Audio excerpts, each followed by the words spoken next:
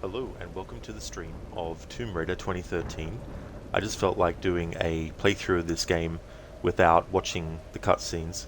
I felt in the mood to play the game and I wanted to fit the playthrough into one stream day. I may still have to split it into two streams, but we'll just see how far we get to determine what I'll be doing in terms of like doing another stream. But yeah, we'll be skipping cutscenes in this. The playthrough is intended just for today as well, so it's just a random stream. It's not a speedrun though, so I'm not going to be doing speedrun strats. Not that I know any, but just heads up that I'm not actually doing a speedrun, just skipping the cutscenes. And most likely you'll see me just rush through certain parts as well, but it's not a speedrun though.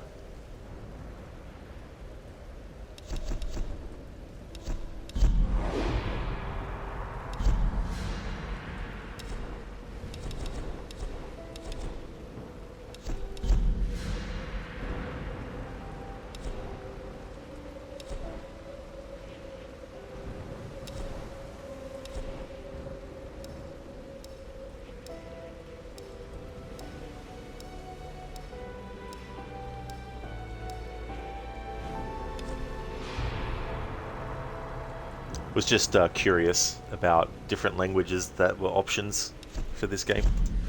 Hey there, Shaky. Welcome on in, dude. We need a random Tomb Raider movie quote.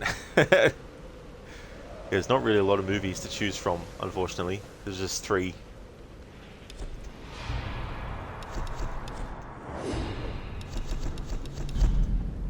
Alright, it's a new game. Let me see.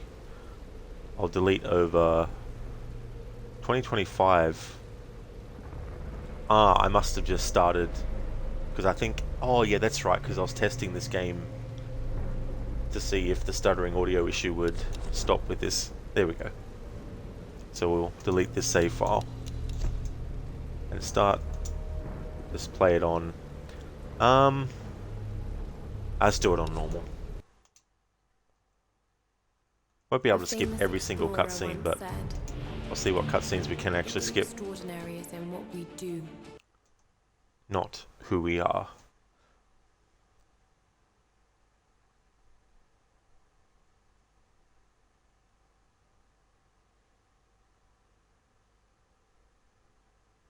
I've broken the game.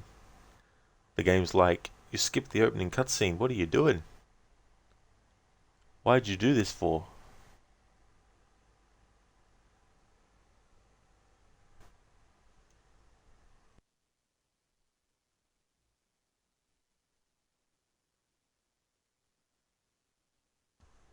Hello? What the hell? Alright, so I guess I need to watch the opening cutscene. The good thing is, since I'm streaming directly from my Xbox, I can turn the game on.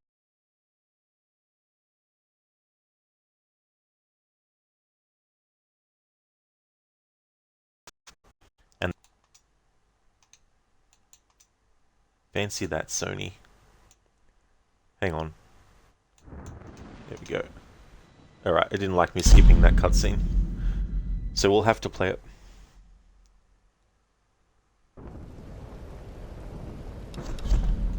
New game. There we go. Alright, we'll let the cutscene play this time. I don't usually talk over cutscenes when I do playthroughs, unless there's a part of the game that we've already done, but I messed up, and then the game is like, here's the cutscene again, then I'll skip it or talk over it. For this playthrough, wanting to skip all the cutscenes, but skipping that cutscene, it seems, just wrecked the game, unfortunately.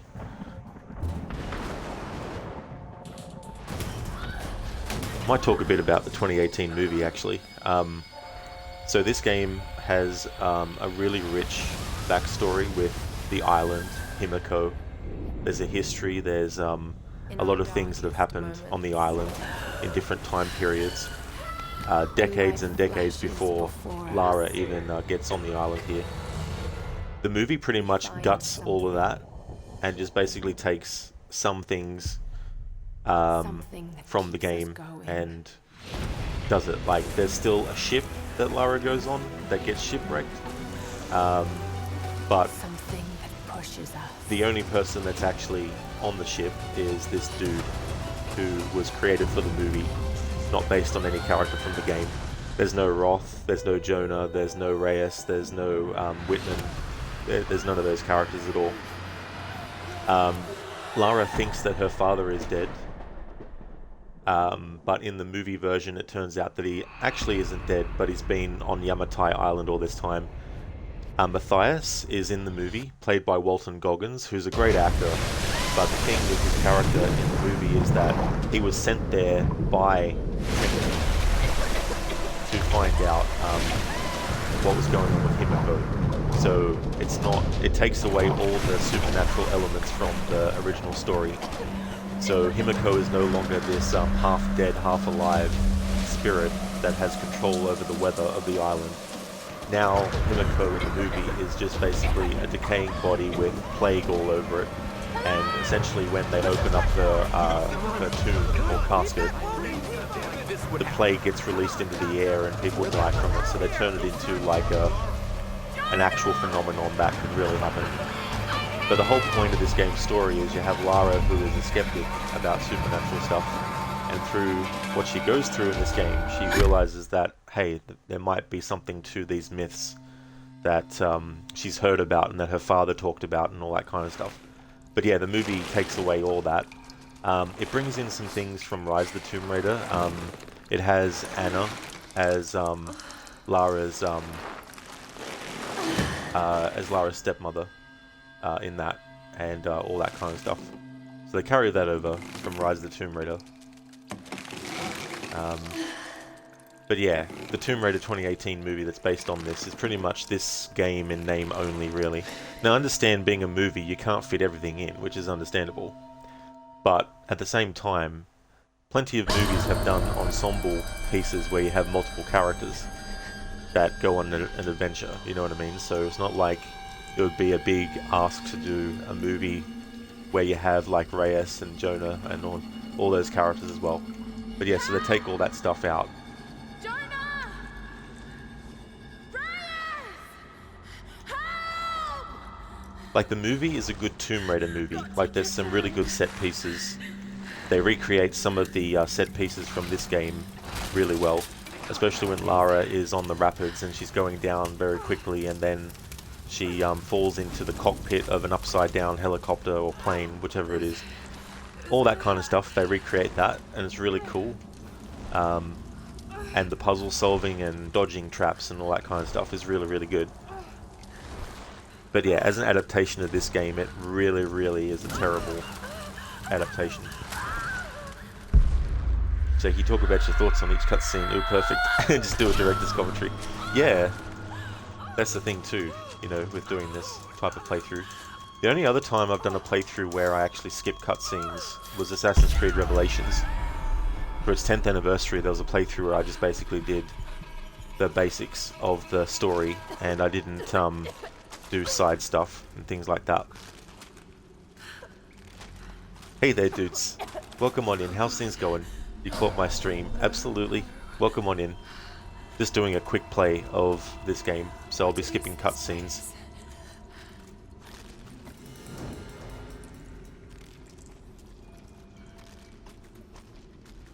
But there's a lot of really cool stuff. I think it would have been better to adapt this story into a series, because there's so much stuff about the island. Back in Himiko's time period, then you've got World War II era with the Japanese soldiers that are stuck on the island. Then you've got Matthias when he arrives on the island in the 1980s. And so you've got all those elements that could make for a great series. Like, you could have flashbacks and things. The series can jump into someone's backstory and do a whole episode about it, you know, and then jump back to the present time as well. I mean, I don't know who they would get to play Lara, but there's probably some people who are who have done like series work that could probably be Lara for an actual live-action series. So yeah, I think they could have done that.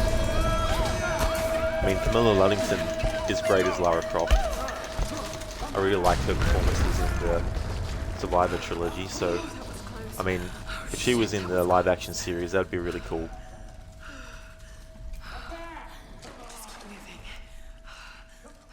Thanks for the good luck wishes, dudes. Hey there, Absolution. Welcome on in. How's things?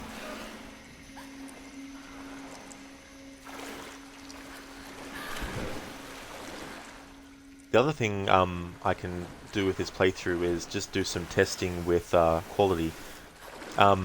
Let me know if you see any pixelization. Usually when there's like a transition from one thing to another in this game, the screen sort of like gets a bit pixelized.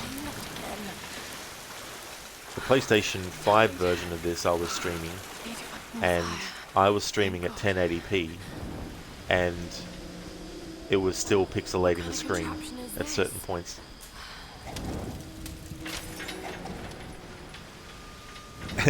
Absolution Waza! Waza is also short for Warren.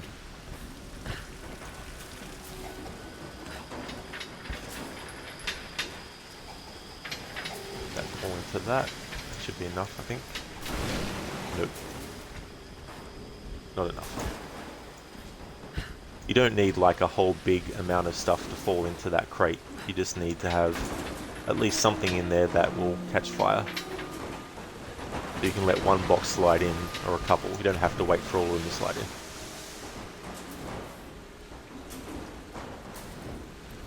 Do this.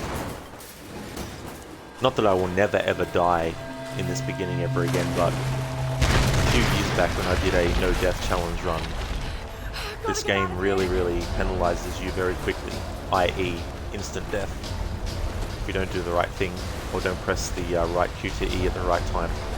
Good thing is though, the QTEs are always the same in terms of what buttons you need to press and all that.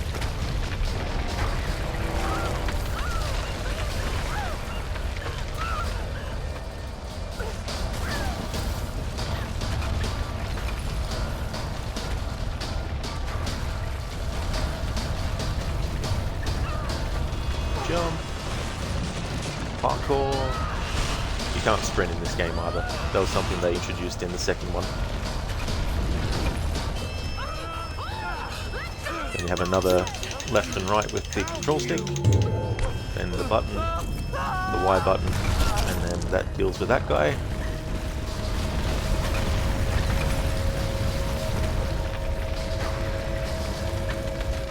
Okay, you're supposed to not make the jump there.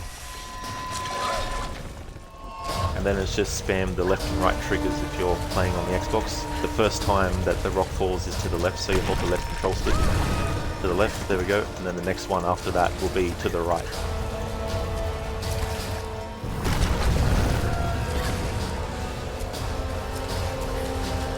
And then the rest of the way is just left and right trigger, alternating like that.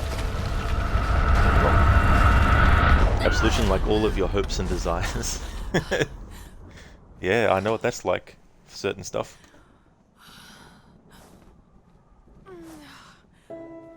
You made it, Lara. You survived. Not bad for someone who got impaled in their side with a girder, an iron girder. That's something I can talk about too. The expectation that if a game is trying to go for realistic graphics, therefore it's trying to be realistic in everything. And that if it's trying to be realistic in some things, then it's trying to be realistic in everything, which isn't actually realistic, because at the end of the day, we're still playing a video game. So there's still going to be video game isms, video game logic, and things where it's like, if you're doing like a movie or a book or a series, or you're doing a video game that just has the requirement of make this decision or that decision. Like you got those games which are live action actors, and then you just have like two characters talking, and then you like pick what you want them to say, for example. Like if you're doing a movie like that, then it's understandable that there's going to be some stuff that you're going to try and be realistic with. Okay. But video games like this, they're not trying to be realistic in every single element. They're just trying to add a level of realism to certain elements to heighten the actual gameplay of the stuff as well, and to add the excitement and all that kind of stuff. So even though Lara getting so many injuries in the video game, she's not going to die from that, you know. But in real life, there's probably a lot of injuries that she sustains that she would actually die from. But if we had Lara die in the first few minutes of the game, then there wouldn't be a game, you know what I mean? So there is a level of having to make certain things happen in a certain way, because you're trying to make something feel organic. At the same time, you're also dictating what happens. So if you're writing a story and you want your main character to be afraid of heights, then you're limiting yourself, which is fine if you accept the limits of your character, but it can also get in the way too, where it's like certain elements of that might not fit the whole thing, the whole narrative as well.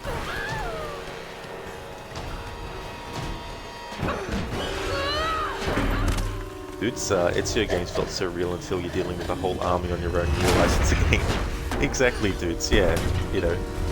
It's things that are trying to make the person who's playing not only interested in the actual story and the characters, but also the gameplay as well. And that's why you have like tutorials and all that kind of stuff.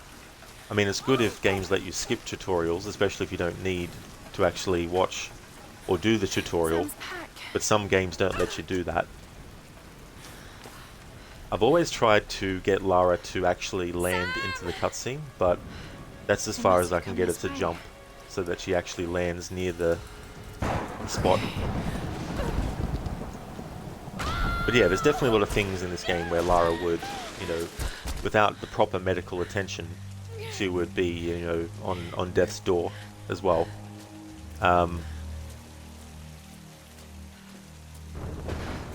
Like, it all goes back to early storytelling stuff. Like Indiana Jones, for example, was inspired by a lot of serials, and what they were, basically, they were like TV show episodes, except you would go to a movie theater to actually watch an episode of the story, and then usually they would end on a cliffhanger, and you'd have to come back the next week to the movies to actually see what was going to happen to the character next. And a lot of the things that they did in those was they would have the character be in a very dangerous predicament. Like, they might be strapped to a table and there might be a roof of spikes that's slowly moving down. Now, when the episode ends, the spikes are almost at the person's face, right? But in the next episode, the spikes have magically elevated up higher, and all of a sudden the main character has produced a pocket knife that we never see them have at all until that point, you know. So it's coming up with a contrived reason for the character to survive, and it was trying to create suspense and suspension of disbelief as well. And there's all these things too about trying to make things for the viewer or the player that isn't supposed to be apparent to the actual character in the story, but it's done for our benefit. There's also that aspect too, as well. Like, for example, there might be a scene where they're inside this location and they're walking around like they can't see where they're going, but the audience can see where they're going. Well, why? Because the people who made the thing, they want the audience to be able to see what's going on, but they don't want the character to know what's going on. So there's also those elements that they do too. So hungry. I need to find something to eat.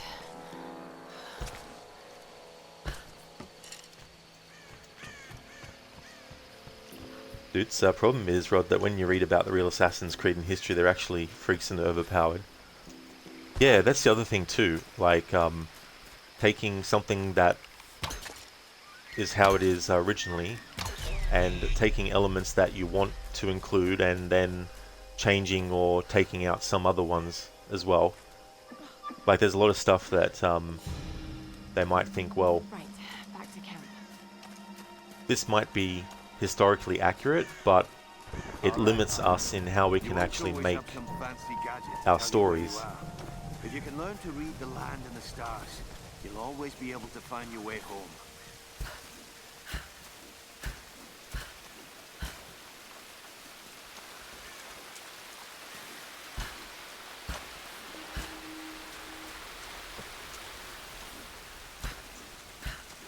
There's only a few parts in this game where you are forced to use survival instincts. So if you do want to do a playthrough where you can't use them, there'll only be a couple of parts of the game where the game is like, we're going to automatically put you into that mode. But all the other times you can just basically skip. Get advanced salvaging. This is Conrad Roth, captain of the Endurance. We are shipwrecked. This is Conrad Roth. So the actor who plays Conrad Roth is actually Robin Atkin Downes, and he played the Prince in Prince of Persia: Warrior Within, and he was also several characters in the Uncharted series as well. I think he does a great job as Roth. Hello? There's a someone certain there? charisma that the character has.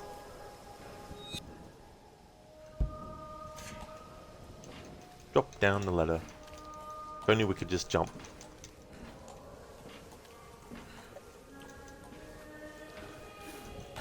Pressing the jump button only makes Lara jump up the ladder. Ladder, What are these markings? not down it. What are these markings?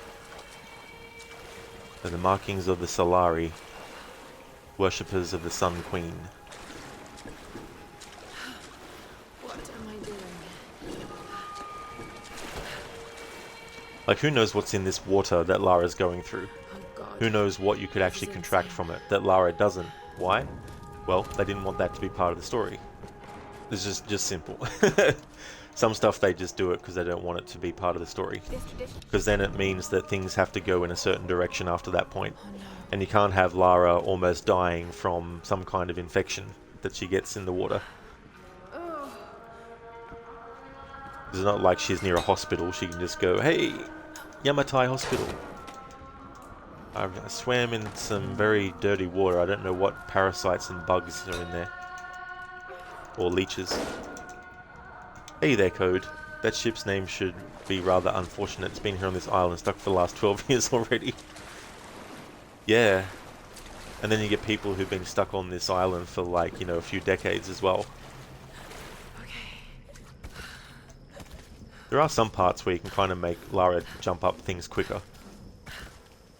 For the first few sections of that ladder, when you press the jump button, she only jumps in small increments, but as you get higher, she starts to actually jump a bit further each jump.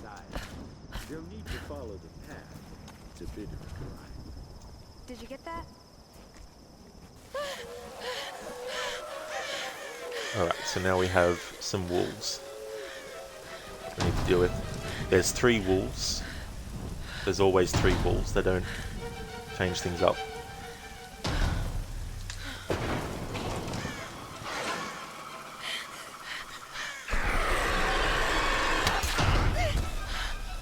There we go. And you don't have to pull on the string for too long. You can just basically do an instant shot and it'll always kill the wolf. And you can shoot the wolf anywhere, it doesn't have to be in the hedge. Alright, one more.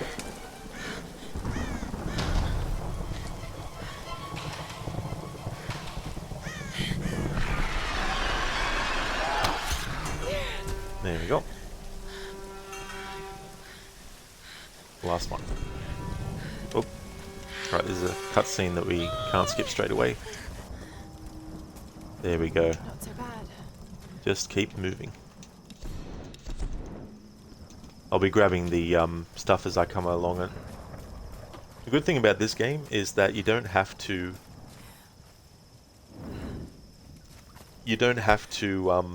worry too much if you're just going through the game without worrying about going around the map and salvaging everything in that. You can pretty much just find stuff and just come across it and exit out of the journal entries and you get your XP and all that. I don't like the sound of that.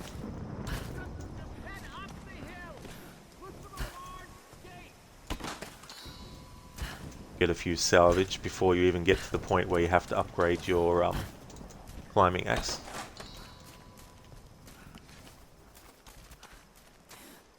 And you got to be careful for wolves as well. Who are they worshipping?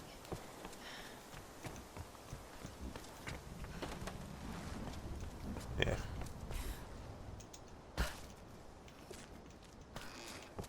Okay, arrows are full. It's funny, at the moment I don't have my game's volume actually on for me. Some kind of container. Who left these behind?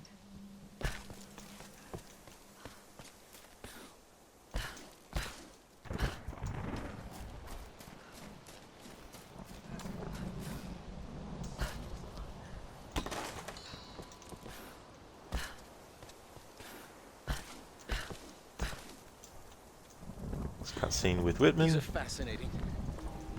Let's see if I can fix this. Alright, so basically we need to upgrade the climbing axe. How do I start? Okay. There we go.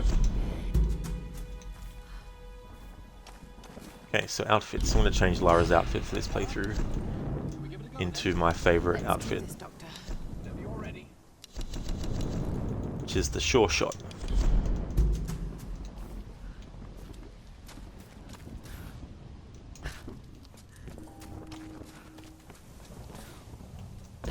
Just going to backtrack this way so I can open up that chest thing that's back here.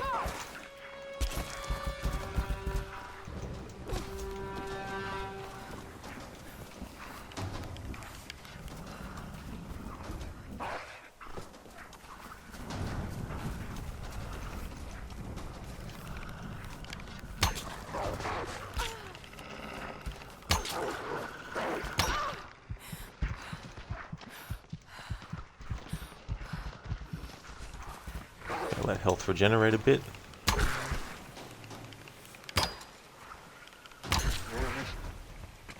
There we go.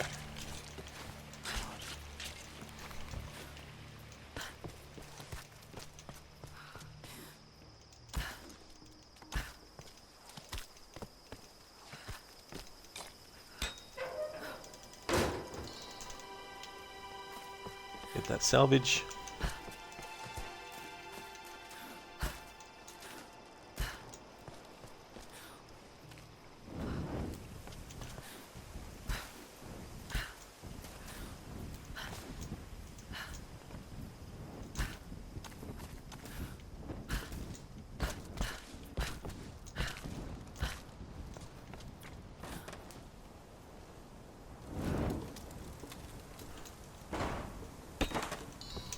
Grab that.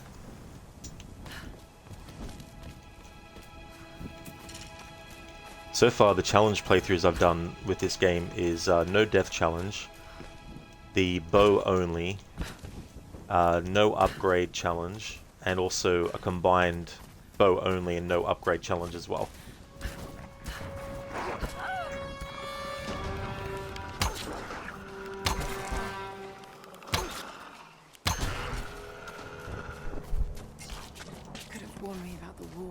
Hey there, Sage. You would skip the cutscenes as well? You're not a fan? Yeah, I'm only doing it for this playthrough. Normally I like to watch the cutscenes.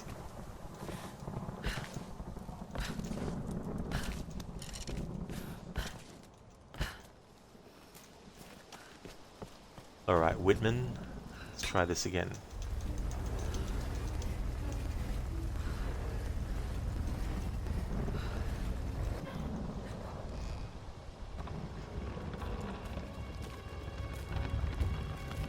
Oh, okay, Sage. Lara's voice actress grates you. I see. What else we might find? That female figure on the gate. Given the age of the symbols, it could be the Sun Queen. Himiko. Are you sure you're not channeling Sam, Dr. Whitman? Well, there's no doubt. Himiko had power. Some say shamanistic, elemental. A woman wields that much power, sooner or later it gets called witchcraft. We shouldn't discount anything. Sage Even what 2, may seem to us breathy. irrational. Oh yeah. We still have much to learn about the world. You sound like my father. It could be one hell of a story, Lara. Not if we don't live to tell it. Incredible. Oh, it is Himiko. Who are you people? What do you want with us?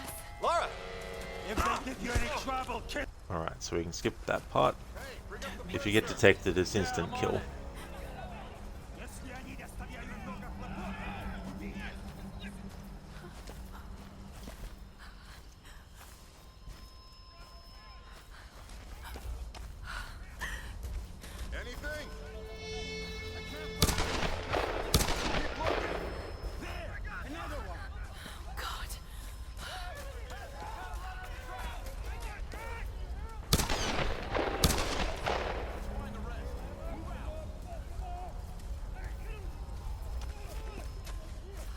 I got it.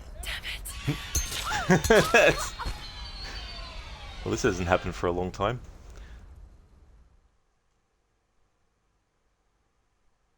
Don't know why I actually went there.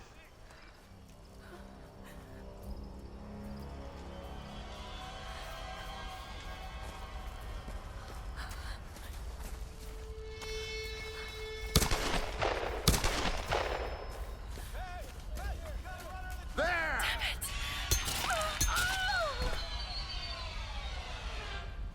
I don't usually talk over this part, so I think I've done some kind of like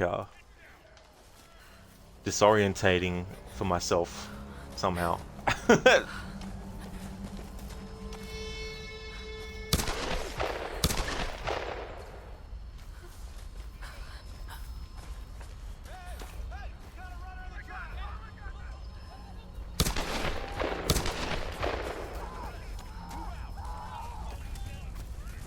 This group's got some fight.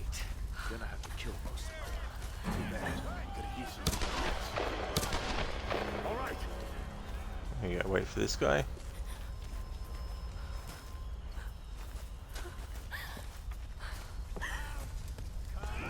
What do you see? Nothing.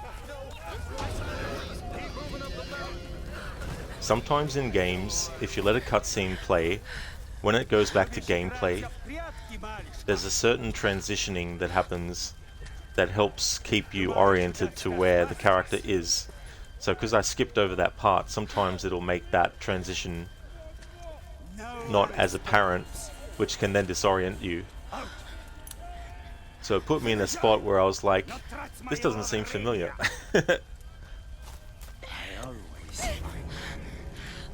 Alright, so I like to shoot this guy in the dick. Она тоже была порядочной стервой.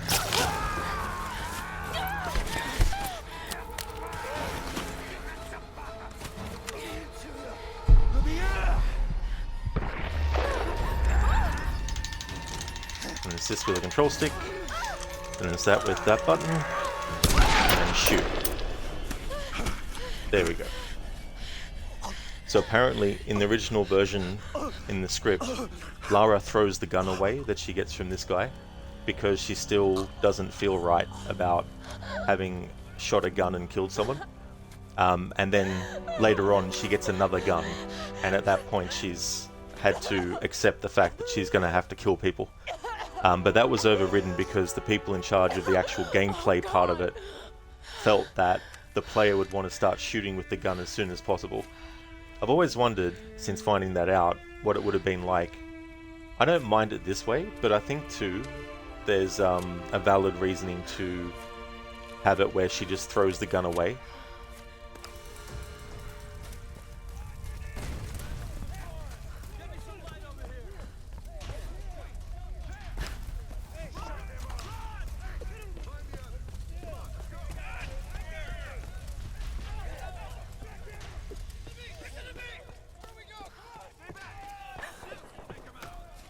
That's also something that's been criticized about this version of Lara, is that, oh my god, she kills people.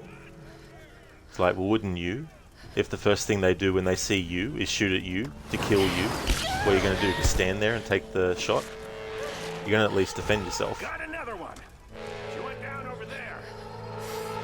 Is she dead? I don't know. Outsider, we know you're here. There's nowhere to run. Shit, got it.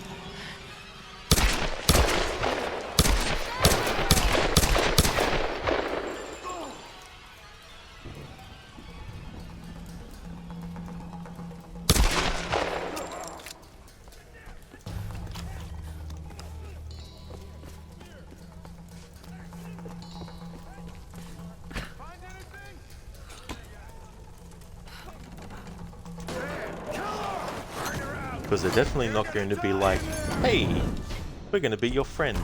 We're going to have a drink and something to eat. We're going to help you. It's like, no.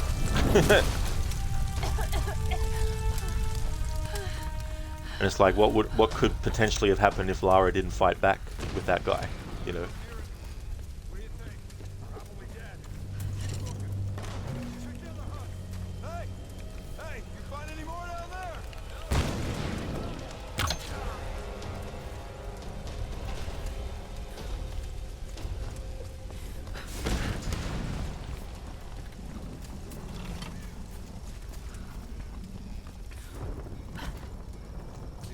like to do a jump like that because it's just a little bit of a shortcut. Always the same shit. So what came in and huh?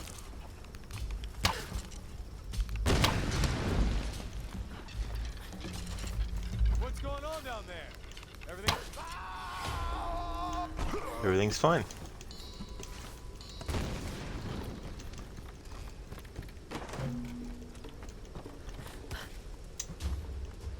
Also, a comment Lara makes here about I can see smoke coming. how easy it was to just, you know, kill. Oh God, Roth, I'm in trouble. They're killing people.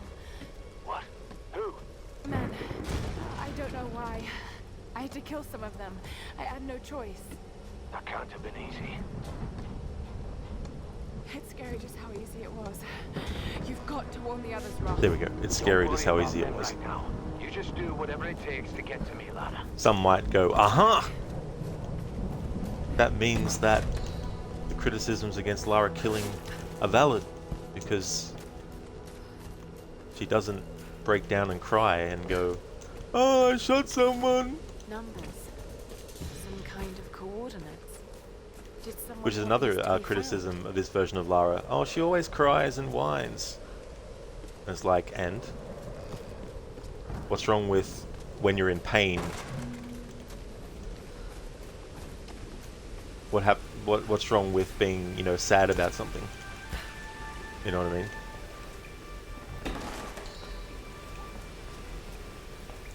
There's a scene in Terminator 2 with Sarah Connor where when she finds out who is actually responsible for creating Skynet, she becomes like a Terminator with the objective of shooting The thing about Miles nightmares Dyson. is sooner or later you wake up, but there's no waking up from this place. And so she's Since I'm very leaving here, I'm really doing these robotic things. in a way, just gonna go No. and kill Don't think about this it, guy. Lara. Not now. It won't help.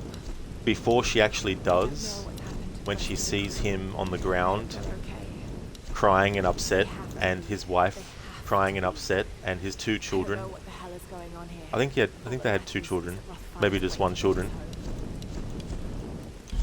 Sarah realizes what she was actually about to do, and she breaks down and starts to cry. It's a great example of a strong female character who shows emotion at a certain point. It doesn't decrease her strength as a character, it doesn't devalue anything with the character, you know. So I feel the same with Lara. Like, it's true, classic Lara didn't show those emotions and all that kind of stuff. But it's also because when they were telling stories with that version of Lara, they also had to keep a very balanced element of her, where it was like wanting the player to want to be Lara, and through Lara having a cathartic experience where she's someone that doesn't take anyone's shit, you know what I mean? All that kind of stuff.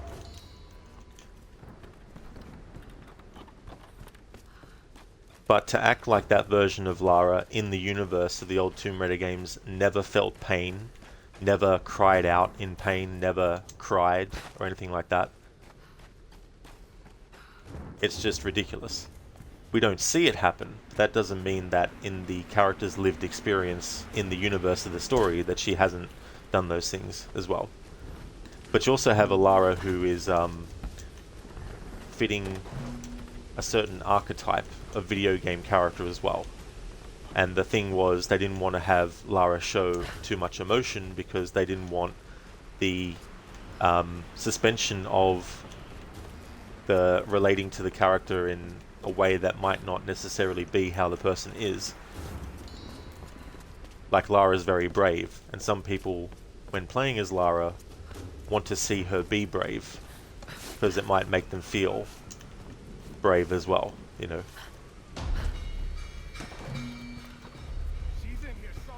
But this version of the character has a lot more emotion, and I think it's fine. as well.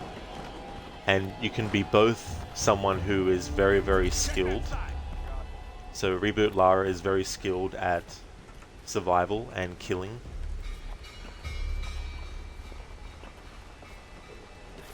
But she can also be emotional as well. And I don't feel it undermines anything.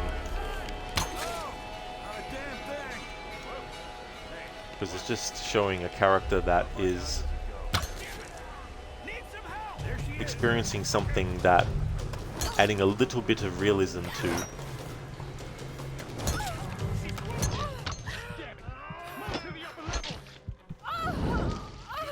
Ah.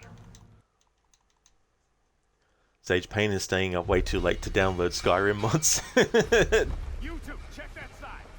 It's like 10 mods down, 9,000 left to do.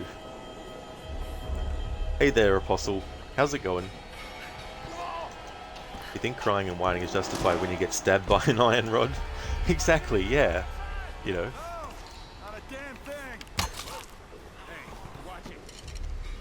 But it's always funny to me because, like, male characters have been criticized for showing too much emotion. But also not enough. But when it comes to a female character showing emotion, oh no, we don't want to see that. That's not right. Do you have to have that happen? Of course not. You know, if you don't want that to be a part of what a character's going through, you definitely write them that way. Move to the upper levels.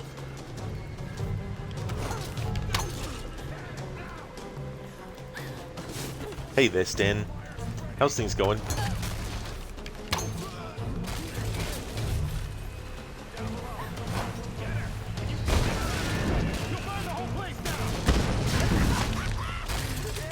See you guys. Catch you next time.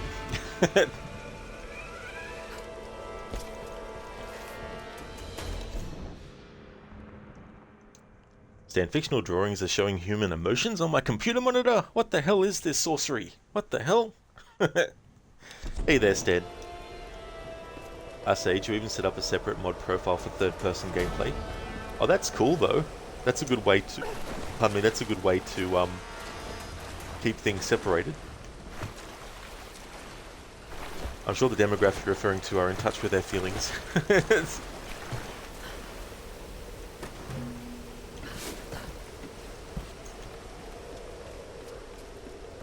Like, you also, like, speaking about male characters in movies and stuff who've showed emotion, like Rambo, for example, in the first movie, First Blood, when he breaks down and he's crying and he's, you know, talking about what he went through in Vietnam, what his friends went through, what happened to his friends, and how things were when he got back to the US, and how people treated him and all that kind of stuff.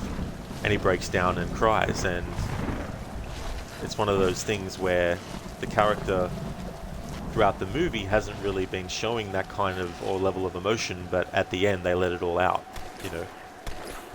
And it doesn't diminish in any way Rambo's stature as a character to have him, you know, break down like that. Like, I've seen some reactors laugh in that moment, and, you know, you can't always expect everyone to take a moment where a character's pouring their heart out to not be funny, you know. Because I think people can find something funny in so much stuff. But him getting upset at the end of that movie, it's something that adds a bit more to his character as well. Because you really see the fact that he feels so tortured, and he was literally tortured as well when he was a prisoner of war. So you got those elements as well. And then you got like movies like Die Hard, for example, Bruce Willis's character John McClane. When everything happens, he doesn't have time to get fully dressed, he doesn't have time to put socks and shoes on. And there's things that, you know, set up the reason why he hasn't got socks and shoes on. On the plane flight, someone talks to him about de-stressing and how the person takes their shoes and their socks off you know, and makes fists with their toes or something like that. But later on, the villains realize that he's actually barefoot. So what do? They shoot out all this glass to make the only way he can get across the room filled with massive and small shards of glass all over the floor. So, what can he do? Well, he has to go through the glass and gets his feet all cut up, and he's got bits of glass and everything in his feet, and is bleeding, you know. So it's a great example of a character going through physical pain and not being able to just shake it off and be fine, because John McClane still has side effects for all the damage that's been done to his body throughout the movie. It doesn't mean that every action movie has to do that. There's definitely plenty of action movies that you can still enjoy that don't worry about that kind of stuff.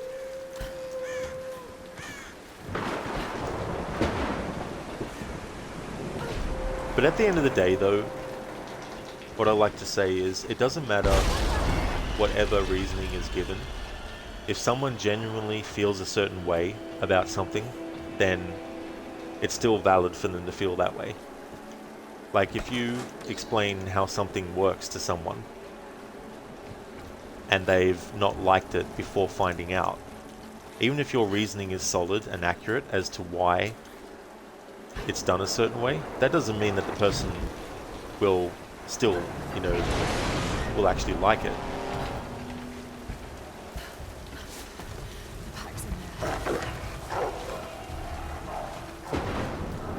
Need to go into the cave. This was another part in my no death run where I would die sometimes.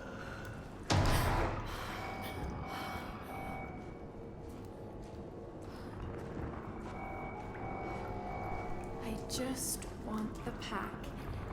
That's all. Actually, there's a lot of similarities with the reboot Lara games and Rambo. Aside from the mix of combat and also stealth. Okay, got to get this back to Roth. You've also got a character that is going through something that's really, really deadly and dangerous, and going through and surviving and having to fight to defend themselves, but also fight not just to defend themselves, but also to ensure that they don't get killed. I mean, in the first Rambo movie, he doesn't actually kill anyone directly. Like, he does kill someone indirectly because he throws a rock at a helicopter, and the guy who was actually in the helicopter shooting at him falls out to his death. But when he's being chased by the rest of the police force, he doesn't kill anyone. Like, he severely injures them, though, with the traps that he sets for them.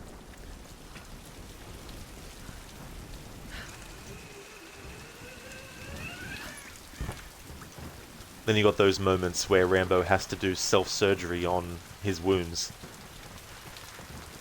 And that's something that we see Reboot Lara do as well.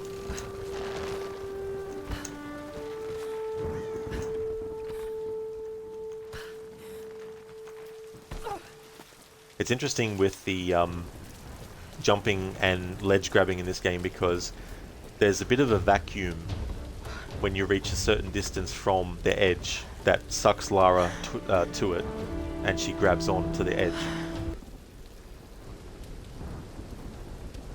Can come in handy sometimes. I'm not that kind of Croft.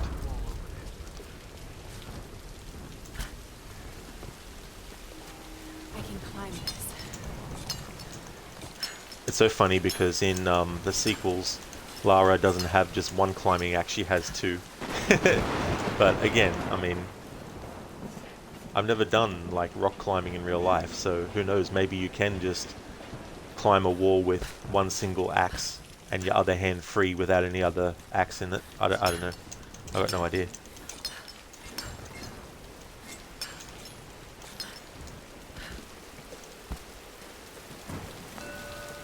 Won't be doing the challenge tombs.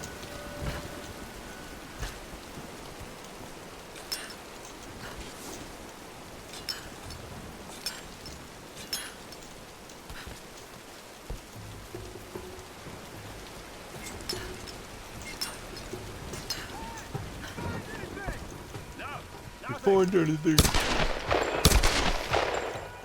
You found a bullet.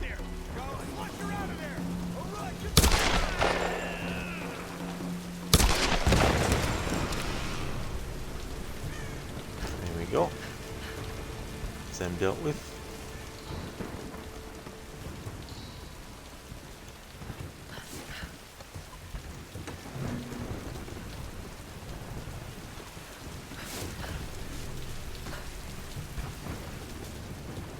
Grab this artifact. Get some XP. Like this, you can either go across the beam or just jump straight across.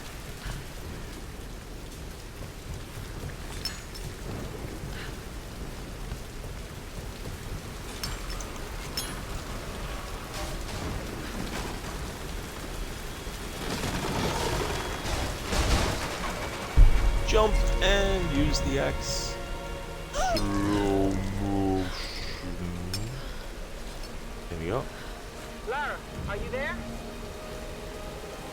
Reyes, did you find Sam? We're still on her trail.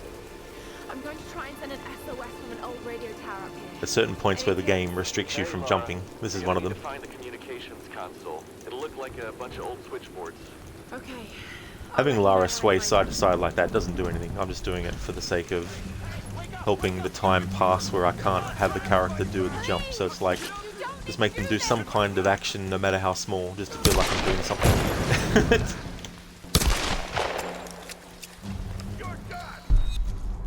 You're done.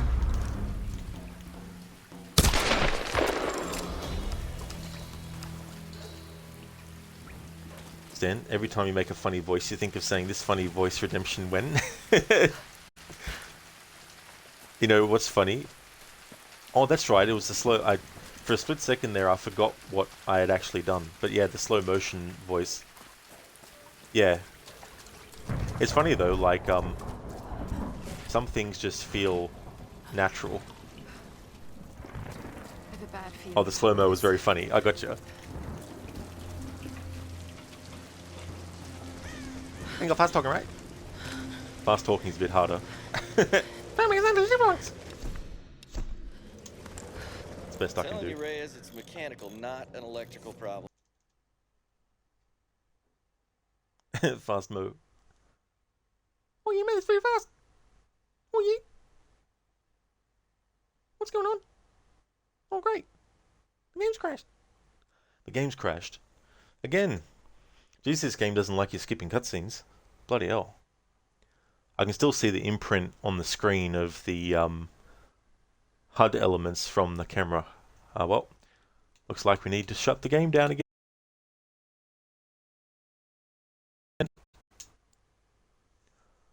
So good to be streaming directly from my Xbox again, where I don't have to worry about the stream automatically ending when the game gets shut off or it crashes. The stream keeps going on the Xbox, it just puts an idle screen while you get the game up and running again.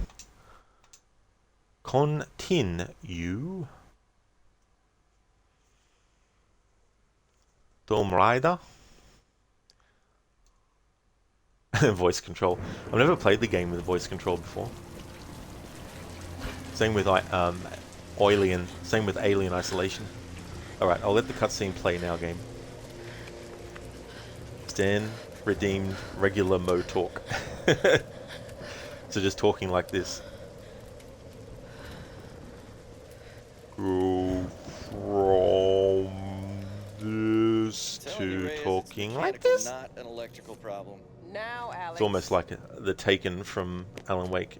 You get 2 pills in the morning, and then you'll be nice and calm all day long. Looks like it might be an electrical problem. You think? I actually do have that, but only for Alan Wake Hello. games. Hey. Dan, thanks for fulfilling redemption, mate. Huh? Yeah, it's Alicia. Alicia. That's my daughter. It's like, this is a stream 14 where I years use the old. microphone. Stan And smarter redeemed, than use you'll the ever be. microphone for your stream. She must get that from her father. Don't give him the attention. And yeah. I'll take a look at this. Probably electrical. From her father. Nice one. So I was on the lock, right? Doing a spot of midnight fishing. Hey, Grim. Lock. Time to button down. Grim's the a great hatches. character. Aye, right with you. So I was on the lock, right?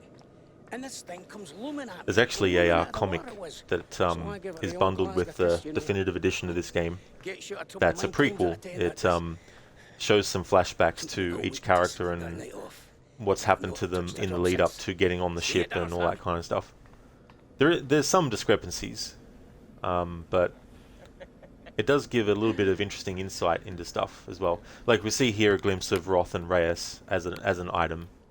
All right. Reyes, B-roll, please? her daughter is actually Roth's daughter, but she hasn't told Dr. James him. Whitman, filler 15, take 3, and But action. then in this game, there's like a journal entry where she talks about a message that she wants to give her daughter about, you know, if Reyes doesn't survive, if Roth survives this, but Reyes doesn't, seek out Roth because he's your father, So there's a few discrepancies in the prequel comic. So I don't know what happened there in the writing of that. The world-renowned Because you never know sometimes, because novelizations of movies, for example, We're gonna be fine.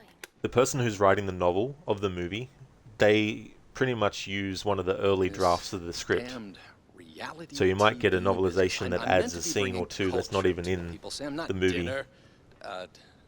No offense, Jonah. So it could be a thing like that too. The audience There might have been demands an earlier content, Dr. version Whitman. of You the know game that. script that they were So working until we off find of the Lost Kingdom, we need footage for the like prequel this. comic. Come on, Thanks, let's Zereth, take for it from the redeeming. top, Rest in okay? peace, Lara. How's things, dude? We're gonna make you look like Gordon Ramsay. I'd skip this cutscene, but the last time I did, the game crashed. Dr. James Whitman, filler 15. I love this. 4, Now take a firm grip. Okay, now take a firm grip. And then slice him down the belly. Like that. Like this. I've Like studied that. them so much. I Like can this, see like that. charts on the back of my eyelids. But if I'm not right about Zereth, a Yamatai leap being of in the fail. Dragon's Triangle. I remember when you found that I one could definitely manage that. You ran up and showed it to me dressed in your penguin pajamas. I was 5 years old. It was my first find. You've got great instincts, girl. You just have to trust them. That's what my father used to say. There's a little bit of a there was a continuity man with error in a way with Lara's father, because Roth, Better or worse. the way in He which he would have been talks so about proud of Lara's you, father, Lara. you would think that Lara's father also was someone that We're getting close got to the into storm. dangerous situations and had to physically fight and all that kind of stuff, but they sort of scale that back in the sequels.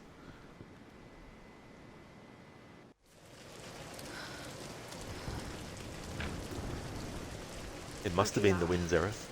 The wind knocked Lara off her perch. We're counting on you. Let's see, can I do a leap of fail from here?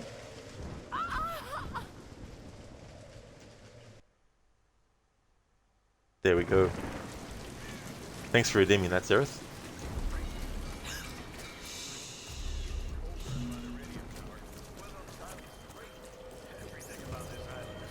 Hey! Get that damn gun off me! Gotta go check in. Need anything? Nah, I'm good. What the hell?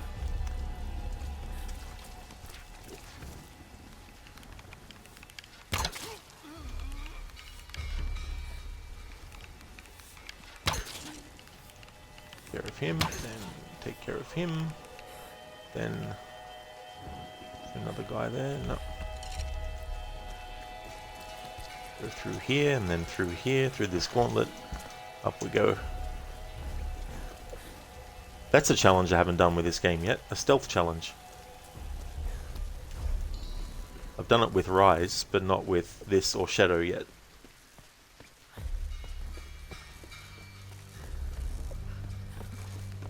Holy shit! Back up!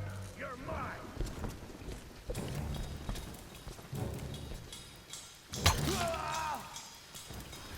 Headshot.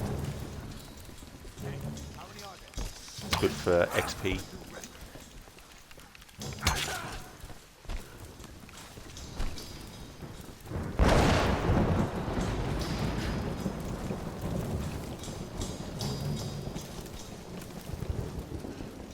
Grab this item. Lara's just going to stop and examine this while under combat and fire. This will give me an opportunity to redeem those, or honor those redemptions. How many arrows does Lara Croft carry? Infinite. They're forged from rage, survival instinct, and game design logic. Thanks for redeeming that Bane impression, Zereth. I mean, it'd be good if she carried infinite arrows. Why don't island cults ever win? Because they didn't plan for the tiny British girl with limitless endurance and bottomless pockets. That was a glaring oversight. Thanks for redeeming those, Zereth.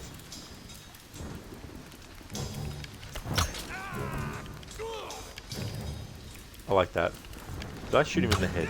Looked like the arrow went through his head. It probably went through his neck, but the game didn't count it.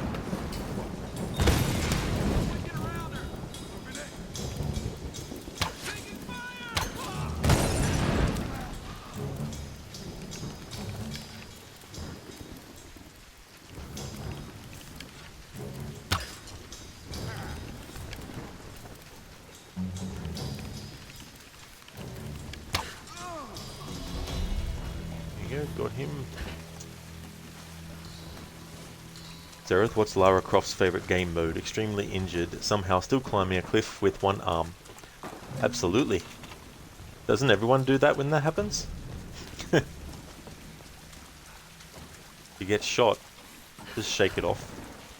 The bullet will just fall out instantly and your wound will heal and you feel no pain. World War II era. Probably Japanese. Hey. It's freezing.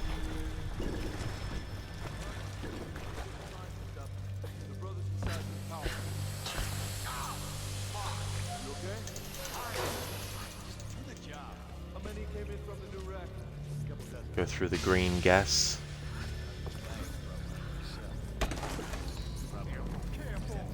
Hey guys, be careful of that barrel. It might blow up on you.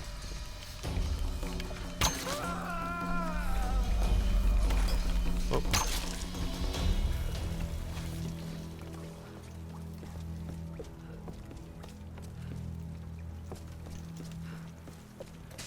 And there's an enemy that will fall from the ceiling in this part. Well, not fall from the ceiling, but come through on you there.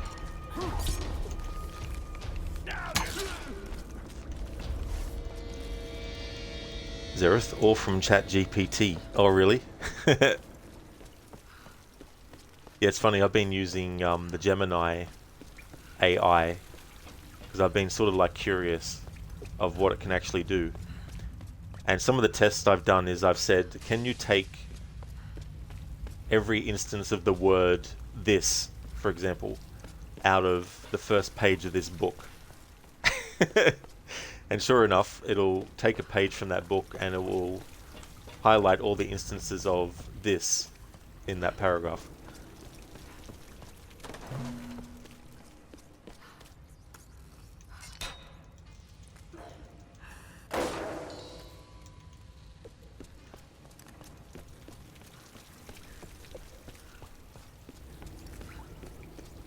Zereth, how do you know you're playing Tomb Raider 2013 when you fall down a ravine, get impaled, set on fire, and unlock a skill point? Now that is funny.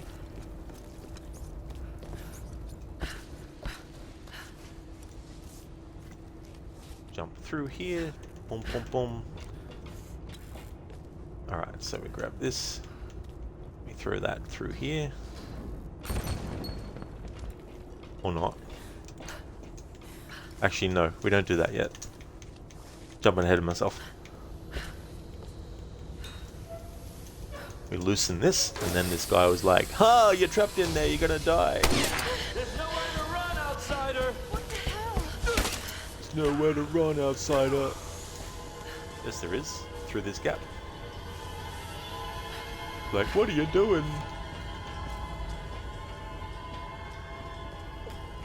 Oops. Over this way. I may as well get this while I'm here.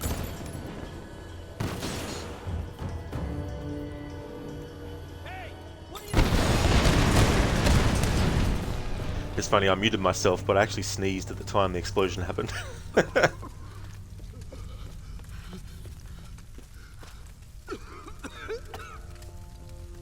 Now we're going to get the rifle. If you're doing a bow only challenge, when you actually get this rifle, and then there's the upcoming part where the enemies Go to hell. shoot at you and it goes in slow motion, you don't actually have to use the weapon. If you just wait, the slow motion will actually go away, and then when it does, just switch back to your bow. And that's the other thing too, if you're doing a bow only challenge, always double check and triple check and quadruple check that Lara actually has it equipped, even if you have to press the button corresponding to the bow a few times, because this game and the sequels like to automatically have Lara's weapon switch.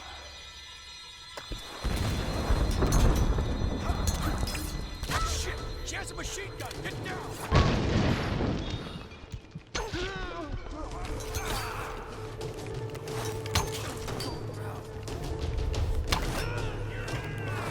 Just to show as an example.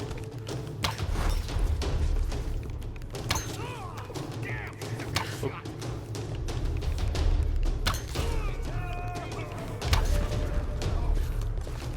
Go, but wait.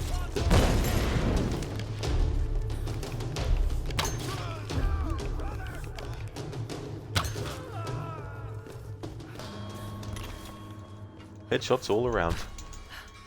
You get a headshot, and you get a headshot, and you get a headshot. Everyone gets a headshot.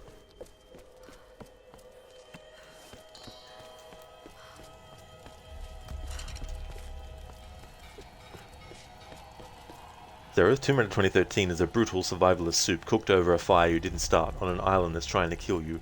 The broth is thick with rainwater, salt from desperate tears, and the iron tang of blood. It's smoky, gritty, and filled with whatever scraps you can scavenge. Burnt herbs, charred meat, cracked bones, maybe the occasional ancient relic or broken dream floating at the bottom.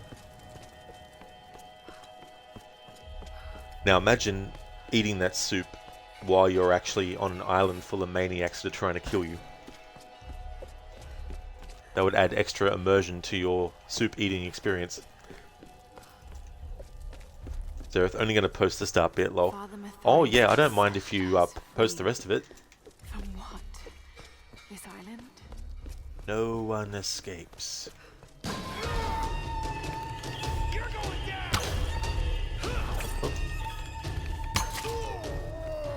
Almost guesstimated where his head would be.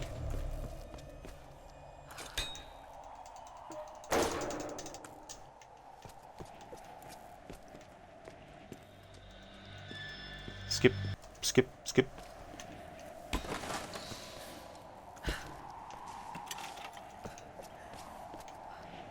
Grab this for XP purposes, get 25 XP just for interacting with it. Zereth, the flavour punches you in the mouth. It's harsh, raw and earthy with a faint bitter note of trauma slowly transforming into strength. Every spoonful feels like it could either heal you or give you tetanus. Instead of spices, the soup is seasoned with adrenaline, fear and just a tiny pinch of stubborn hope. You don't sip it gently, you choke it down between running for your life, setting traps and crafting makeshift weapons out of whatever's lying around. It's not elegant, it's not pretty, but it keeps you alive.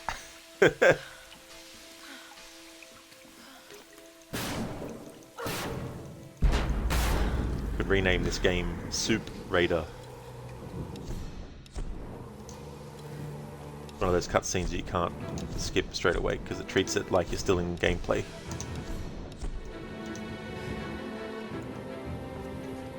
Snow. This isn't normal. That's right, it's not normal. It's Himiko. She has control of the weather. Alright, so you have the part here where this guy's like, oi! And then left and right with the left stick. And then the Y button. Ow! Ow! Ow! Damn! How many are there? So Lara automatically switches to a pistol, so you have to be careful there if you're doing a bow only challenge. Switch back to the bow.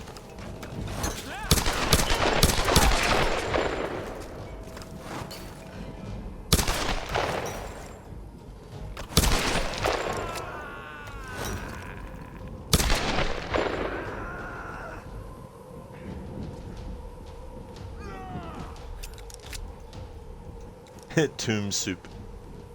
I don't think I'd want to eat soup that's been in a tomb for centuries.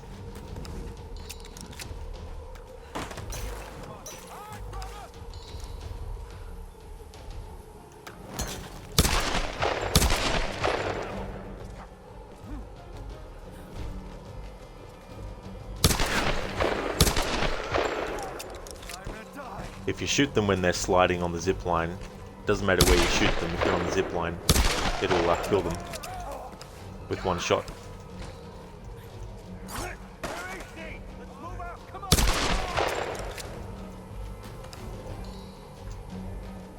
Lara is right behind you, right now.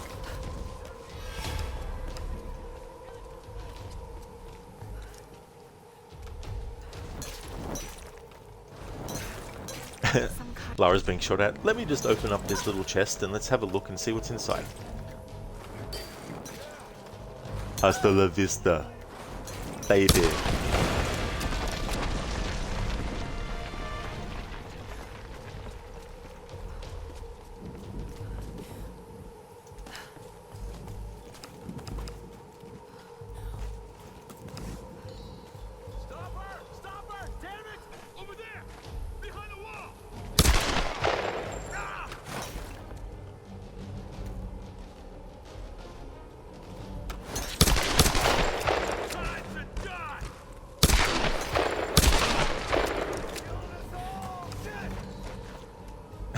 She'll kill us all.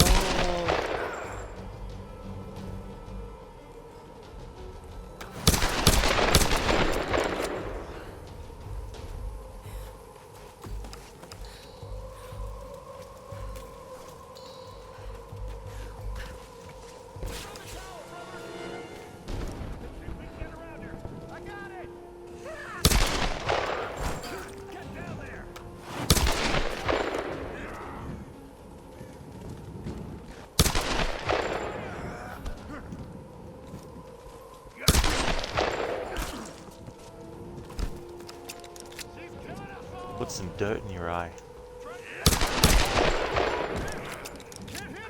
We've got to protect the tower. Stop her at all costs. Come on, get some fire over there.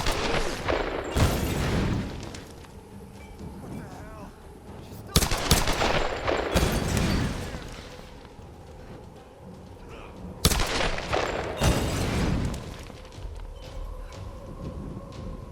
It's an extreme version of dodgeball.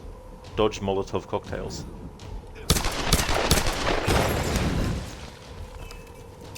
Hey there, Max. Good day to you as well. How's things?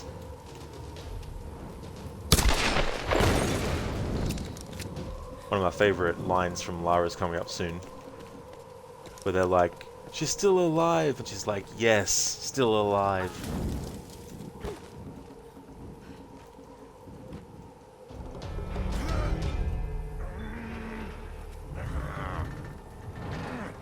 Out of the way. She's blocked. Okay, focus. You can do this.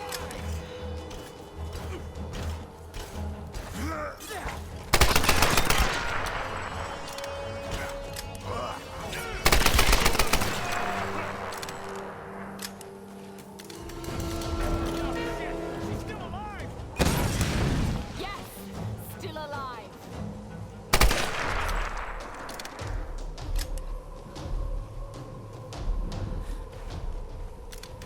Max, things are okay. How are you doing? Oh, that's good to hear, Max. Glad that things are going okay. As for me, I'm doing well. I felt like doing a stream today and I was like, what's a game that I can do in one day? And I was like, well, if I skip the cutscenes for Tomb Raider 2013, I could potentially get it done in one stream day. So I'll be streaming for a bit, and wherever I get up to is where I get up to, but then I'll take a break and come back later with more. But yeah, things are going good.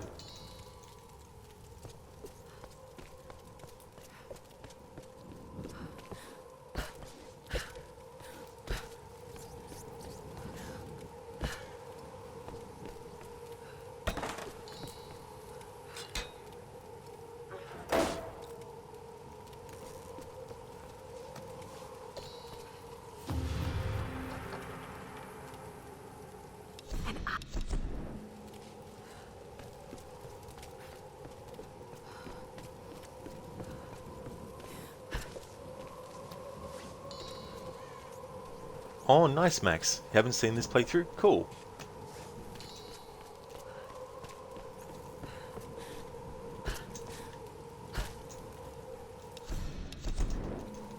There's also challenge tombs that you can do, but for this playthrough I won't be doing those. I'll just leave them be.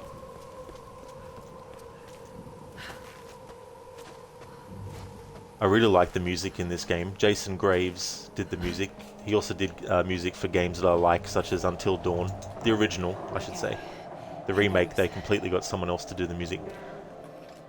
And also the Dark Pictures series of horror games. He does the music for those too. I just love the way the music sort of builds as Lara climbs up the tower. And as various things happen along the way.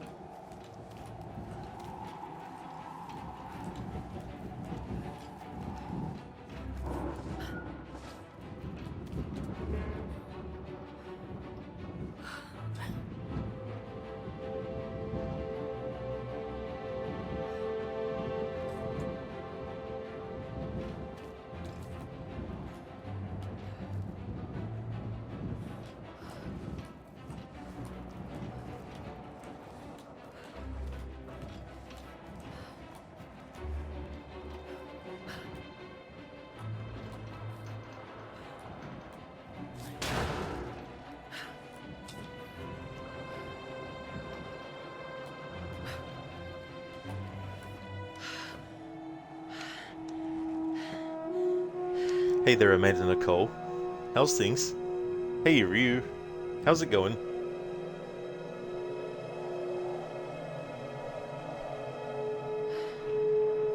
Unfortunately, you can't isolate the music so that it's just music the whole way through the game. Because in that cutscene... Mayday! Mayday! There we go. This is Lara Croft of the Endurance. Because in cutscenes, the dialogue and sound effects still happen even if you've only got the music volume on. That's one way to get down. Oh, that's great, Ryu. Glad to hear that you're going well. Amanda Nicole, you going good? Excellent. That's good. As for me, I'm doing well. Having a good day. Thought I would do a playthrough of this game where I just skip cutscenes to get through it a bit quicker.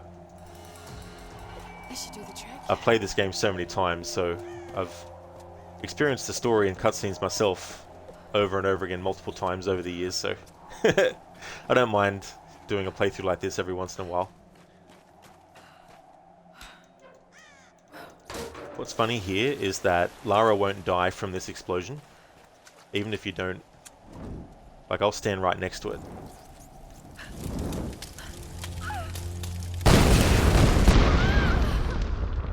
Actually, she will. You have to get really close to it. Alright, scratch what I said. I think that happened last time, actually. I was trying to show that she can survive. Hey there, Ifrit. Welcome on in. It's going good, thanks. How's things with you?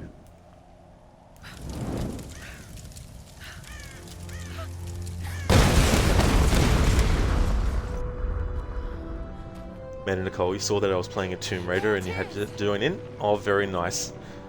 This is probably the one I've played the most out of the reboot trilogy, I'd say. No one leaves. Yeah, Max. It was a bit like that. I love that emote that Lucinda has. Yeah, Fred, you're good. You just finished your second Red Dead 2 playthrough. Oh, very nice. That's cool. It's such a great game, that one. They did a good job in the movie version recreating this.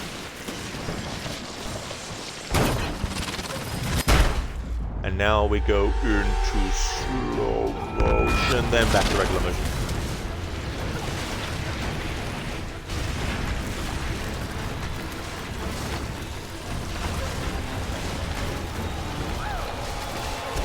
Lara can actually get impaled in that part.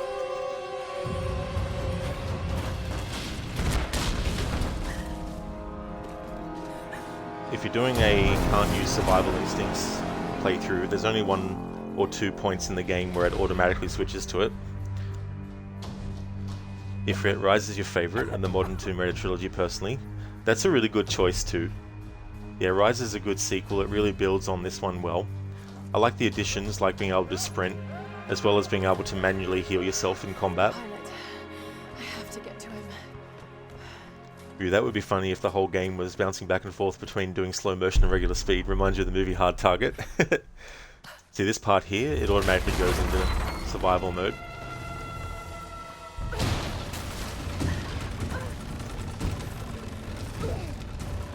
Well, there's not really a challenge to not use it in a playthrough. It would be a challenge if you were doing a playthrough where you wanted to get 100% and you weren't allowed to use it. Because obviously using it helps you find and see certain stuff.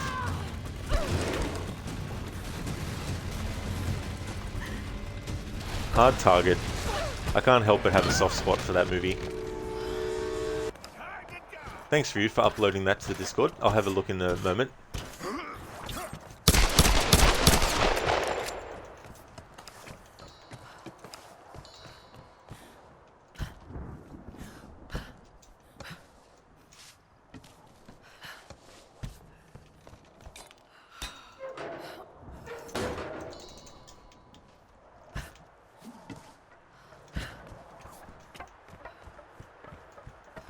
He's one of the pilots.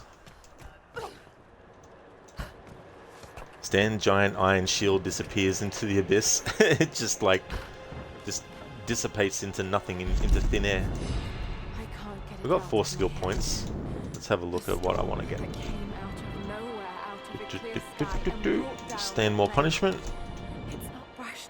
Dirty tricks. Don't really worry about that.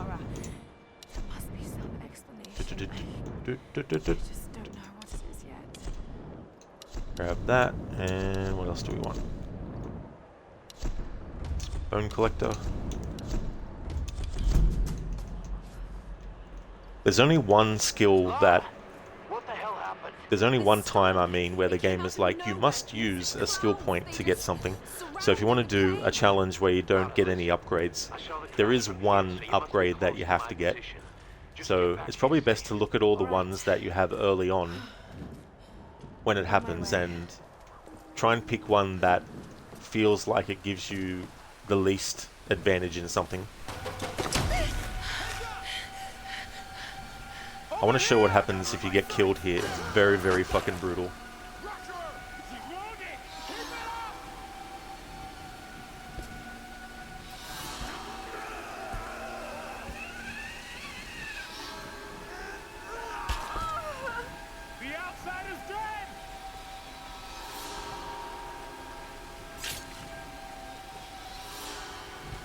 Pretty brutal. Doesn't just, you know, kill Lara there, also slits her throat with the climbing axe.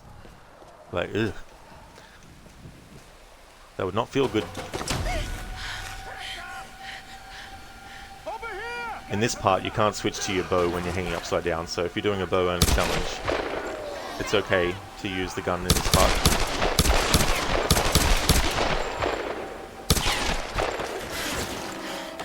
And then you can switch back to arrow. Bow. Zereth could be worse, I guess. Get down here!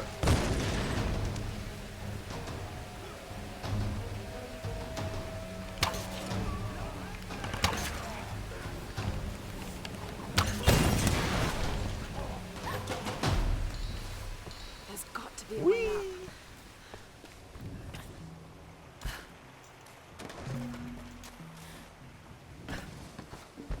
You can use your rope arrow on that part, but I just wanted to get the XP from the headshots.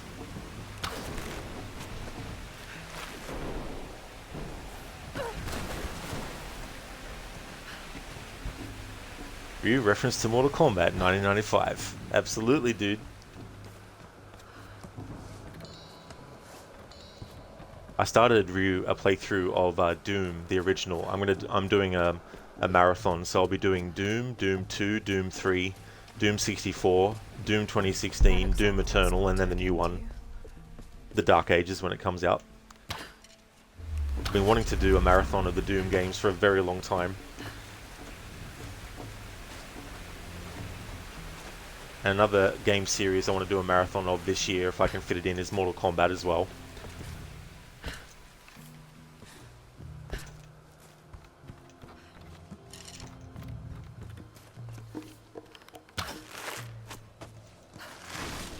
Zereth, Doom, Doom, Doom, dun dun dun.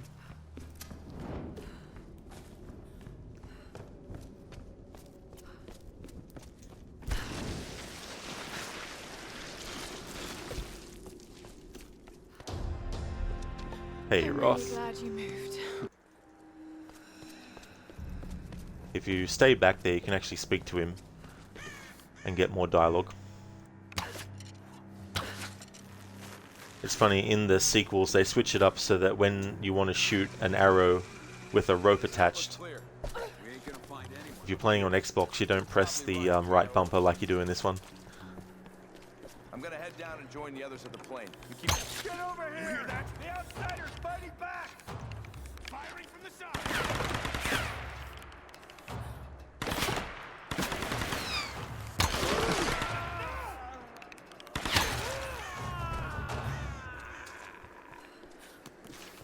The worst enemies in this game are ones that have rifles, because if you're not careful, they'll rip you apart. I'm here, Reyes. What's your situation? We followed a group of men to some kind of city. This place is insane, Roth. What are they doing here? I don't know. Insane is one way to describe Yamatai Of Sam or Whitman? and its inhabitants. Are you with Lara? Yes. We'll be heading down the mountain soon to meet up with you. Okay. Ryu, motherfucker, that's my line. Scorpion, if he was in this scene. Yeah, it's like, hey, you need to pay me royalties now for the use of my line. There's the signal.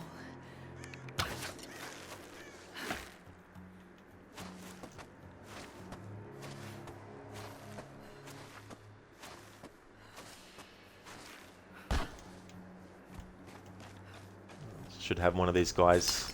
He'll be hanging in a leak. Come on, we gotta get back. Shut up and let me finish. What the? Help me out! No!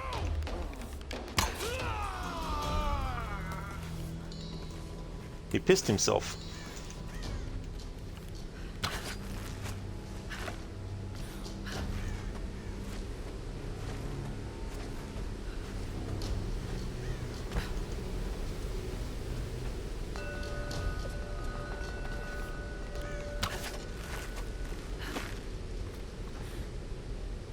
Sometimes it can backfire, but I don't think it really speeds things up too much. But when there's a zip line, sometimes I like to have Lara do a long jump above it and then land on it and slide down. It probably doesn't really do much in terms of, like, if you're doing a speed run. Thanks for leaving the lurk, Zereth. Muchly appreciated.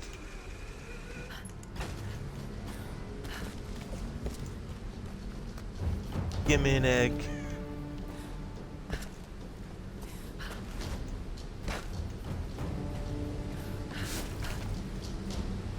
There's a part coming up here that I died to once or twice in my no death challenge as well. It's this part here. I have to get over there. So when Lara goes across this, it's going to snap. And you have to spam the button to use your climbing axe as you fall. It's the safest way to do it, because even if you try to get the timing right with one button press, Lara can die. I found that the hard way. So I'll just spam the button now. And completely miss. Why is it when I'm actually explaining something and how something can be avoided, it actually doesn't end up happening? Like, it happens to me so often. I know why now. I was actually moving the control stick forward.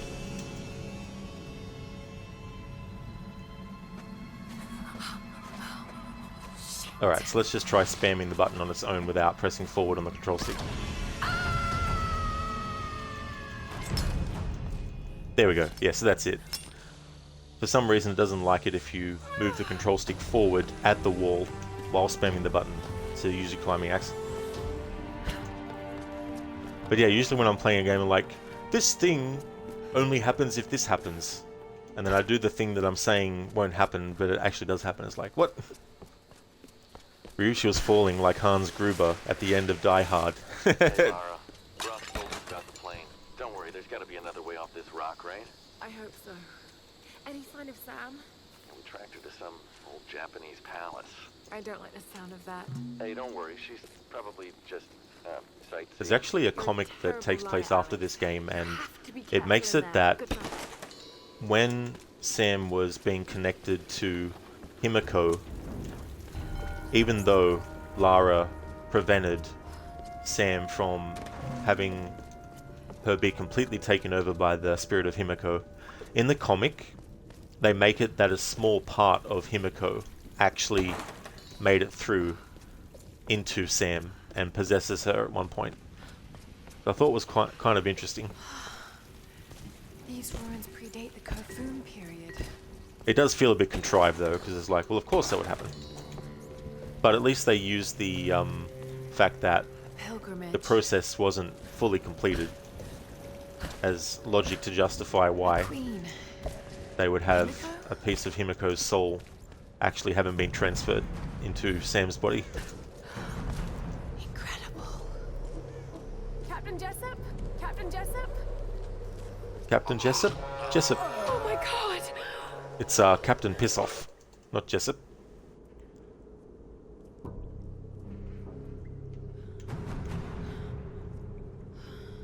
Lara hanging again.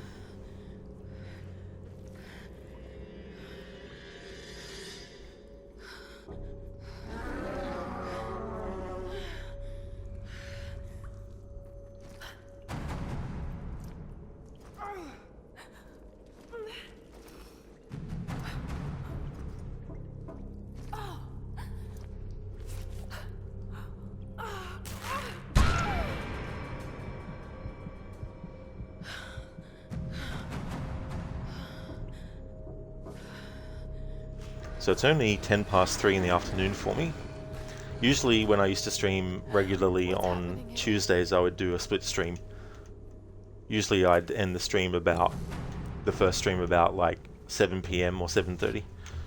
So I might even be able to do the whole game in one stream. Skipping cutscenes, of course. You, Sonia, you go ahead, find out what that was. Lou and I will rate right here.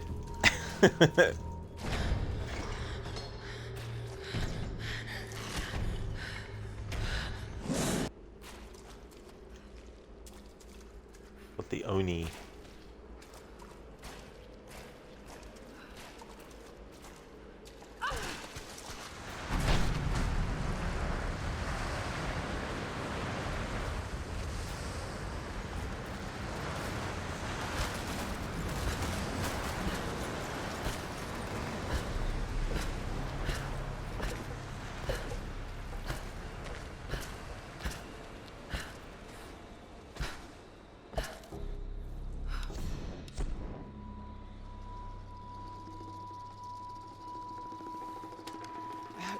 If you're doing a bow-only challenge, you have to use the shotgun here.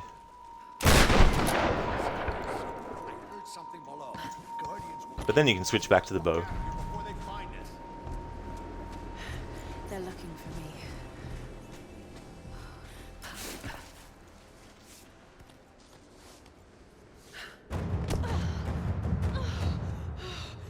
When I've done bow-only challenges in this game, I've made my punishment for actually not using the bow when it's possible by having to restart the whole game. But I wouldn't recommend doing it that way necessarily. But yeah, I made it so that even if I shot nothing with a weapon that wasn't the bow, when it was absolutely avoidable to shoot with the bow, I had to restart the whole game from the start.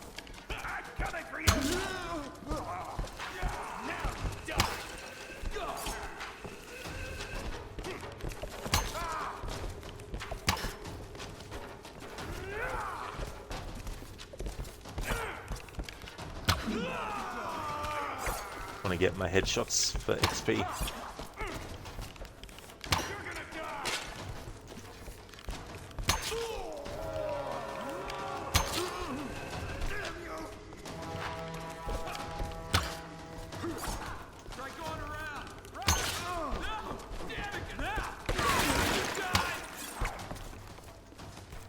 And you got this guy with the rifle.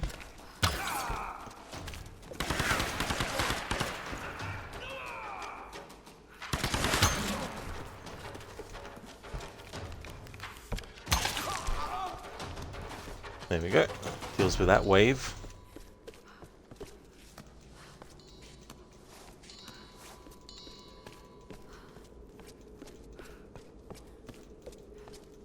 The first game in this trilogy I did a bow-only challenge with was Rise. I ended up accidentally shooting the pistol in probably one of the last parts of the game, and then I had to restart from the start. Then on the second attempt I got all the way through using just the bow. Then after that I decided to do a back-to-back bow-only challenge playthrough with this game, Rise and Shadow, and I got through those without having to restart. So it is doable. You just have to keep an eye on the fact that Lara will automatically switch weapons without you even necessarily realizing straight away. Hey, what the hell's going on down there? What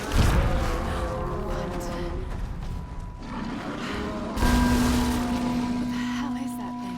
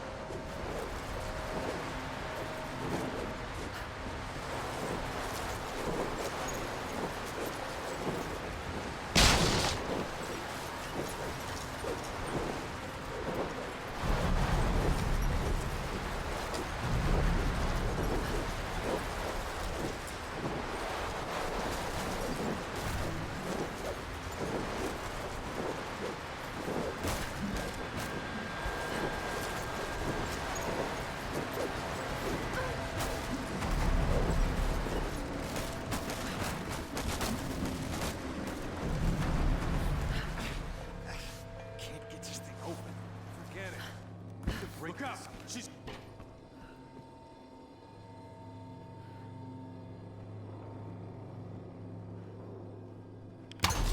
Take her out!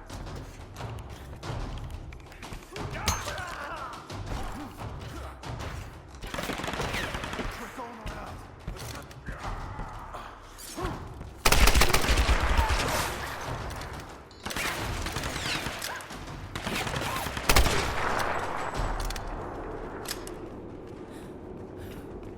The way out of here was right below them.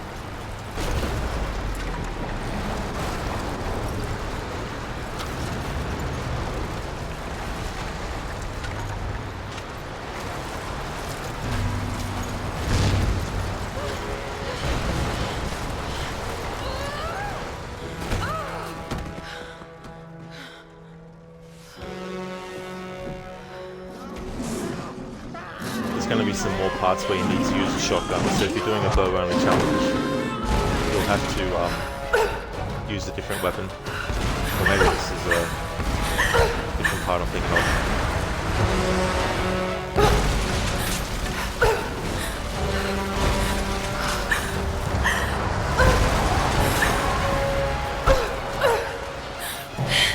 Yeah, it's another part.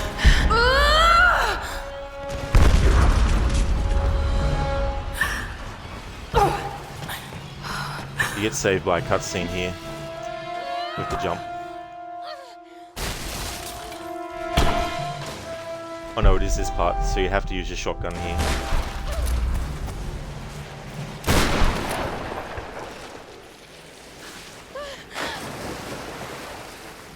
Ryu, you're curious, which of the games in this trilogy is your favorite?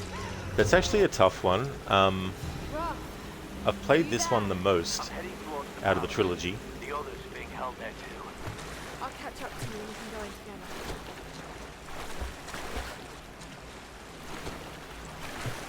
together. I like Shadow and everything, but it'd probably be a tie between this one and Rise.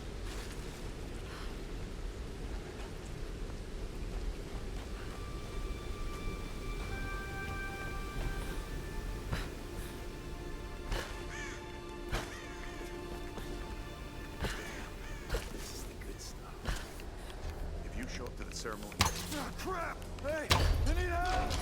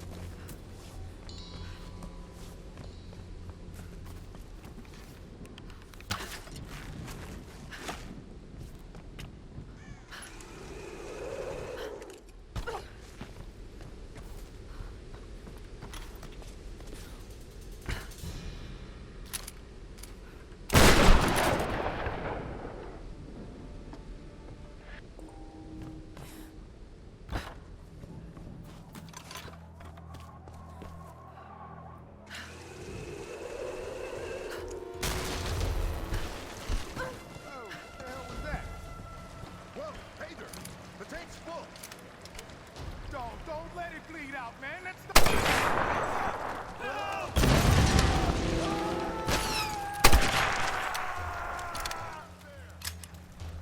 Toasty!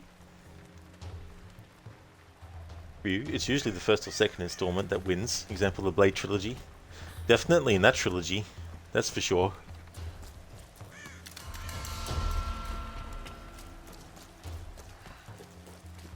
Yeah, sometimes when the third entry of something gets done, they start to take, sometimes, it's not always true, they start to take unnecessary risks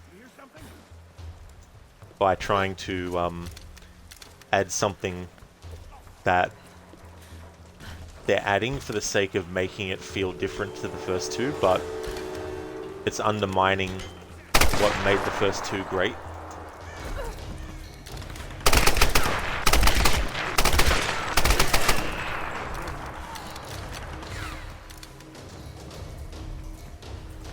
No way around. Your favourite is Blade 2, but the original is great too. Blade Trinity was a dud.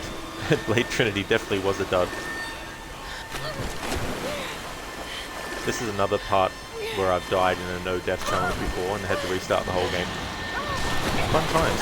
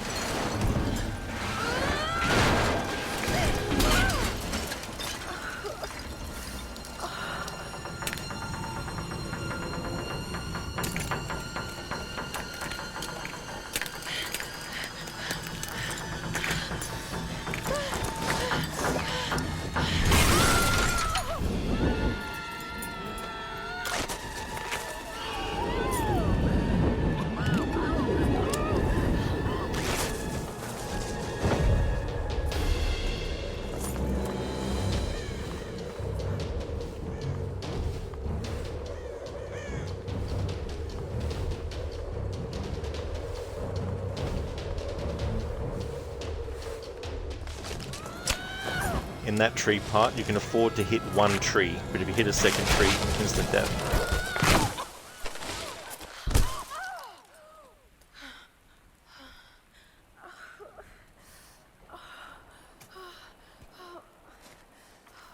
Oh god, that part definitely looked challenging, especially trying to avoid the spikes.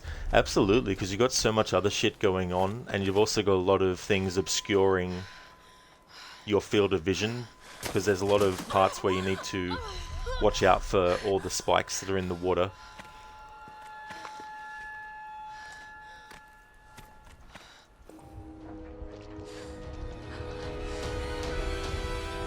Talking about Rambo earlier and how there's a lot of things that the reboot trilogy has in common with those movies. In First Blood, Rambo also falls through a series of tree branches from a great height, causing an injury. Plus, it's not 100% the same, but in Rambo First Blood Part 2, at the start of the movie, when he's supposed to jump out of the helicopter, or the plane, sorry, his parachute gets snagged and he has to use a knife to cut himself free, but they think he's dead.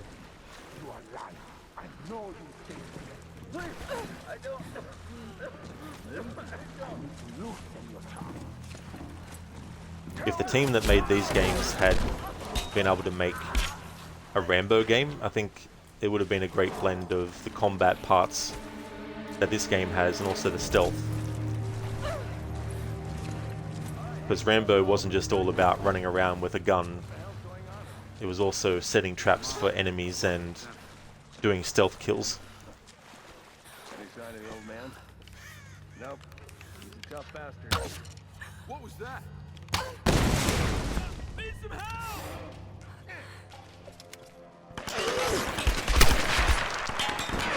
Someone get around her!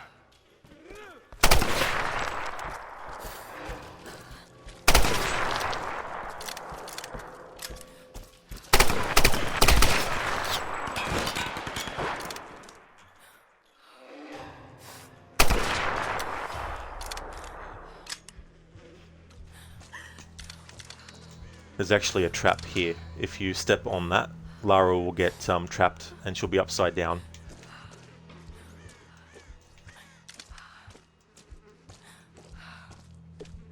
Even fucking Mortal Kombat 11 got that right about Rambo. Yeah, that's really cool as well, because Stallone also reprised the role for that game, didn't he?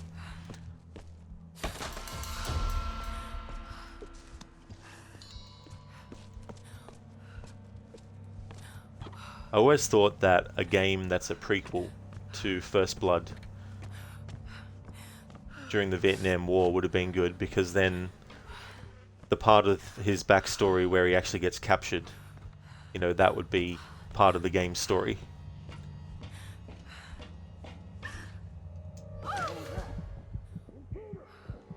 He did, Ryu? That's cool. The shame Arnie didn't actually voice the Terminator or Conan in those games, in those Mortal Kombat games that he's in.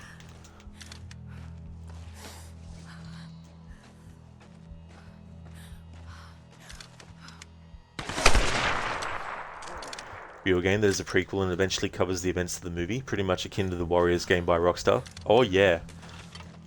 Yeah, you could definitely make a full game out of that.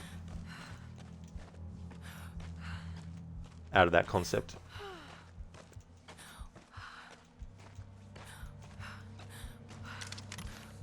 And speaking of Rambo, earlier I was talking about how there's some scenes where he does self-surgery on his wounds. Lara's about to do that kind of thing here as well.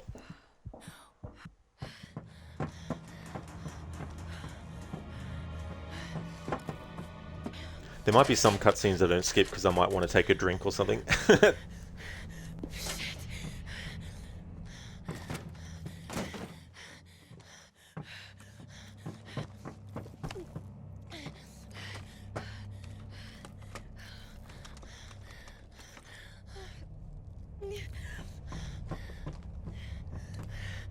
Sorry. That's right, yeah, Rambo 3, where he cauterizes the wound. You even have that kind of thing in Red Dead Redemption 2 when Arthur gets captured by Colm O'Driscoll.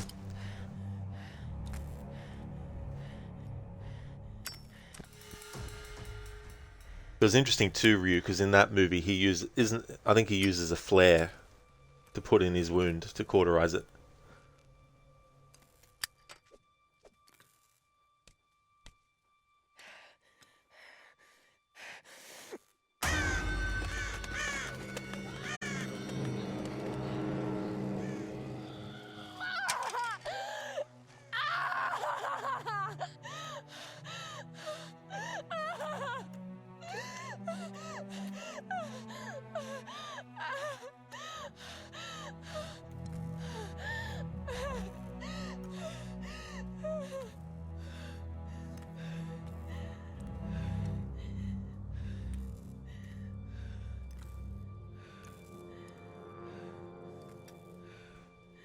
Stan, bro, why is she crying and whining? Jeez. I know, right, Stan? I know. Humans don't do that, do they? That's inaccurate to how humans are. Yeah, the original Lara definitely was more Arnold in comparison. This one is more Sly. Absolutely, Ryu. Like, if you look at classic Lara, she's very much how Sarah Connor is in Terminator 2. Or how Ellen Ripley is in Aliens. Where they've already gone through some shit. And so they've reached a point where they're more capable than they were. Whereas in the original movies, in their respective franchises, they hadn't gone through those trials and those, difficulties yet to be forged in that sort of like, baptism by fire kind of thing. Long story. I can see the town from here. Are you near that large gate? I'm heading towards it. It's the outsider. Oh shit. There! But even so, you still have moments like in Terminator 2 where Sarah Connor is about to kill Miles, but then she realizes what she's about to do and that he's got a family and all that, and then she breaks down and cries about it. It's not... It doesn't diminish her character or anything.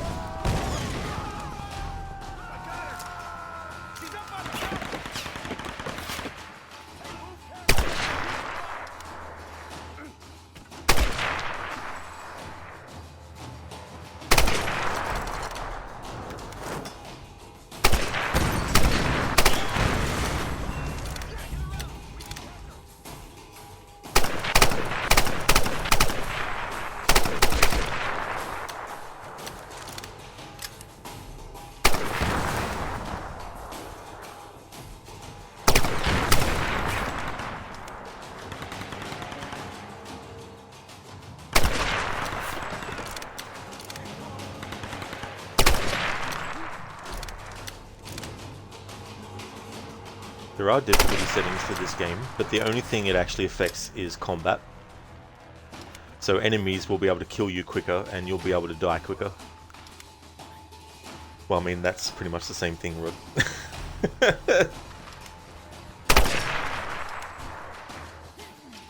But yeah.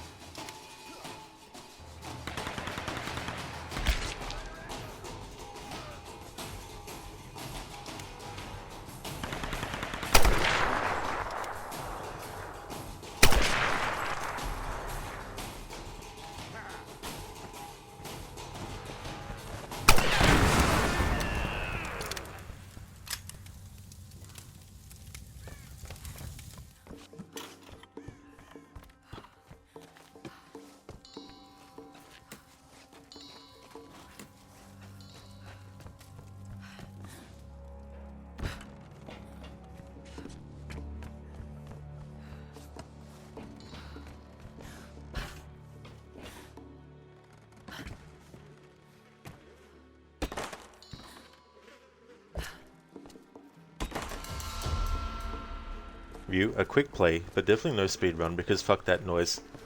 That's the thing with speed running, is that it takes a whole different aptitude, I think. Because sure, if you're doing a speed run and you get through the game quicker than you have before, that's fine. But then you have to try and be even quicker. And then you'd get to the point where One tiny mistake ends the run. One increment of time that gets wasted means you're not going to finish the game in a split second before you finish, in the amount of time you finished it before. And the intricacy of dealing with that, and you know, like, I find it bad enough to do a no damage playthrough with a penalty of restart a mission, let alone restart the whole friggin' game after taking damage. Because the amount of precision that you need, not just in one moment, but in every single moment of the entire game as you go through, having to keep that precision going. It'd be like expecting you to dodge rain and having to walk a mile in the rain but dodge the rain as you go, and any touching of the rain on your body means having to go back to the start location of where you started your walk from.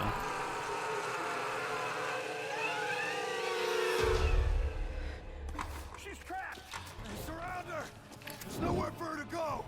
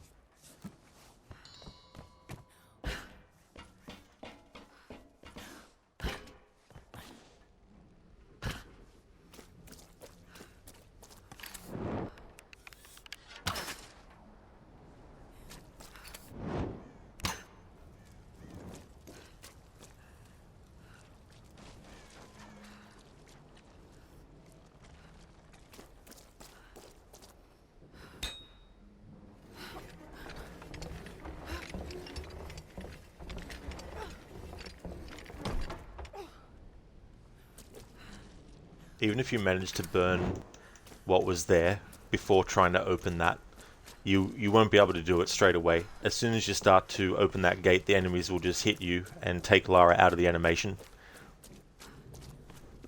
Hey Oliver, how's it going? Indeed, Lara Croft. Just when I thought things couldn't get any worse. Lara Croft. What were those things in the monastery? On holiday in They were Yamatai. dressed like Or on storm guards. Yamatai. The sounds they made almost. How's it going, dude? Human. Shit, just listen to yourself, Lara. You sound like Dad. Oh, you sick, Oliver? Damn, dude. Sorry to hear about that, man. Lost civilization. I hope you feel better soon. Now I really sound like Dad. Hopefully it's only All like I a know short-term thing. Is they killed those men, and I have a feeling they wouldn't hesitate to kill me too. But I can't think about this now. Sam's in trouble, and I've got to get her back. She's counting on me. An extra XP with headshots, finishing moves, and stealth kills. There's definitely a good skill to get. Let's have a look at weapon upgrades. Been using the bow a lot, but I'm also starting to use the rifle a bit more. So we'll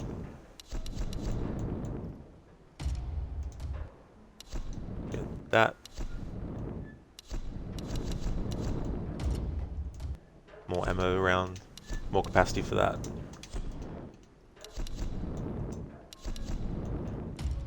Increased damage for the bow.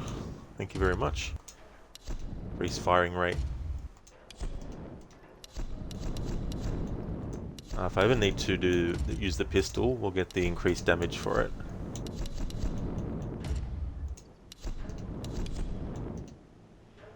Hopefully, Oliver, for sure. It's really annoying too, because of the side effects can also happen from being sick.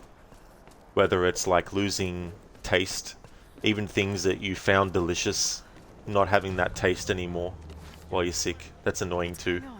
Or trying to get something done where you need to have the energy. Hey there, Ayed. How's things going? How can they live like this? Oliver, but you got me for company again and some brekkie and a cup of peppermint tea, so it should go well today. Oh, very nice, Oliver. Hopefully that really helps you too, as well.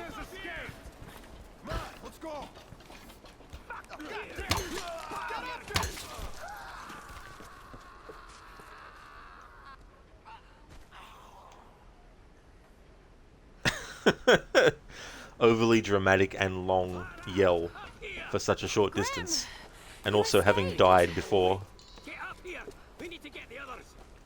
Although it won't influence your taste in streamers. Well, that's good. Not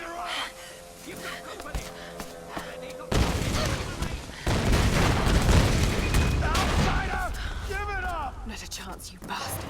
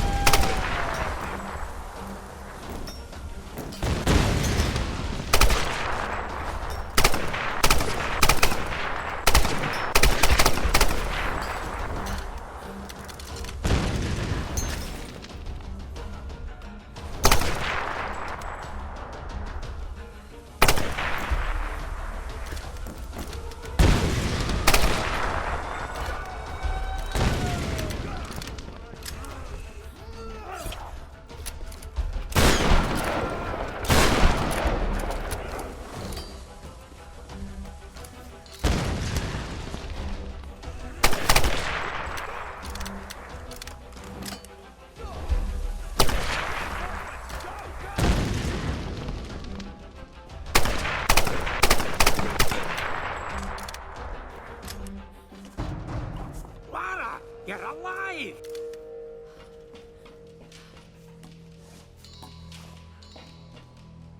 Oliver, drama queens, these thugs. Dynamite dodging parkour, yeet. Yeah, it's like, come on guys. Tone it down a bit, right? Don't go overboard.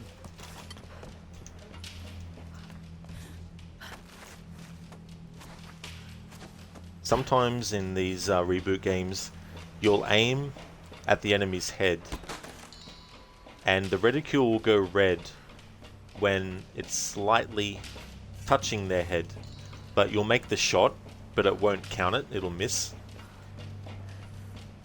It's really annoying because the reticule going red makes you think it's going to be a hit, but it won't be. So then you have to move your aim slightly in a different direction.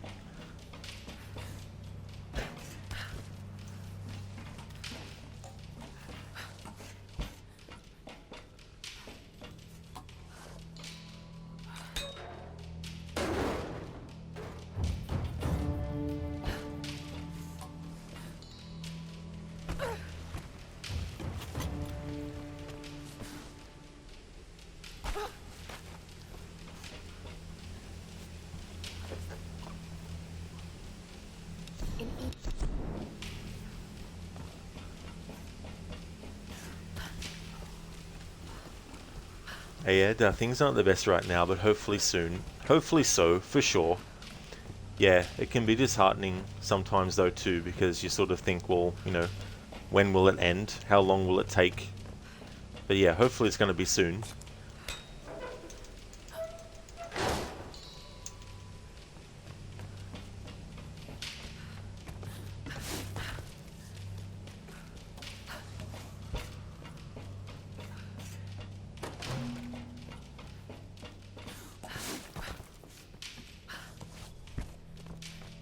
The outsider is here! Warn the others!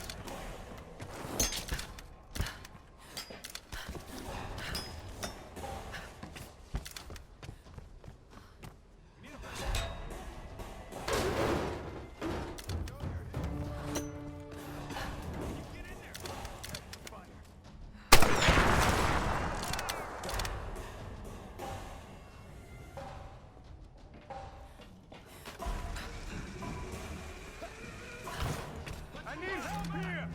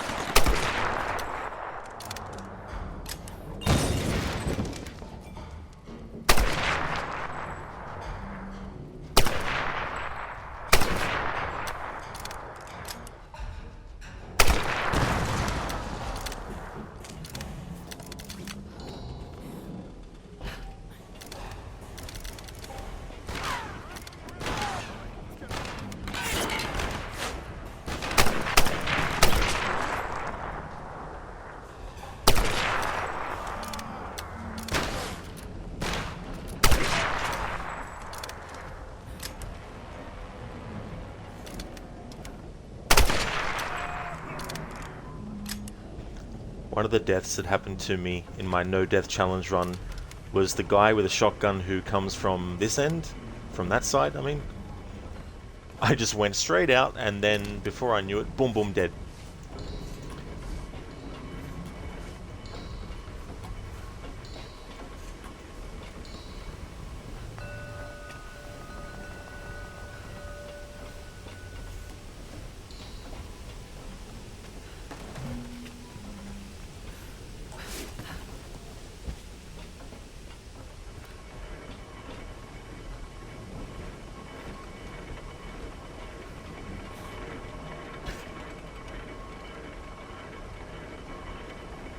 Oliver, rookie mistake. Then you got the moments in this game where literally, if you go the wrong way during a certain cutscene, instant death.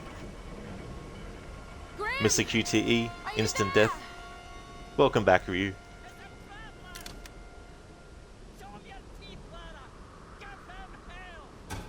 Oh no.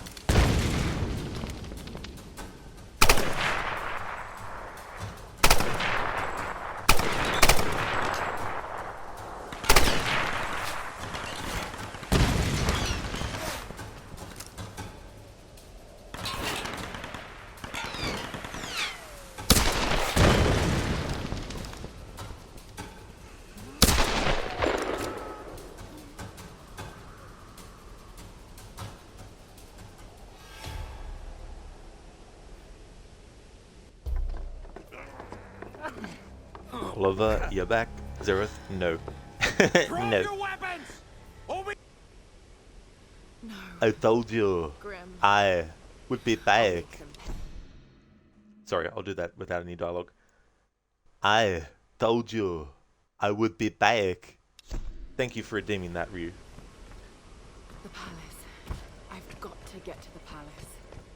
The palace. The palace. Oliver, oh man, I missed your Doom playthrough. Oh yeah, I started that yesterday. I still have 2 episodes left, so I still have it going, but it'll be next Monday when I continue on. So the plan is to finish it next Monday and then jump into Doom 2.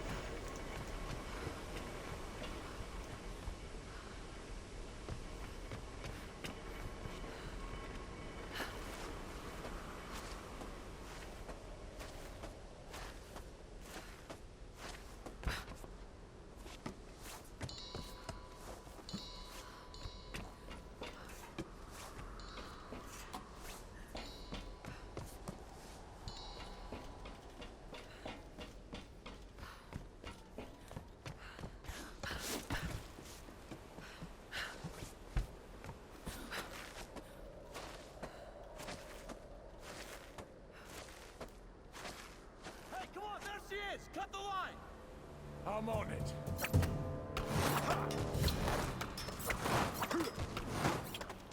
If you hold the control stick up during that moment, it'll make Lara go really, really, really slow.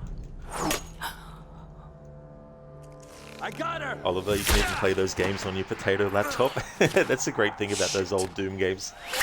And games from that time period too. Got your cover, girl. You're clear to climb up. Thank God.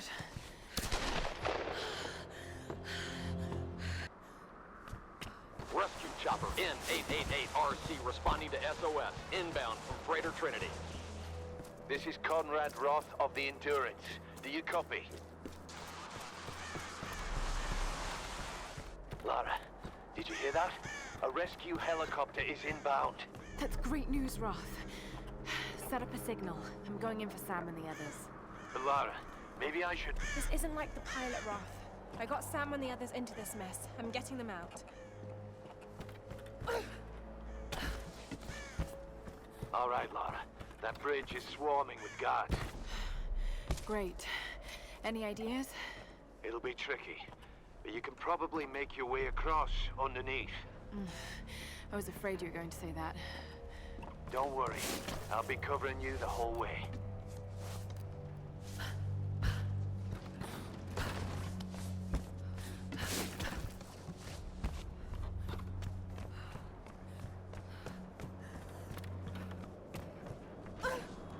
Lara, I've got them in my sight.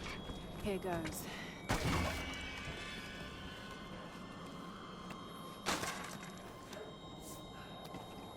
What's going on down there? You think they got the outsider? Don't worry. If they didn't, they should come to us. Father Matthias will send us to the Oni if we don't find him. What the heck? What was that? What was that indeed game? What the fuck? Lara, I've got them in my sight. Here Is it? Didn't even press anything. And there was nothing that I had to press either. What's going on down there? Lara just gave up. She's like, fuck this. Don't worry. If they didn't, they should come to us. Yeah, Oliver's like, Lara, no, what are you doing? Why'd you do that for? What the heck?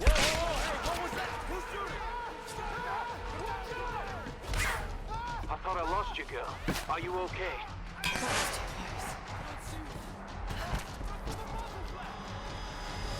No, don't move. They'll see you.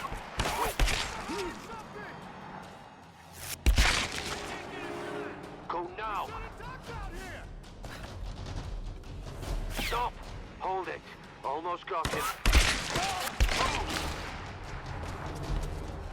Stop. Wait. Wait. Oh yeah, Oliver, definitely whatever game. If I was doing a no-death challenge, I would not count that one, because I literally did not do anything wrong. Thanks for the cover. I think that makes us even. Lara, look out! Break this girl's neck! Surrender!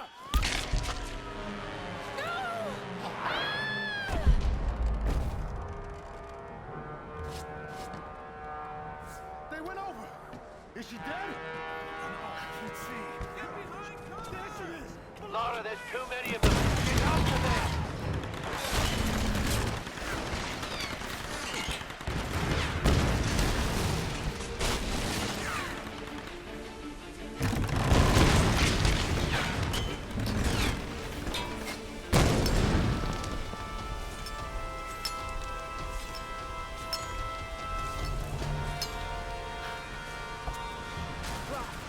I'm heading in. Are you sure about this, Lara? I'll get them. I'll come back. Yes, Earthwig. I promise. Whatever gave Oliver grip strength 100. Yeah. If you're Lara Croft, don't skip out on arm or leg day. Yeah, run, motherfucker. Run. You gotta Forrest Gump this shit.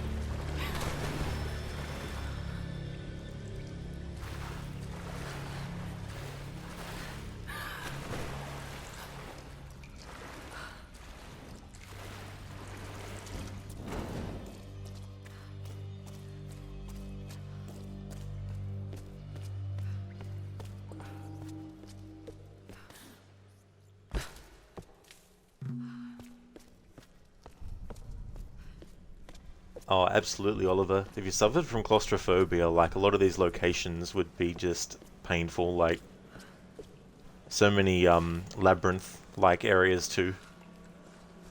I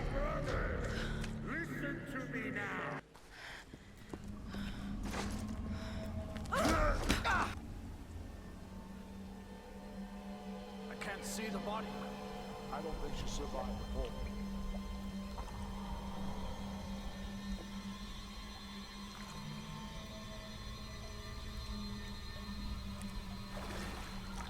Yeah, Oliver, skip.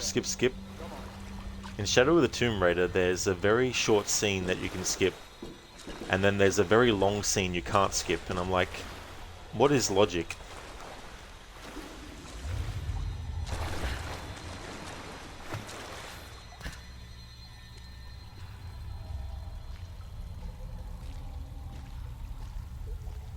Because when I did my no-death challenge of Shadow of the Tomb Raider, I had to restart the game all the way from the start, so every time that cutscene came up on the plane with Jonah and Lara that goes for about 5 to 8 minutes, I was like, ugh. Can't skip it. Some kind of natural gas. Probably some.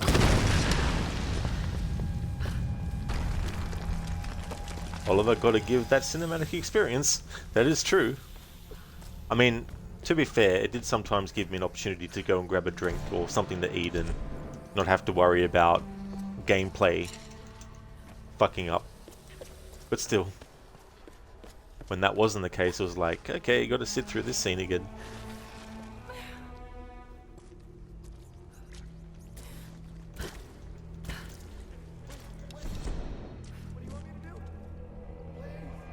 Don't struggle too much. And hope they kill you fast. Oh God. No. This is horrible.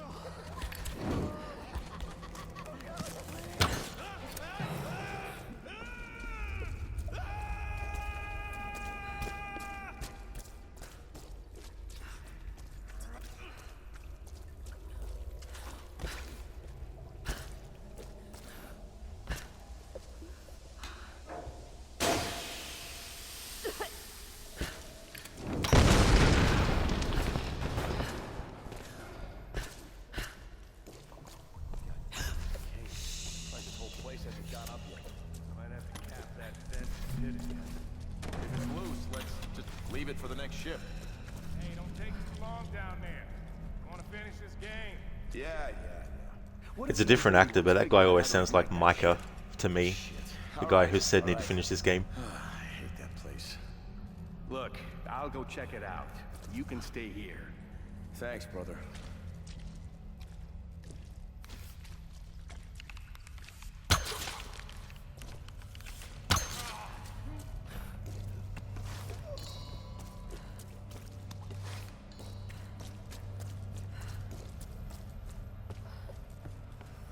Hey, watch it, you're fucking up the board. Relax. You're losing anyway. God damn it, not again. I got it.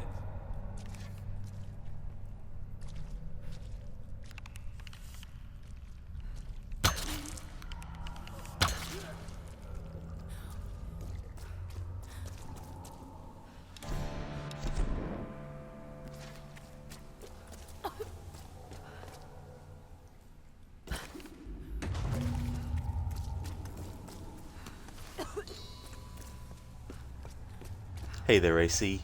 How's things, dude? Nice emotes with the eyeballs. All of you can rest in peace together now, brothers. That's right. For all eternity. And just hope they don't get resurrected as zombies. Arctic Troika, thank you so very much for the lurk.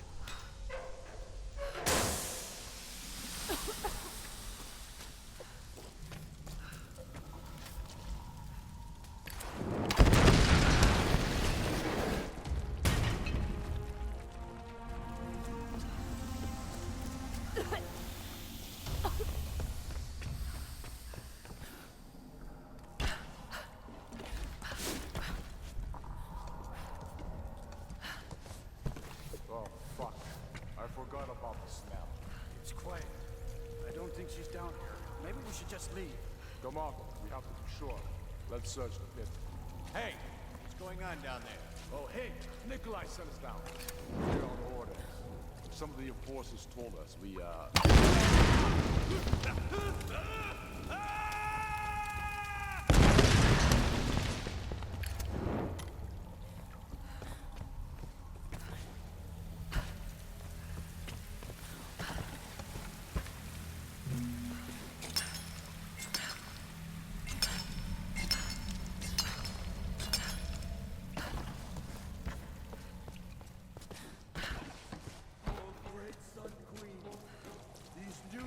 I need help!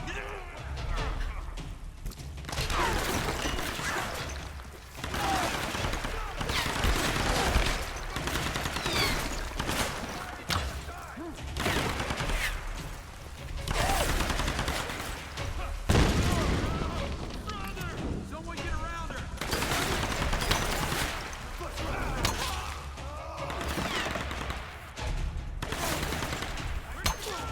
Keep your eyes open! There she is! Come out of there, outsider! Try to flush her out! She's killing us all!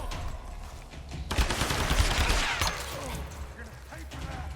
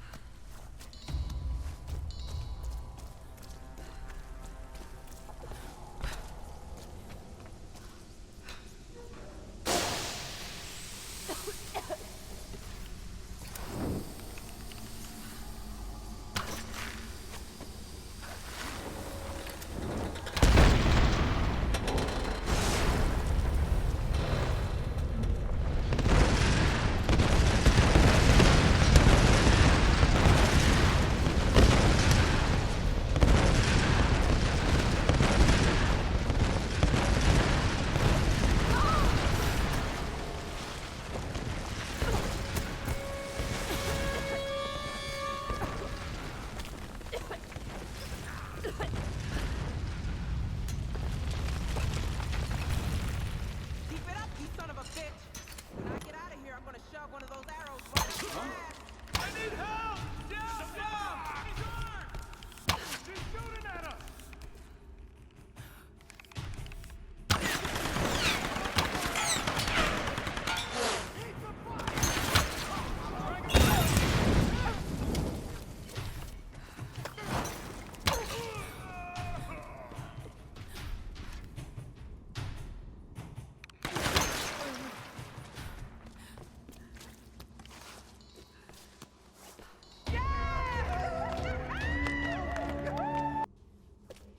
All right, let's try to loosen this thing up.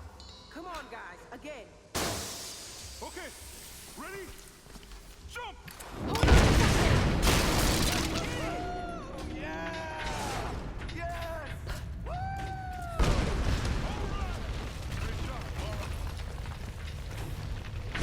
This place is becoming unstable. The floor is starting to Don't worry about it, Lara. Just get You're doing great.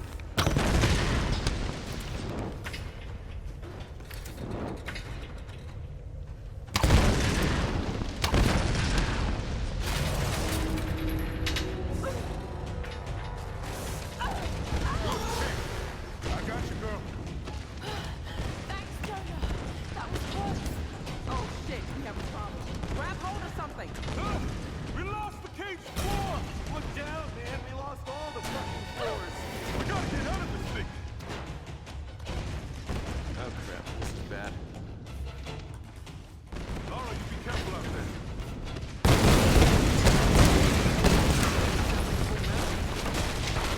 Oh crap, we're starting to fall.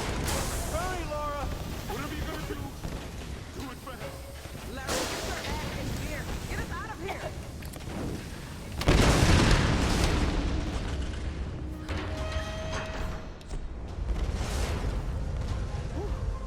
Thanks. Holy shit, that was close. Lara, it looks like there's a way out on this side. Okay, then go. I'm going in to get Sam and Whitman.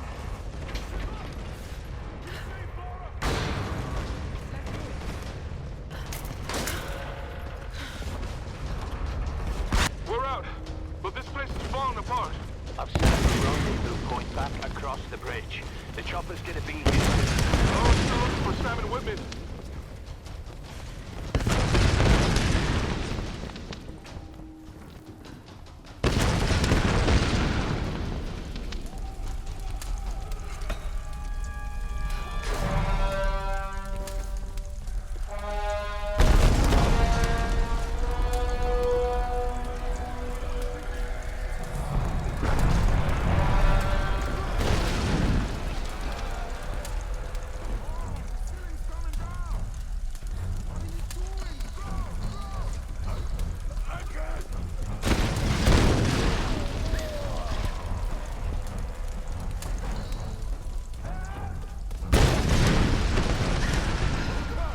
Keep moving. Just keep moving.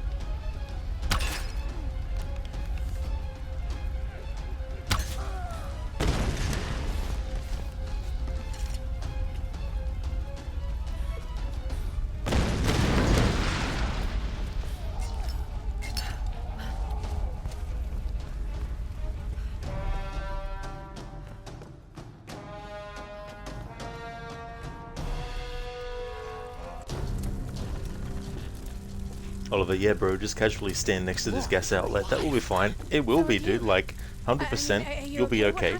Nothing bad will happen. Hey there, Rosie. Welcome on in. Yeah, doing a quick play, I thought I would do that to fit the game into one stream day. So I'm basically skipping cutscenes as we go through. Some cutscenes I'm not, just to take a drink and stuff, or to say things and stuff. But yeah, just doing a quick playthrough.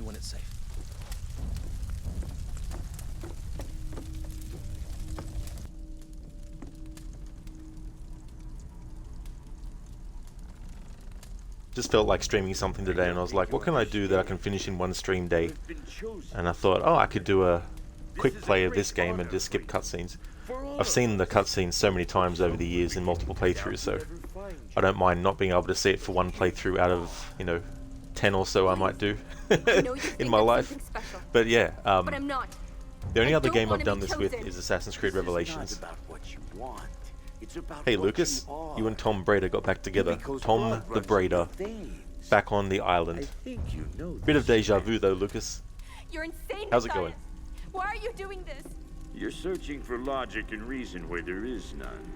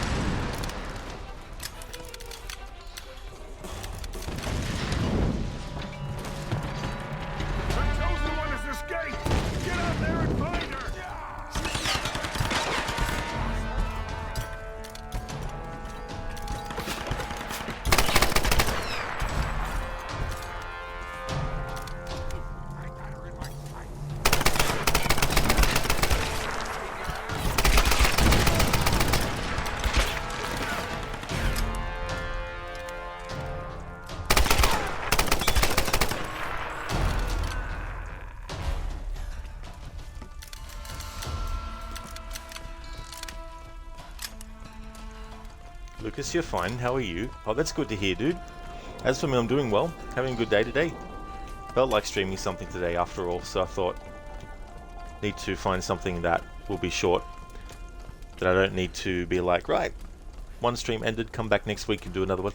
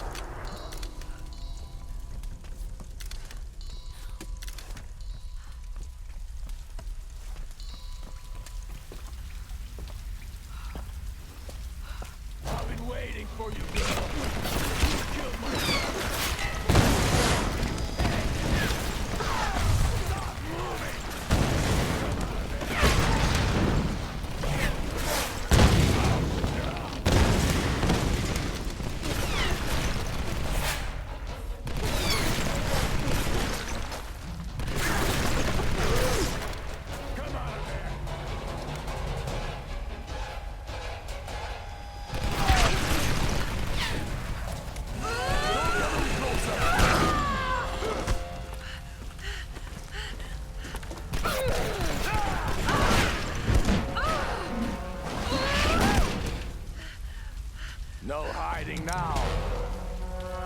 I'm gonna fucking kill you, child! Oh shit!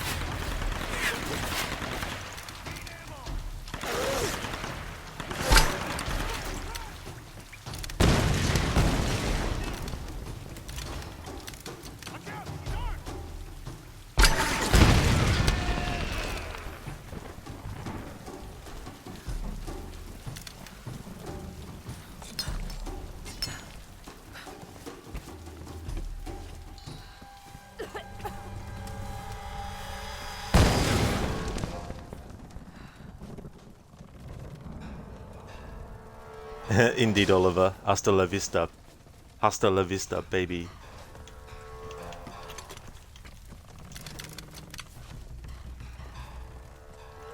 What the?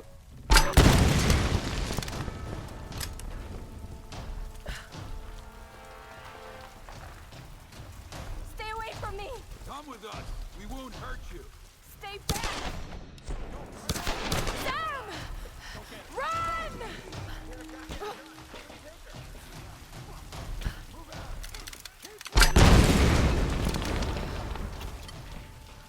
Get over here!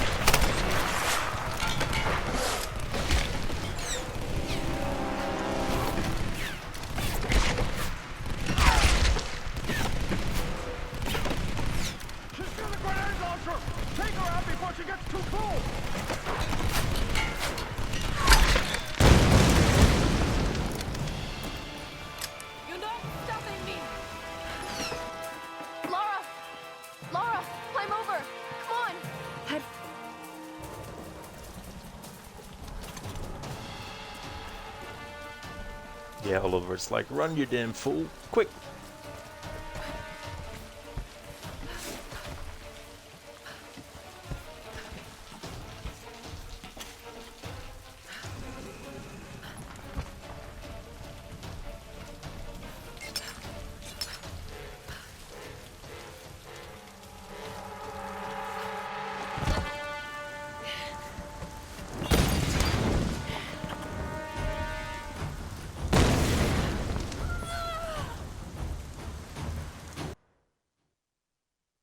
Oliver, an entire army can't stop Lara. You nominate her as the next Wonder Woman. Yeah, Lara cosplays as Wonder Woman. And the other way around as well.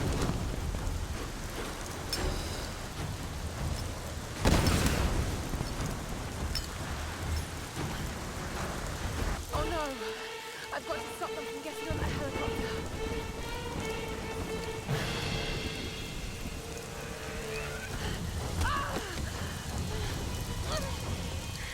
Destroy the bridges! But we'll kill our own people.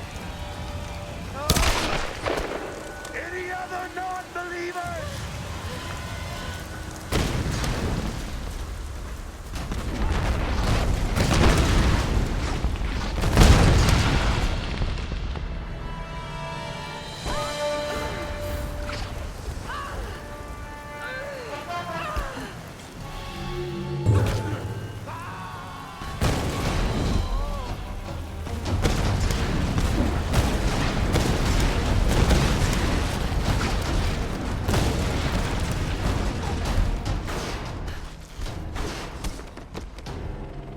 We're taking fire. Everybody get to higher ground. Wait!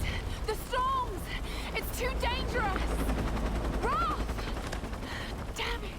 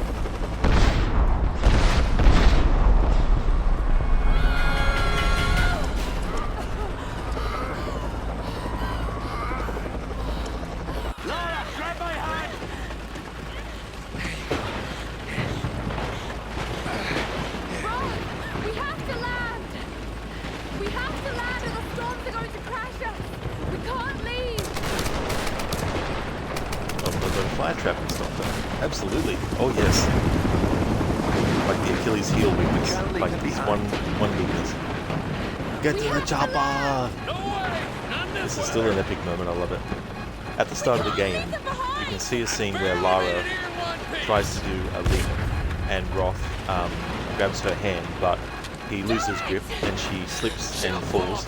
So I like how that moment is mirroring that, except of course this time around he's able to pull her up and she doesn't fall.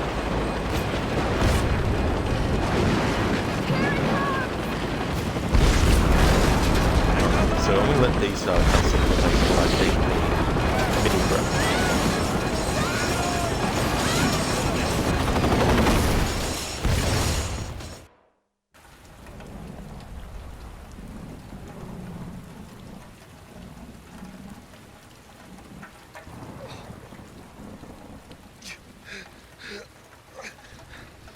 Lara! Lara!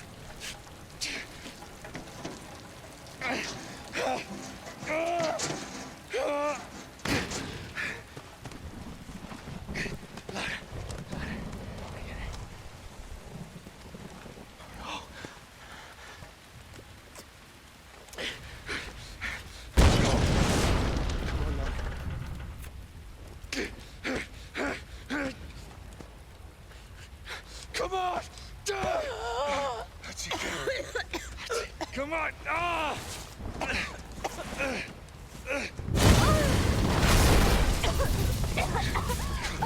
Come on, Lara!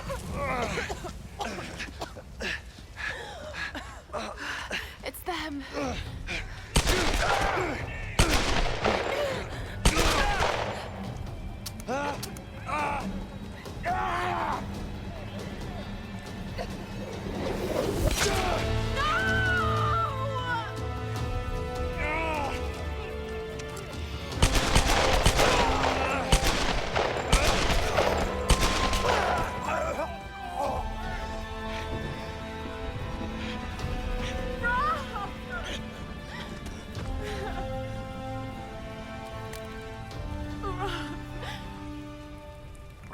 I can't do this without you. I'm sorry, Lara. I'm sorry. You can do this. You're a Croft.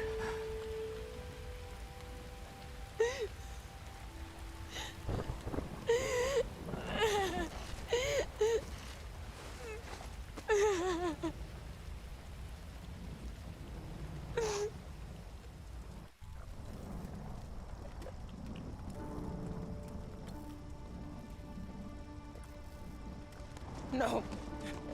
No. Are you okay, Lara? Is she okay? Because it's all about Lara, isn't it? Have you forgotten that she's the reason we're here? That's not fair, Reyes. You're right. I shouldn't have said that. It's just... Roth. I don't know what we're gonna do without him. Let's just find someplace safe and make preparations. He died as a warrior. We'll send him on as one.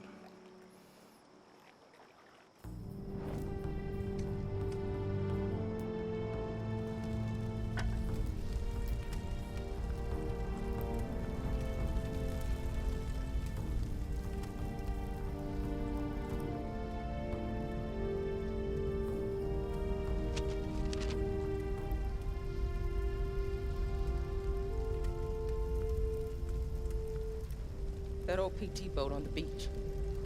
I should be able to fix it up. It's worth a shot. It doesn't matter. We're not getting off this island. Come on, Lara. Don't talk like that. We just gotta regroup. Come up with a plan, you know? You just don't get it. Any of you. Something won't let us leave. Something? Lara, you need sleep. Look, I'll be the first to admit that I usually go in for the weird stuff, but this place is off the charts. I'm not dying here. I'm fixing that boat and we're leaving. You know this island isn't right, Jonah. I know you do. All I know is that we can't use logic to understand this place. I know you think your instincts are a weakness, but they're a strength. Trust them. We need you, Lara. The big man's right. I can't leave him yet. I need time.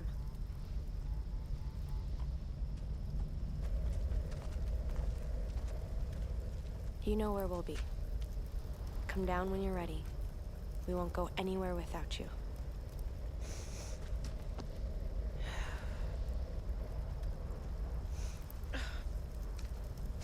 Keep this close.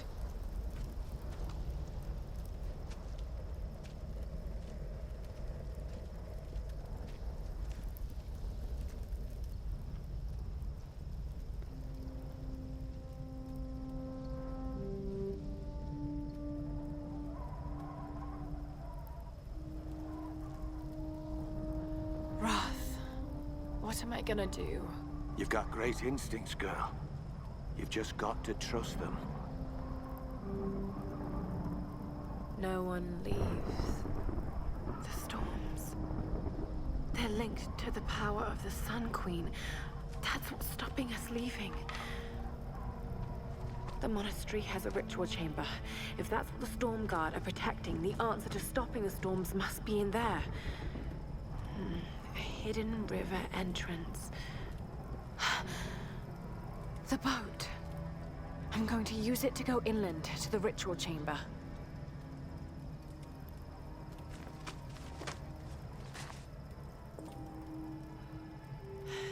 Jonah! Reyes! Damn it.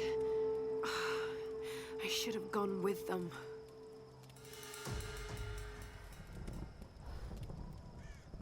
Alright, so I'm back. Yeah, Oliver, it was the wind. Must have been. Couldn't have been anything else. Like, surely. Roth, no, damn backstabbers. Oh yeah, the death of Roth Roth was rough. Hey Schiller, it's going well, thank you, dude. Things are going good. How about yourself? Yeah, Oliver, Hans Gruber. Like, what are you doing? Schiller, you come in at the saddest time. Oh yeah. We see he had the dual pistols as well. Lara still has them, but in the games you only get to use them once, which is in this game.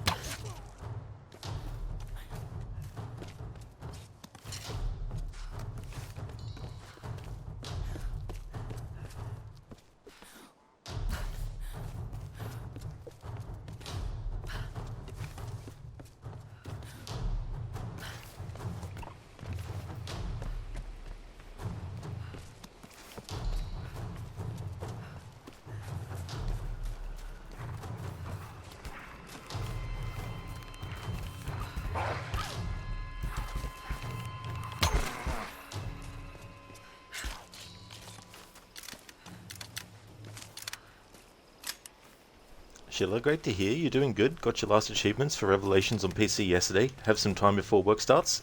Luckily today is a short work day, only until 5 PM, more or less. Oh, that's great, dude. I'm glad to hear that you're going well. GG's on getting that achievement too. That's cool. And I really hope that work goes well for you. Hope that it's a short and smooth day for you as well. I was on a crew that was sent into the monastery. We saw a lot of dead soldiers. You see any Oni? Yeah, Look, I don't want...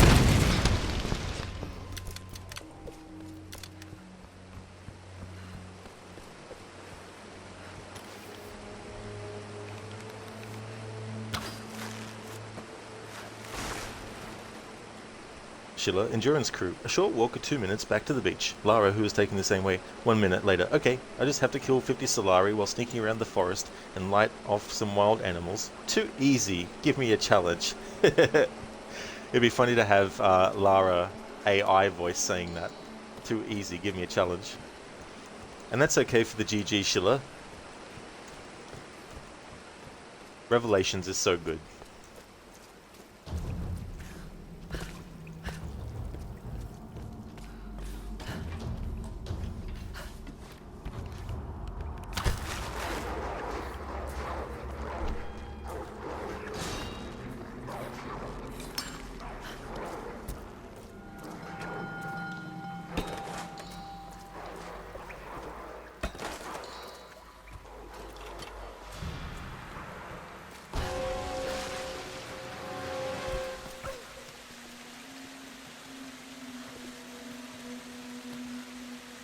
Yeah, Schiller, Revelations,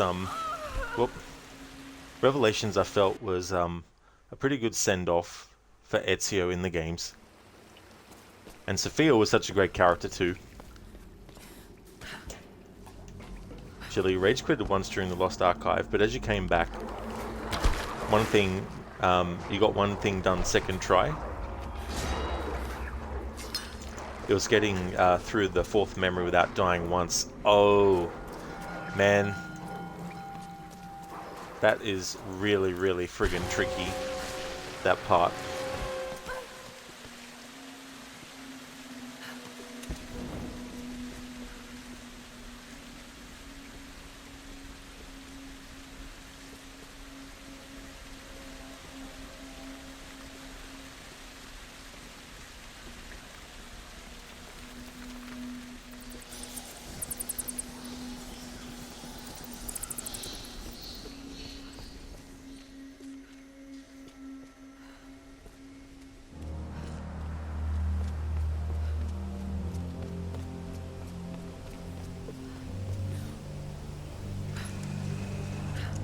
You there, Lara?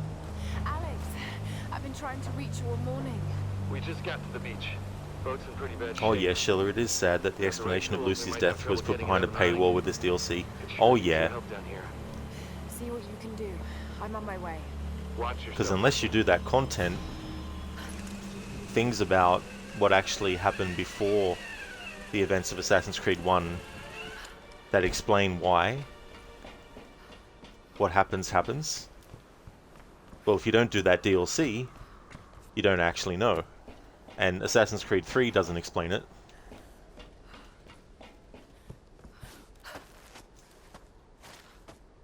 I mean, it explains a bit more about what Desmond was experiencing and feeling when that was happening, but he doesn't mention anything about...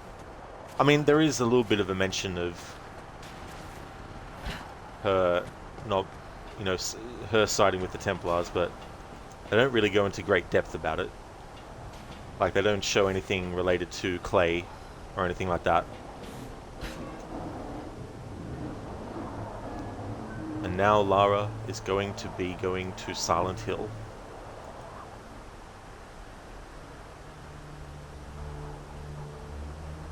Lara is also a master ventriloquist. Lara, are you there? Alex said that you're on your way down. I should be there soon. I need to tell you something. What's going on? I don't think we can leave this island. Something is keeping us here. I have to go back to the monastery. Are you sure? Yes, Sam. I need you to keep this to yourself for now. I'm going to help Reyes fix that boat, but then I'm taking it inland. Lara, I don't know about this. Just trust me. It's the only way. All right. You be careful. Shirley saw a mod for Silent Hill that removed the fog. The city looks nice and cozy without the fog. Oh yeah, would that be the Silent Hill 2 remake? Yeah, that'd be interesting to play it like that. There's certain elements that all make up the eeriness and set like a tone and atmosphere as well, that when they're taken out, it's interesting to see how things feel with that excluded.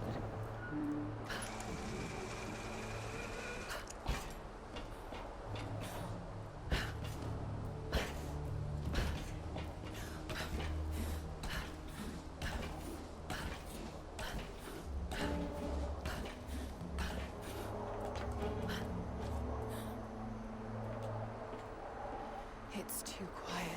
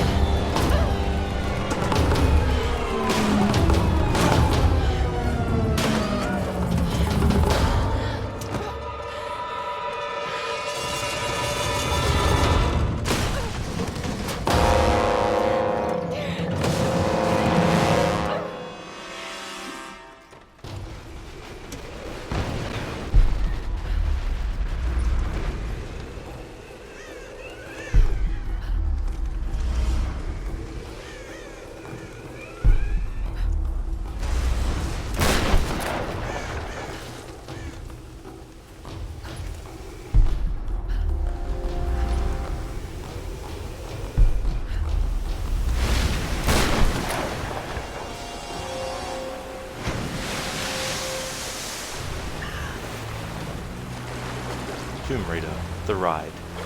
Let's do that again.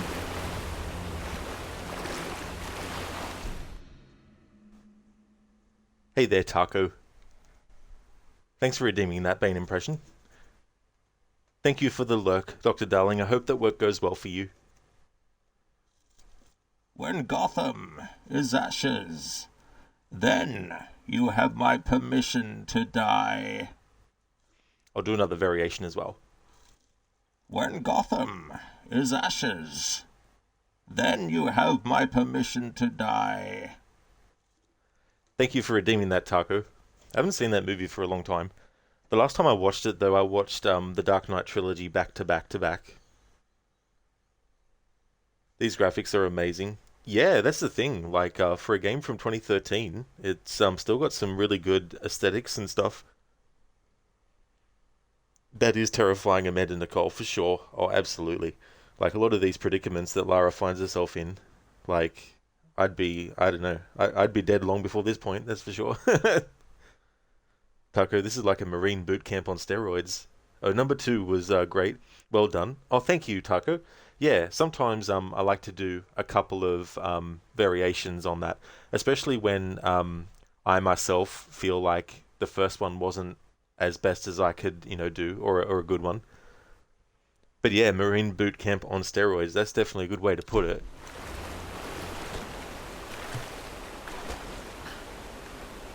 Something tells me the others found an easier way down.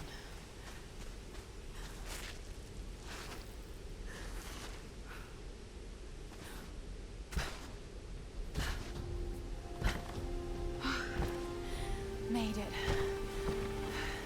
Now, where are they?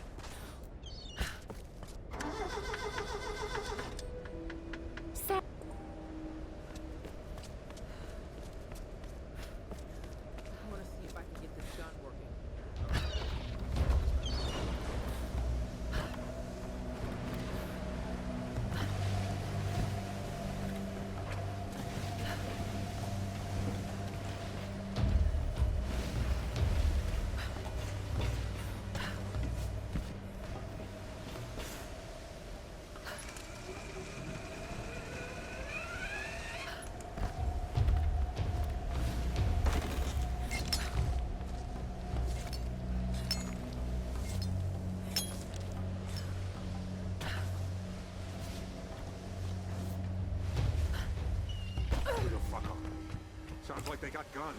I don't know.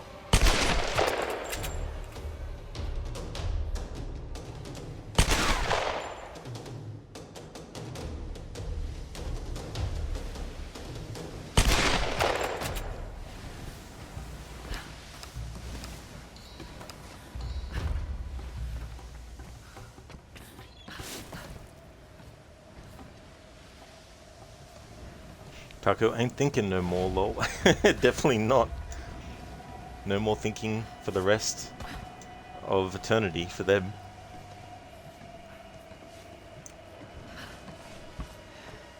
Hey there, Alchemy. You wonder if they're working on another Tomb Raider game. They had been for a while, but I don't know what's up with it now.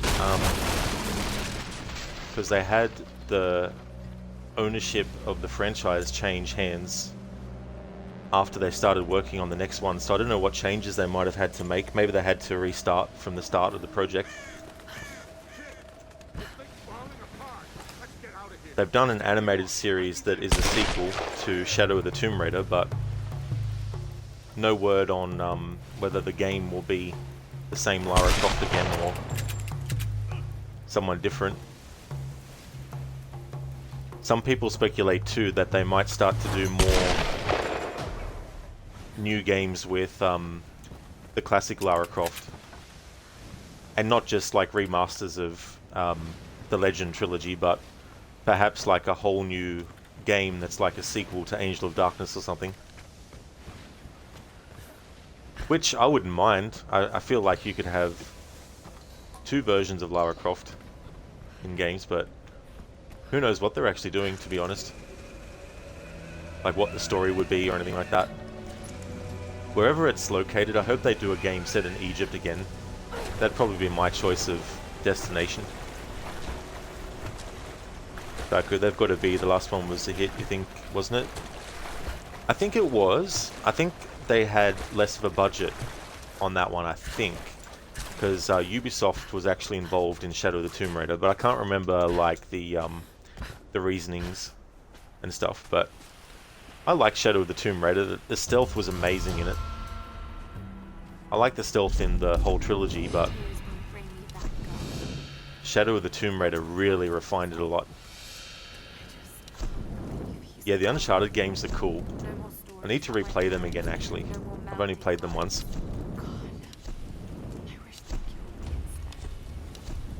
But they didn't. I'm here. I'm alive, and I'm certain that no boat or plane is going to get us off this island. At least not yet. I know the answer has something to do with Himiko in that monastery. I have to do something. I have to stop this. Lara, the Endurance beach on the other side of those cliffs. You can probably use that big boat to make your way there.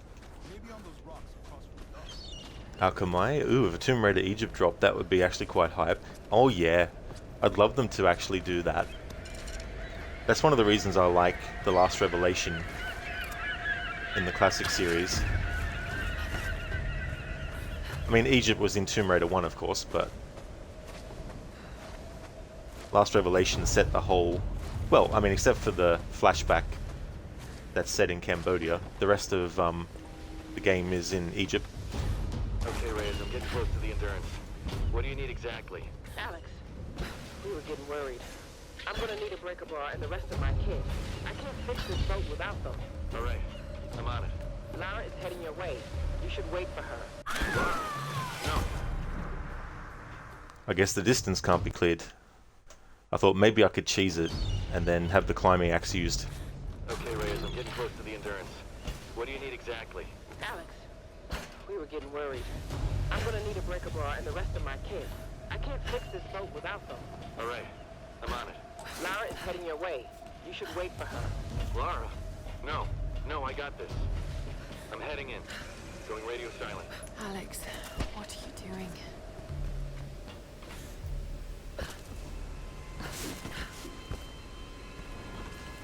So what'd they say? What's going on up there? Help me out here!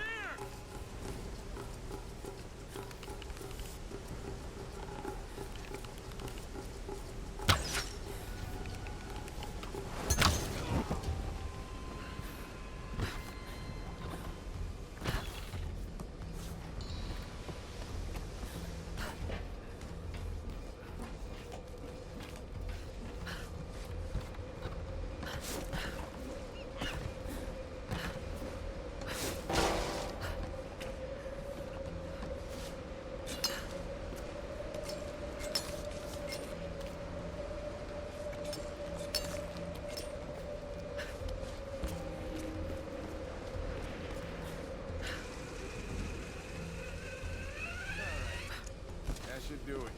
What the hell are we gonna tell the enforcers? What's going on?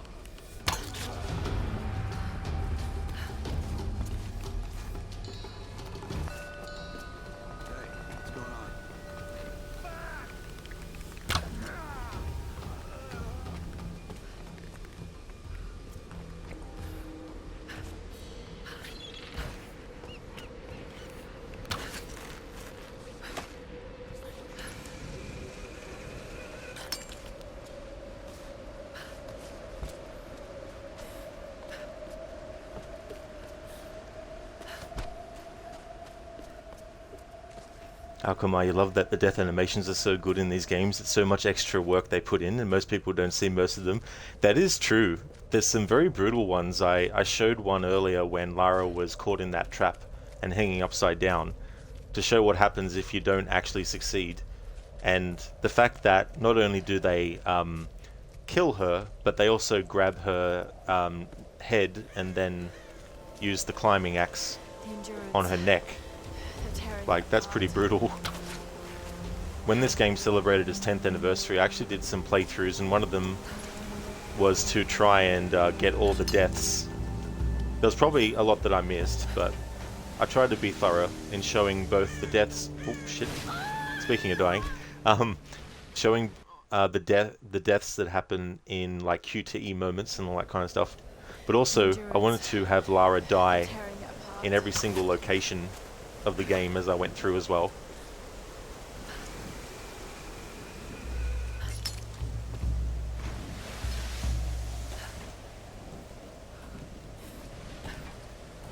That's when I came up with Channel Point Redemption for Rest in Peace Lara, where when it gets redeemed I have Lara die on purpose.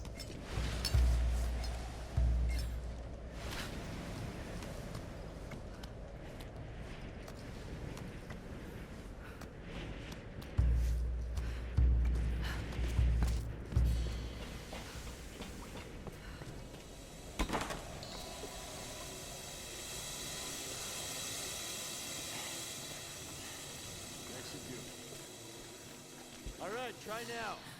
This is a waste of time. How many generators is this? What the hell are they using them for? Doesn't matter. They put in the orders, we fill them, no questions asked. But we already shipped up all those portables last week. Are they powering fucking stadium lights? Should be quiet, but don't talk like that. Keep it steady, we're bringing it up. What do you think's going on up at the palace? All that smoke right from the mouth. If there was a problem, they'd call down. But what about the radio? Nothing but static. Something's going on. Brother, I told you to be silent. Stop this talk. Hold on, it's jammed. Fuck, now what? This job is bullshit. Brother, please. I'm not your fucking brother. I'm sick of this place. We keep salvaging all this useless shit. We're working our asses off for what? Father Matthias? The fucking Sun Queen? How much longer do we have to keep... Wait. Whoa. Shit! What the... I didn't What's mean going on down there? Everything okay? Everything's fine. No! Just get this generator moving.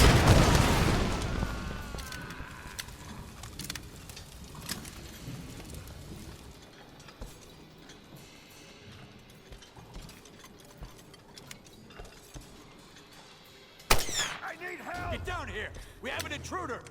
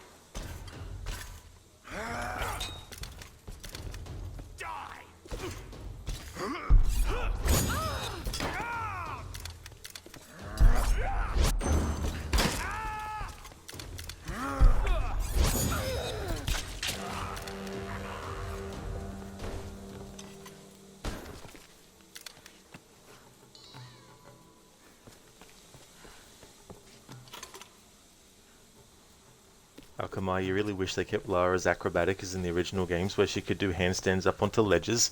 Oh yeah, absolutely.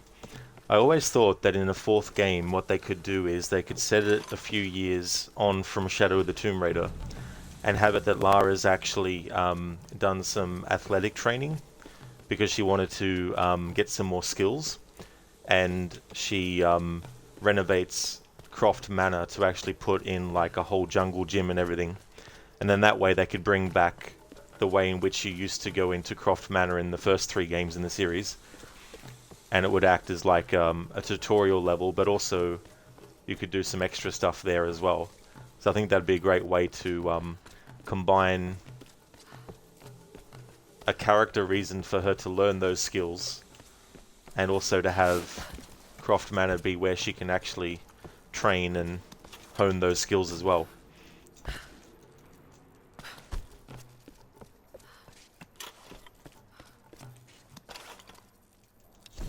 Our coastal base has been attacked.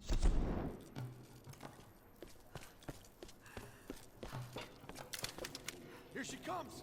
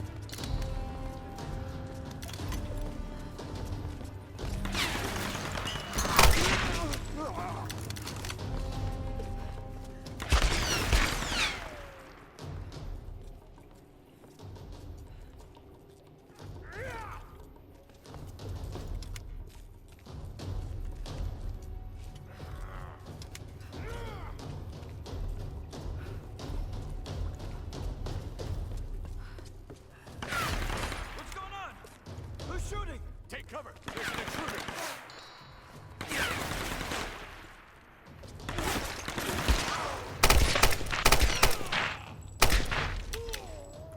Over there! She's on the 2nd floor! Get up there! I got it!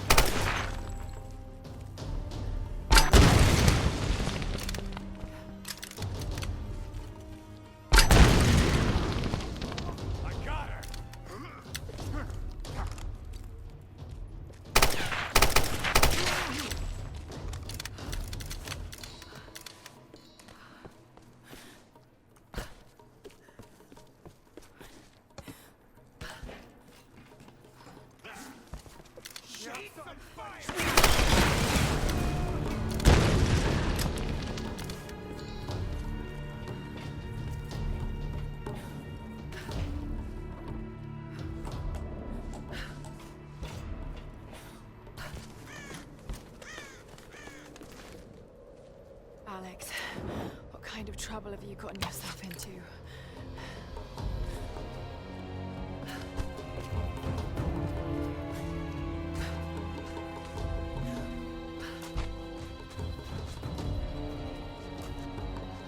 Hey there, Absolution. The That is true, yeah, target practice. It's funny in Tomb Raider 3 because you have Winston and he's all armored up and Lara can shoot at him.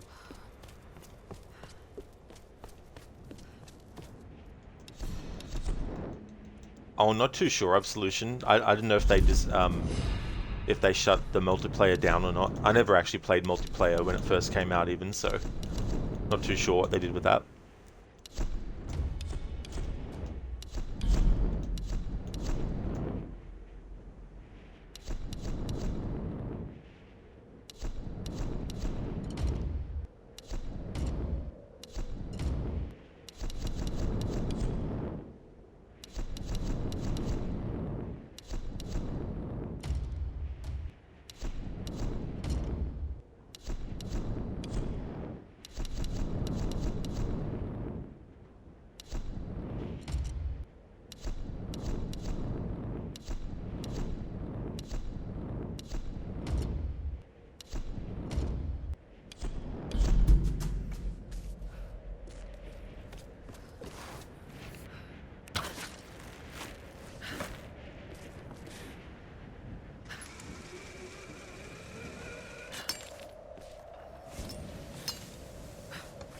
That's right, Absolution, yeah. Zachary Levi. With this version of the game, the Definitive Edition, you can actually watch those as well. It was quite interesting to see what was going on with the production of this game back then. Yeah, Absolution. Yeah, you can watch those, and then there's also a comic book prequel that you can actually access to read. And a few other things too.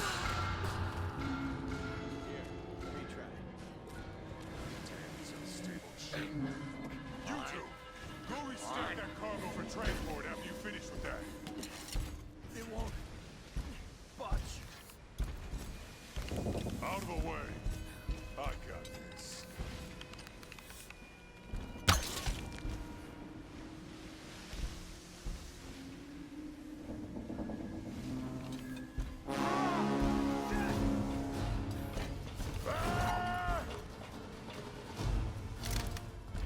What is this?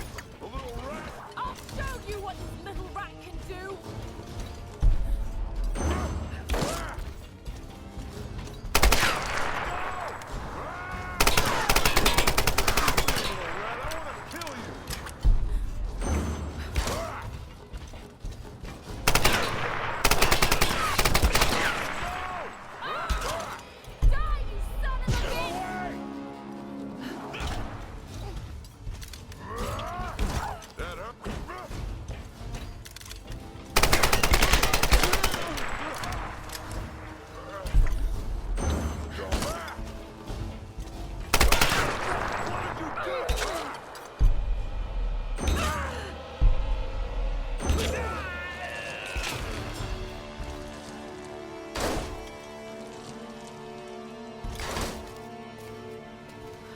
Absolution, nice. You think he does CrossFit?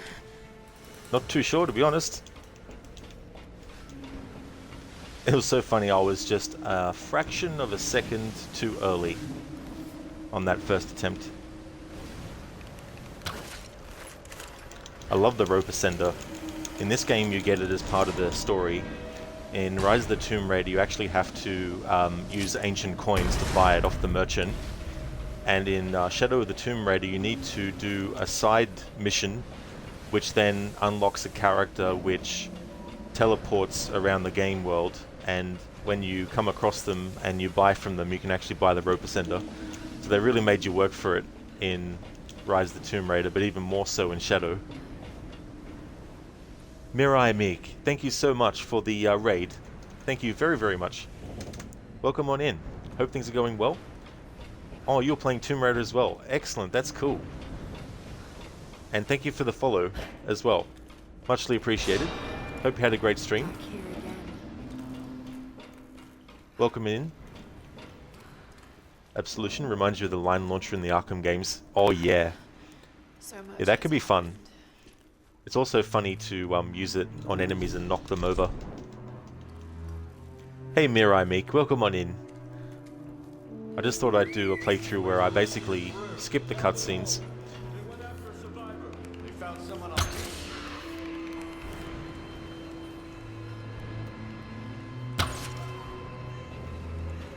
You just finished this game, 9 out of 10. Oh, very nice. GG's for that. That's good that you finished it.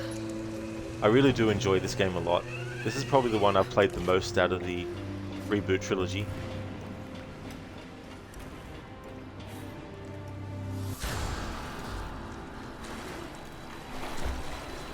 It's a pretty good game to do 100% with as well, I find.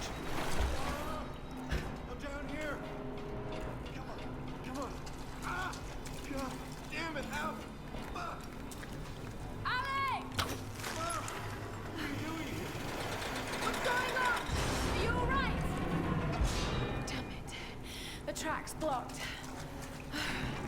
If I could get up there somehow, I might be able to clear it.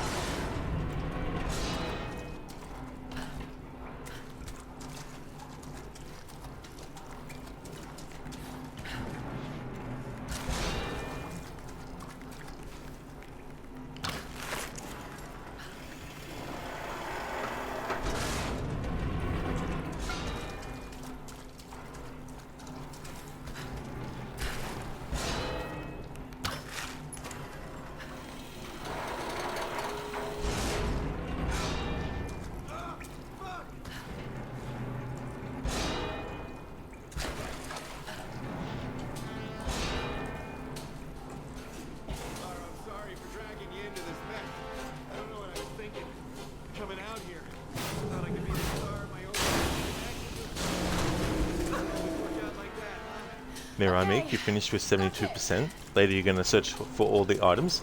That's really good to finish with that amount of percentage. It's funny too, because there's some funny dialogue from some of the enemies before you actually kill them again. Especially in the shanty town if you go back there. Now to clear the way.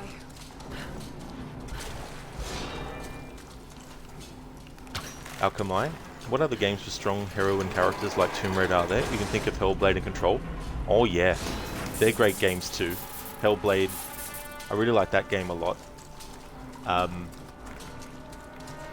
And definitely Control. Jesse Faden is really cool.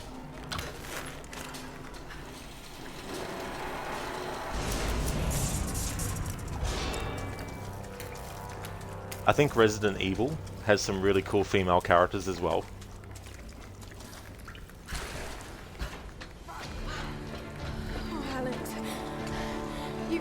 Finally, I impressed you.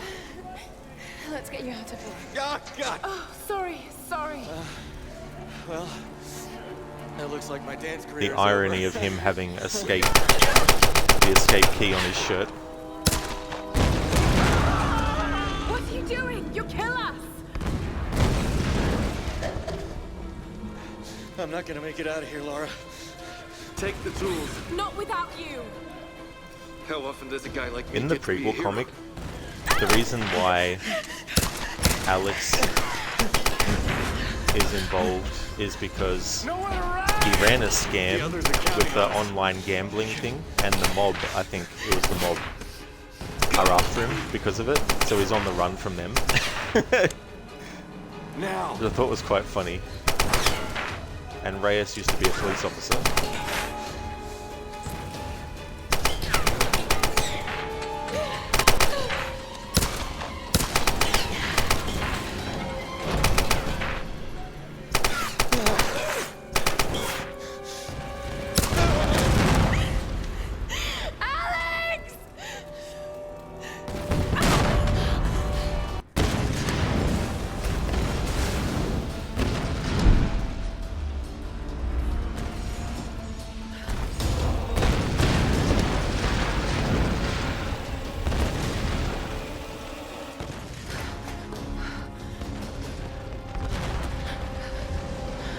Another epic traversal moment.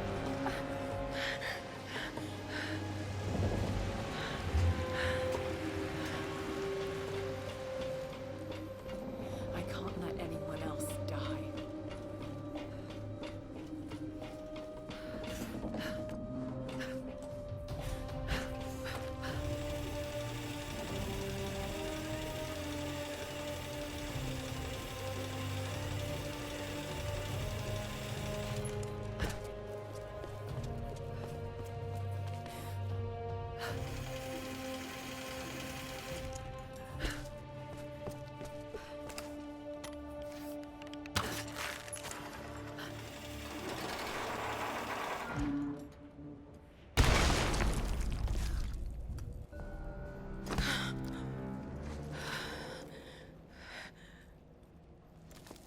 Old logbooks.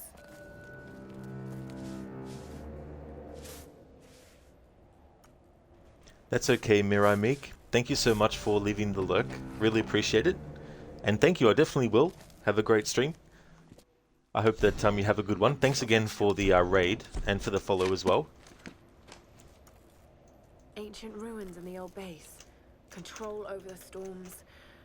On some Tuesdays for me, I actually do streams, but sometimes I have a stream day off. But today I just felt like doing a stream of something. But that's my locked-in schedule at the moment. The different games that I've got locked in for the different days of the week.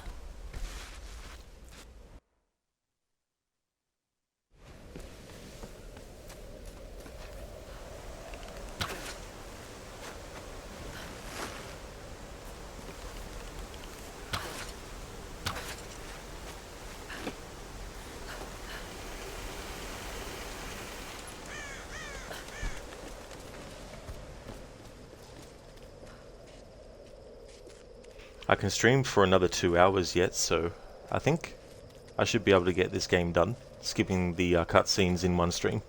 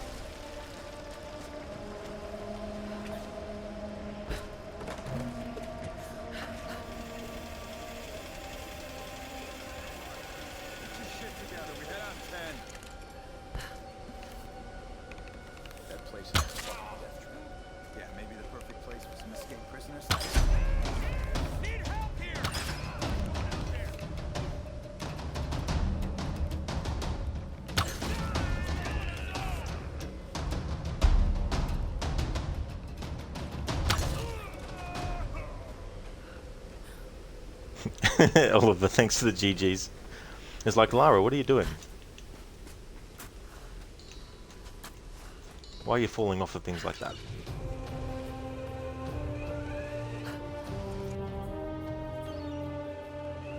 I love my extreme wide shots in movies and games. Plus anything where you can see the moon as well.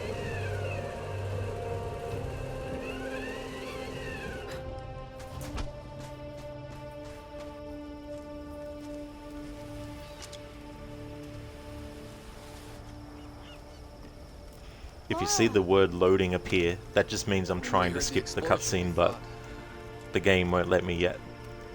And some cutscenes it seems you can't skip anyway. He was still on the ship. Hey there, Wicked.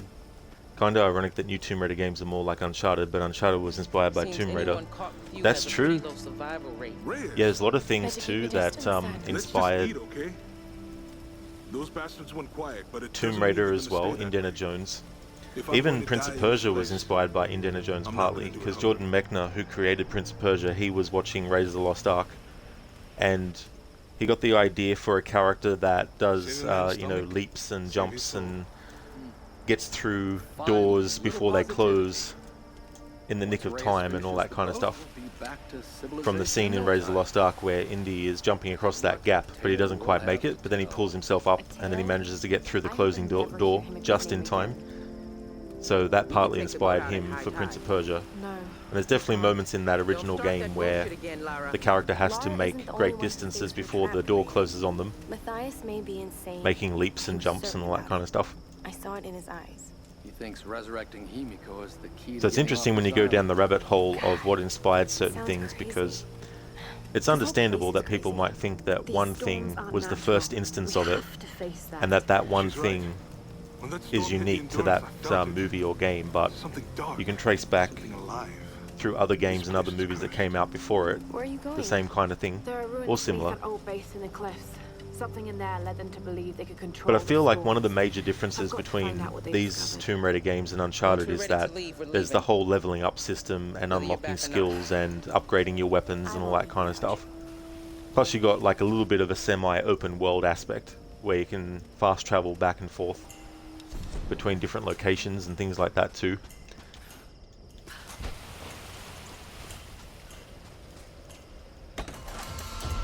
Wicked to think how bad or good that mechanic is. Ubisoft is trying to implement OG Prince of Persia time mechanic to new Far Cry. Really? That's interesting. I mean, sometimes you can bring something from one IP into another, but it also depends on how it's executed as well.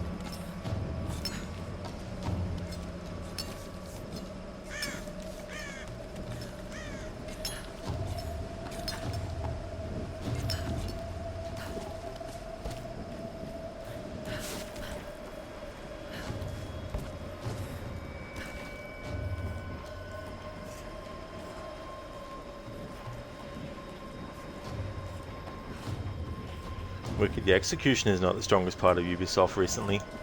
Yeah, like, you can look at something and say, that's a great thing. Let's just copy it and then put it in this other thing and it'll work straight away, right? And while that can happen, it also depends on how it's actually done.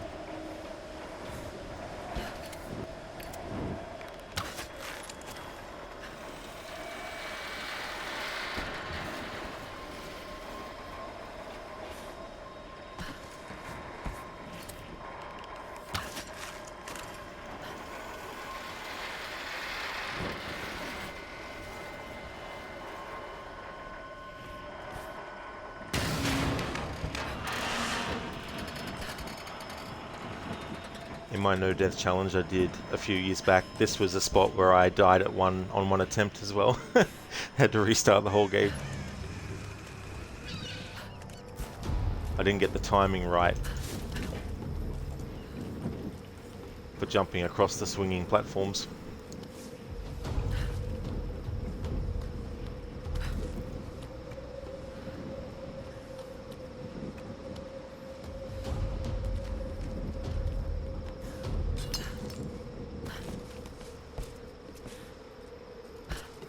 What the hell are we doing here?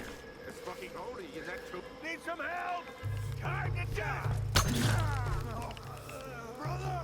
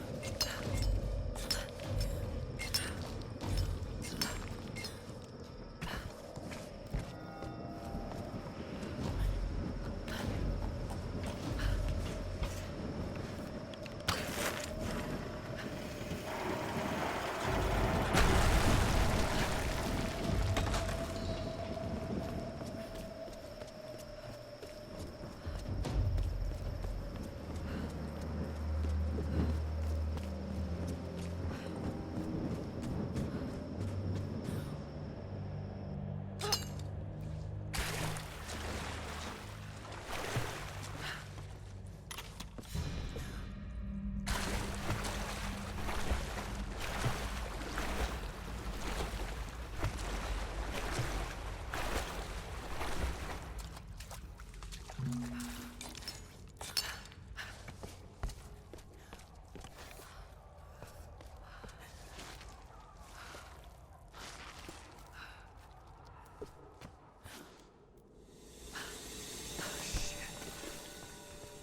at all those bodies. Keep it down. The Oni are here. Yeah. You want them to find out? You hear something? Damn it! Need help here!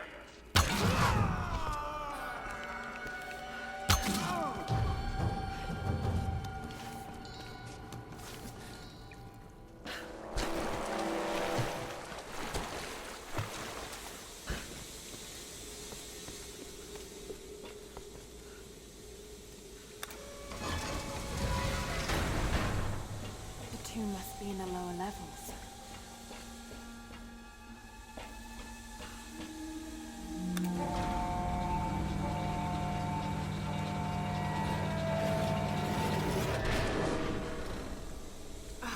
The elevator is jammed.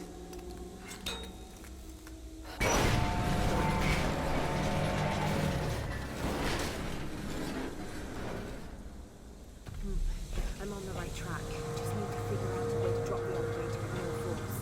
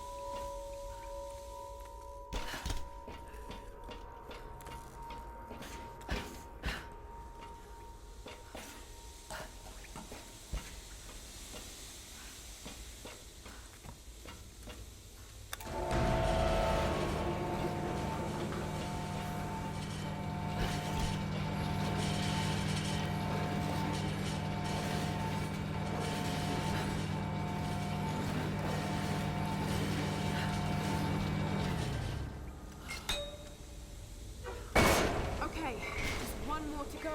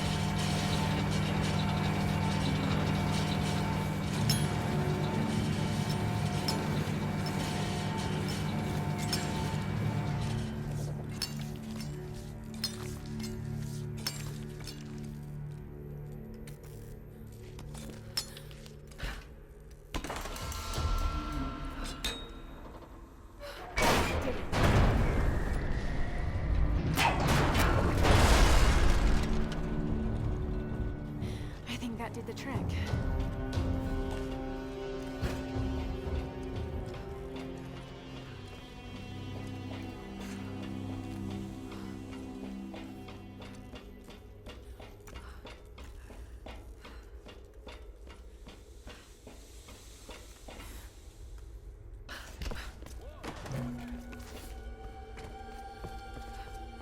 Hello? Hey, anyone there?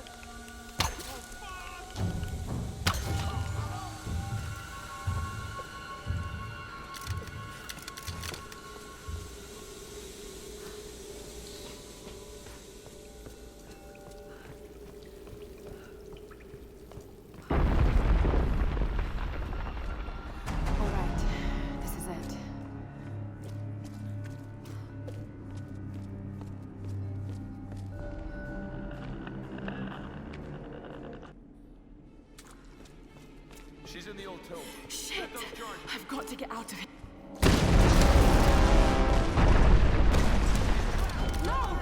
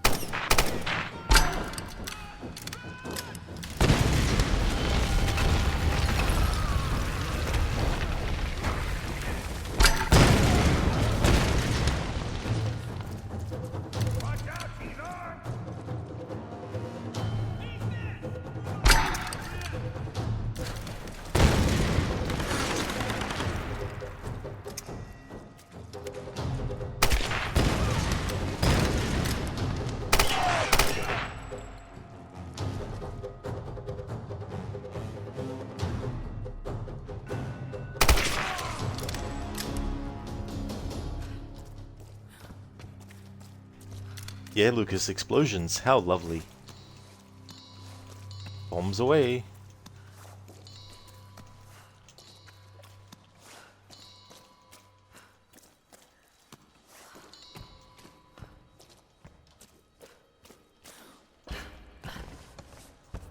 Alright, so we're almost back to where we have Reyes and all them. And then after that, we're pretty much in the last part of the game.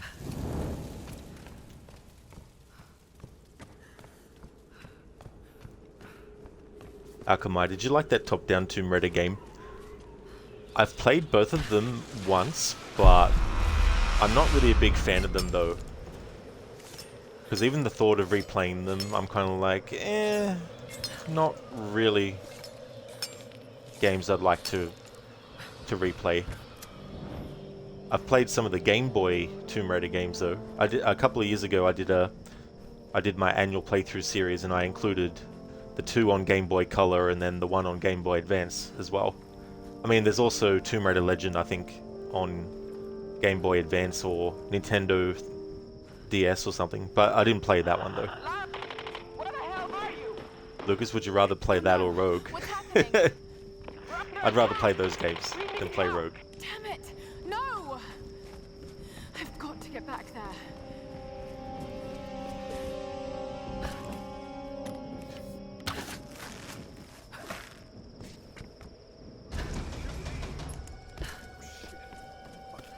If I still have a little bit of time left before I have to end the stream, after finishing the game, I might actually play those videos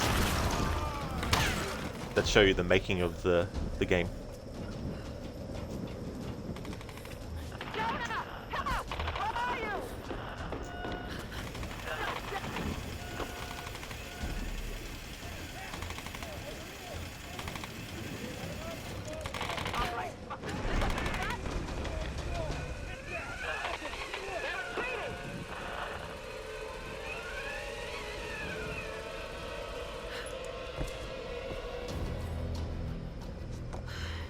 Reyes.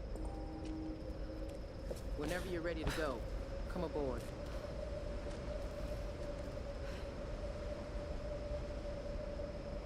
Lara, what do you expect to find in there? Do you really want to know? No, but you should tell me anyway. There's the soul of an ancient Sun Queen trapped in a dead body.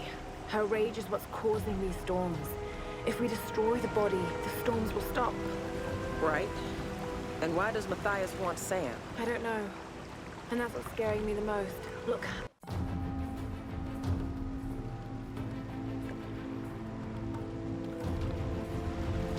when I do my annual playthrough of this later on the channel in the year, I definitely won't be skipping cutscenes for that playthrough.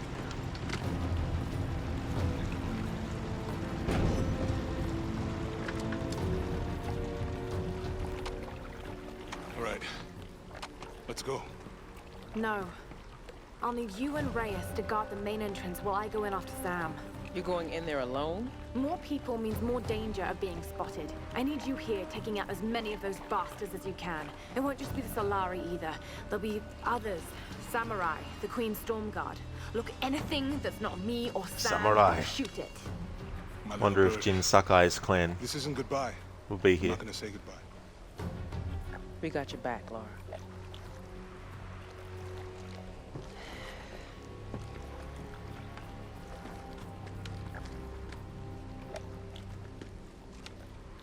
I love how it looks like Jonah is sniffing his hand after touching Lara, and that look he gives makes it look like the smell is bad, and he's like, phew.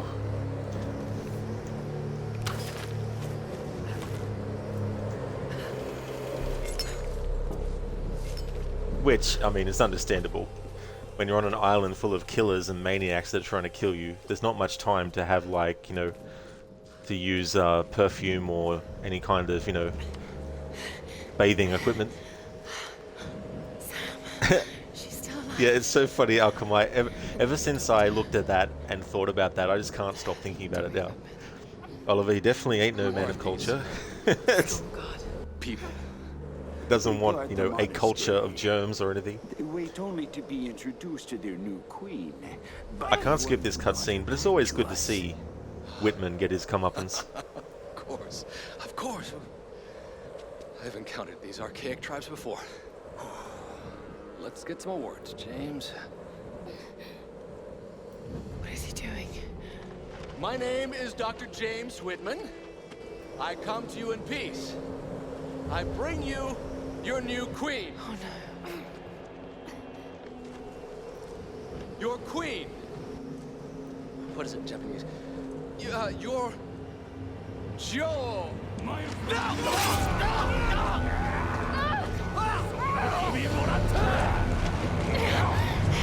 Good one, Whitman.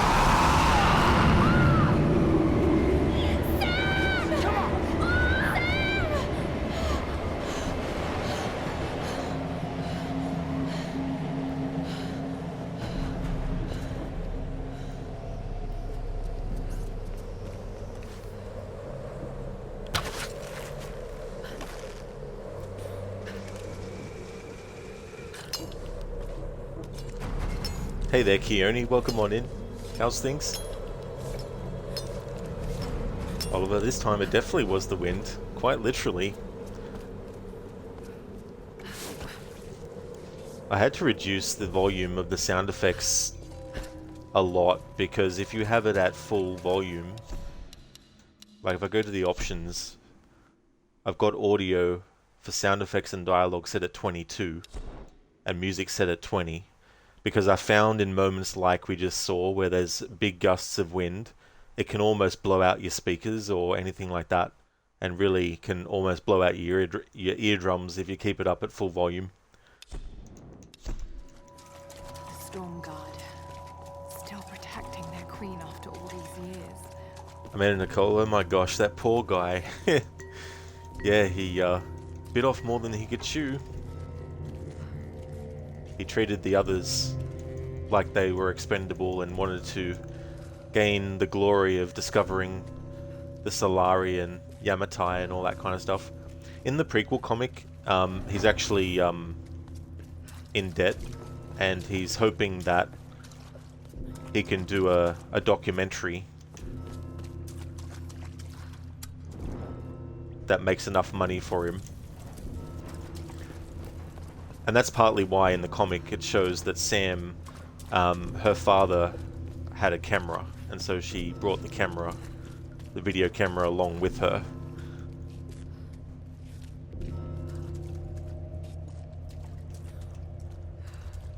And then Whitman was like, I could get rich if I survive and come back as the only survivor.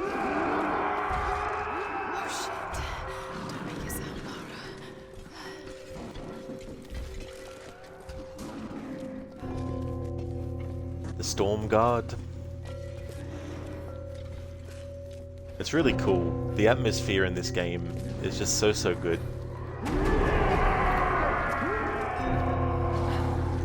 Plus how ancient this whole area feels. Especially with the bell being struck as well.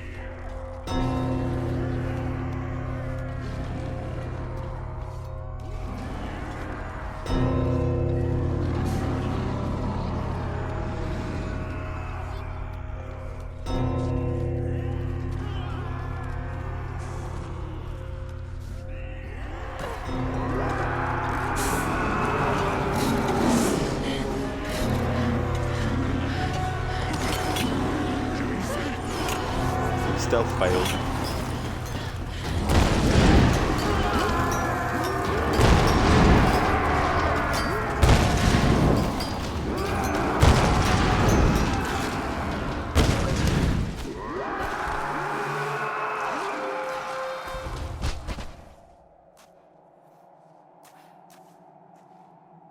Oliver, this is the only Tomb Raider you've played, by the way. Oh yeah, what did you think of it, Oliver?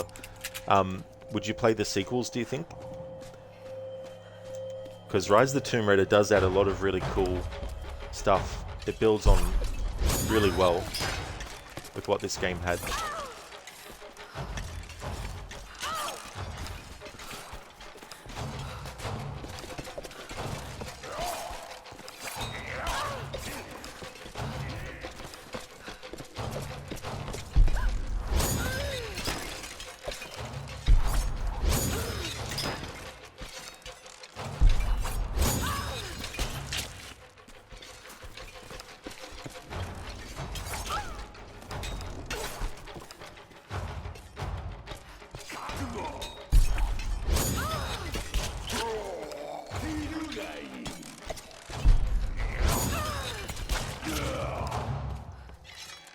Oliver, you loved it? After all this time. You got the entire trilogy for free off of Epic Games. You loved it. It's certainly very atmospheric and thrilling. That's cool that you got it for free. Yeah, definitely worth playing the sequels to see what you think about them. If you like stealth as well, they really did a great job of adding a whole lot of other stealth moves that you could do. Especially in Shadow of the Tomb Raider.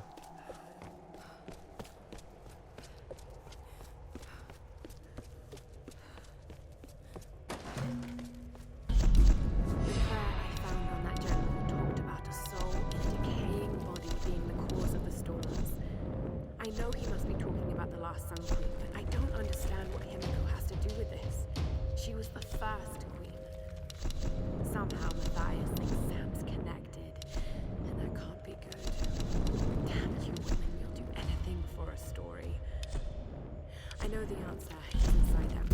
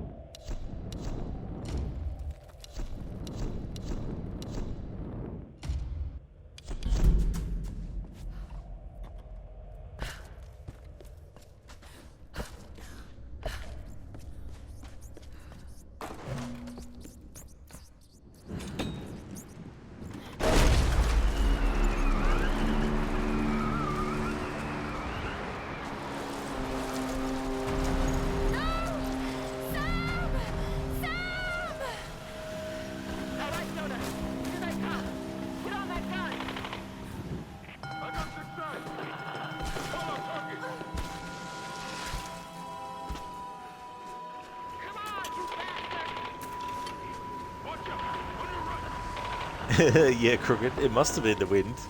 Quite literally, too. It just blows me away how accurate that is. Hey there, Senny. Good day to you as well, dude. How's things going?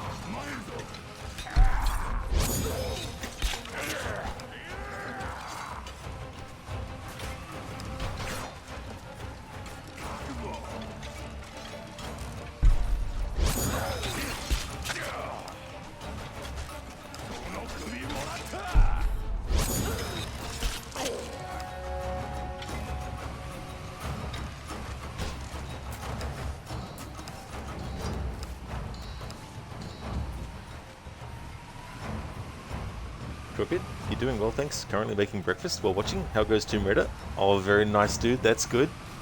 That's really good. I hope that you enjoy your breakfast as well. Tomb Raider's going really good. I felt like streaming something today, and I thought, what can I do that's short? And then I thought, well, I don't really have any game in mind that is short by naturally playing it, you know, watching all the cutscenes. So I thought, how about I play this game and skip the cutscenes and basically just do a quote-unquote quick play. So doing really well. We're almost finished the game, actually.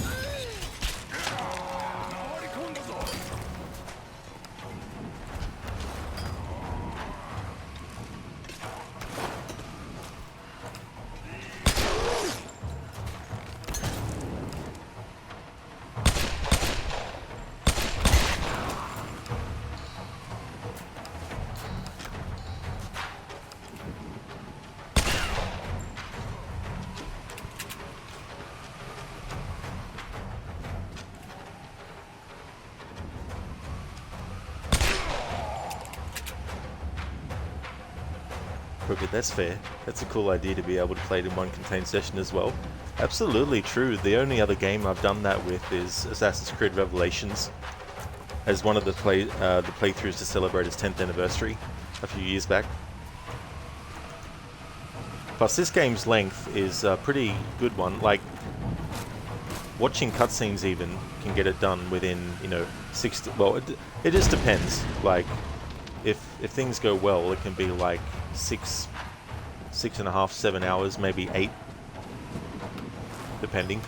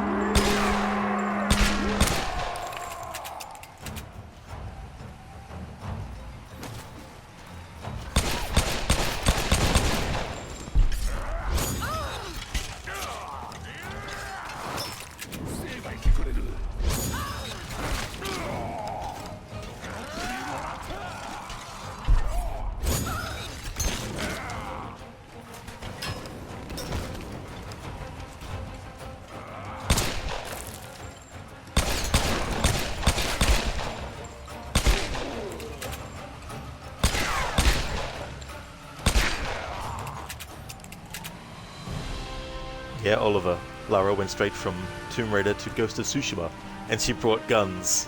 Absolutely.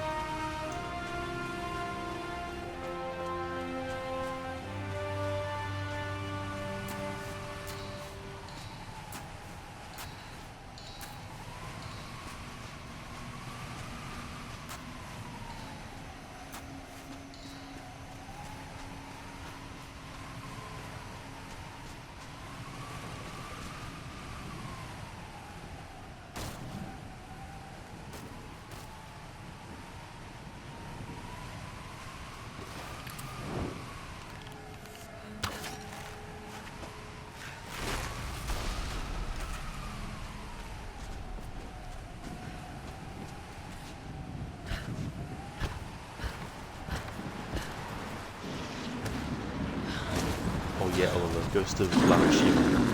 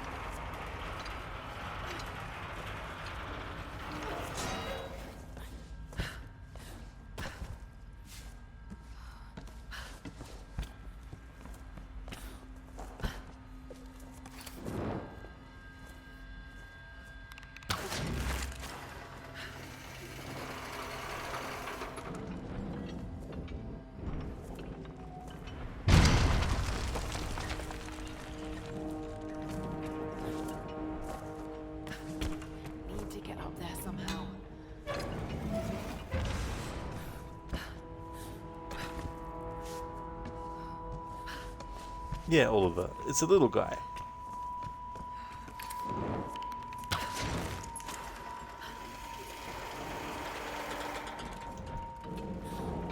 I can make this jump.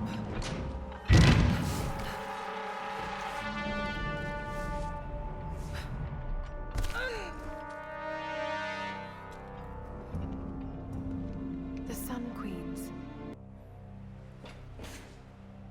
Sam, a vessel for the Queen's soul. I've got to stop this madness.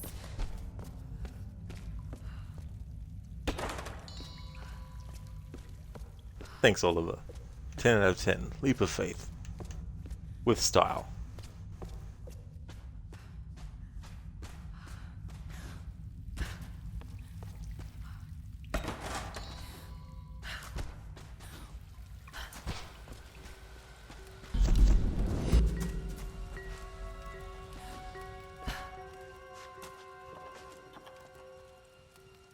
This child.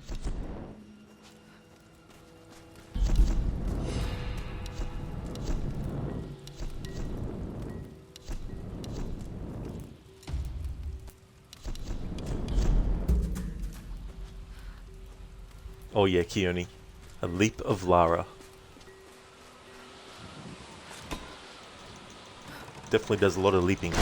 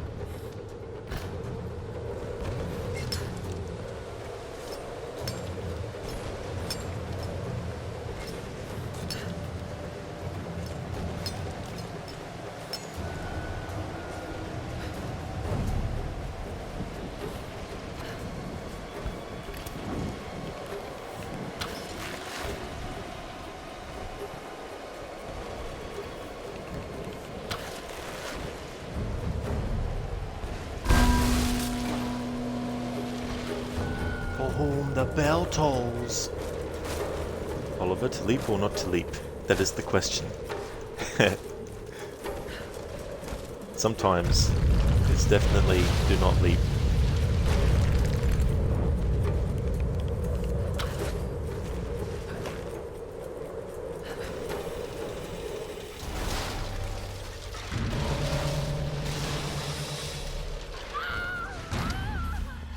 Speaking of,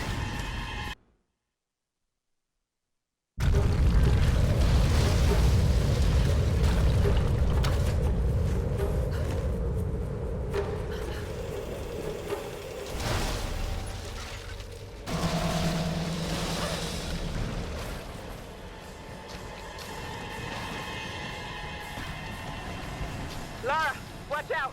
Those bastards are heading your way. We did everything we could to slow them down. hey there, Hipsuit. You see, this is the game with 4 polygons, or is this the 8 polygon Tomb Raider? Definitely way more than 8 polygons, that's for sure. How's things, Hipsuit? Welcome on in.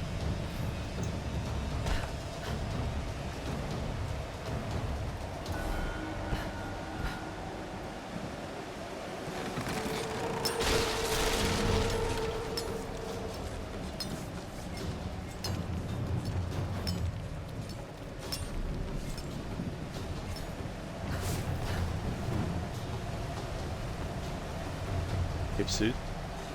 Things are pretty okay. Having the usual lunch over here. Oh, nice. That's good. I hope you enjoy your lunch as well.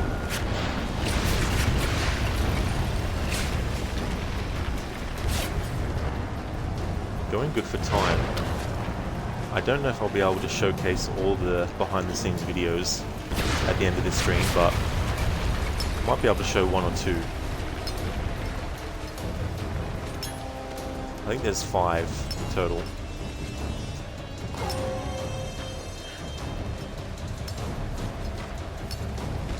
I mean, I could also come back after my break to stream the rest of the behind-the-scenes videos too, if people were interested.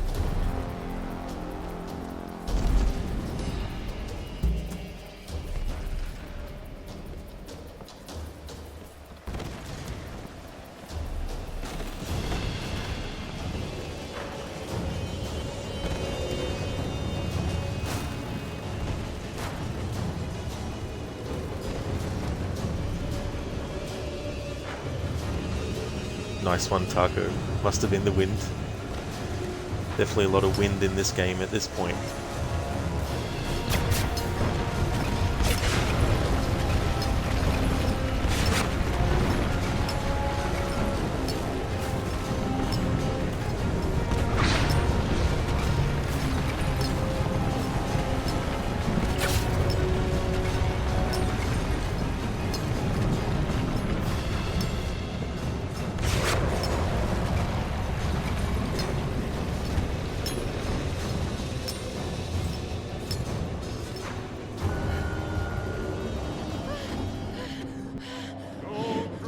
Hipsuit, I can't hear you.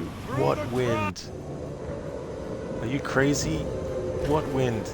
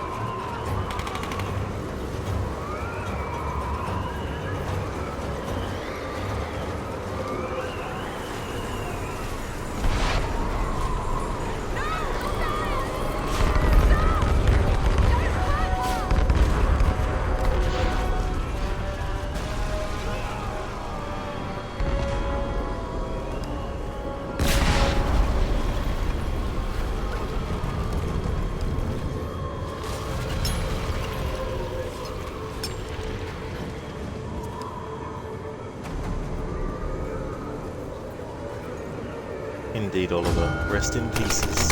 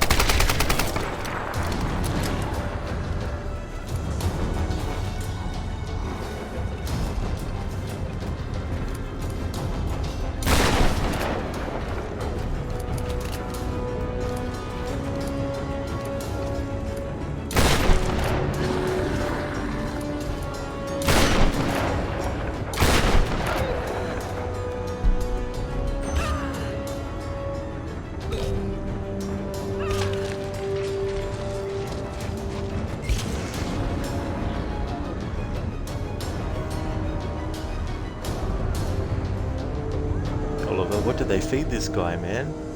They fed him an entire island's worth, or, sorry, an entire ocean's worth of sea life.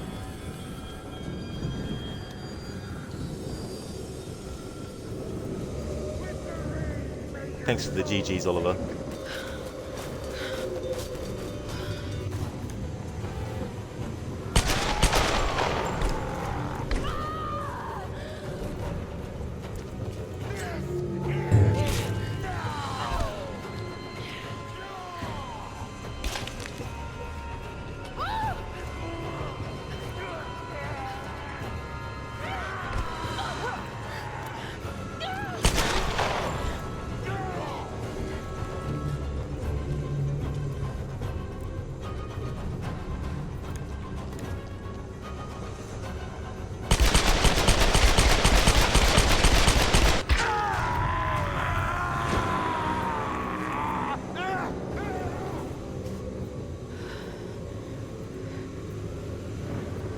It's a shame that's the only time we get to use the dual pistols in this trilogy.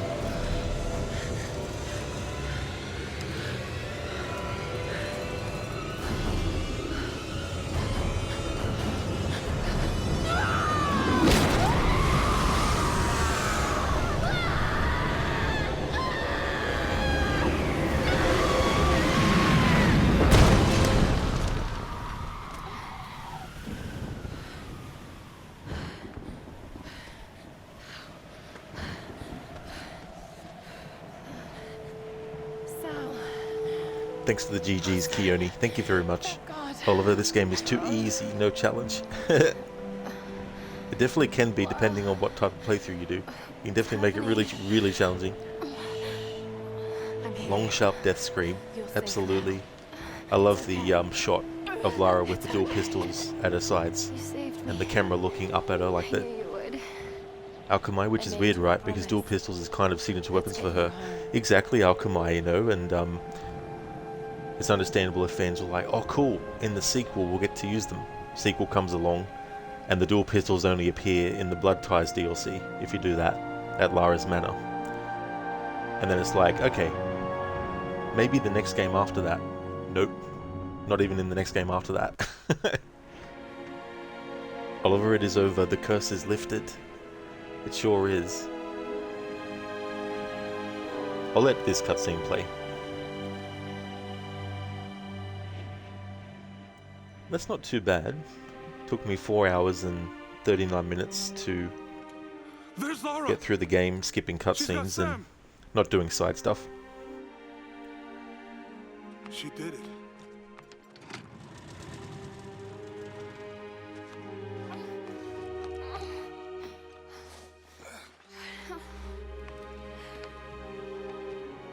I think she's going to be okay. What happened up there? It's over. We can go now. All right, let's get the hell out of here.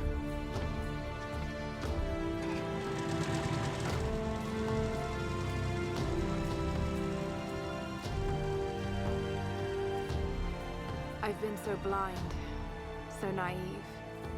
For years, I resented my father, doubted him like the rest. But he was right about so much. I just wish I could tell him that now. There are so many mysteries that I once dismissed as mere stories, but the line between our myths and truth is fragile and blurry. I need to find answers. I must understand. Go to Google, Lara. Simple. You'll find answers there. Akamai, he's like, there's that smell again. Come on, Lara. Surely you found some time to, you know, have a bath or something and use some aromatic stuff.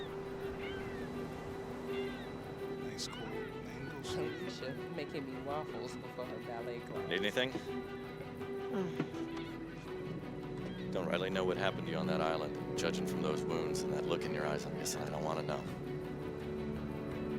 Anyway, we'll be home soon.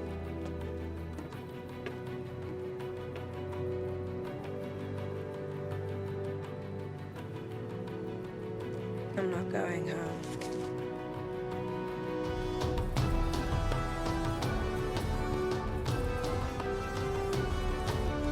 What I might do before we start to watch some of the behind the scenes stuff, I might actually fast travel back to Shantytown and just show the funny dialogue that you can get from some of the enemies that are in that location.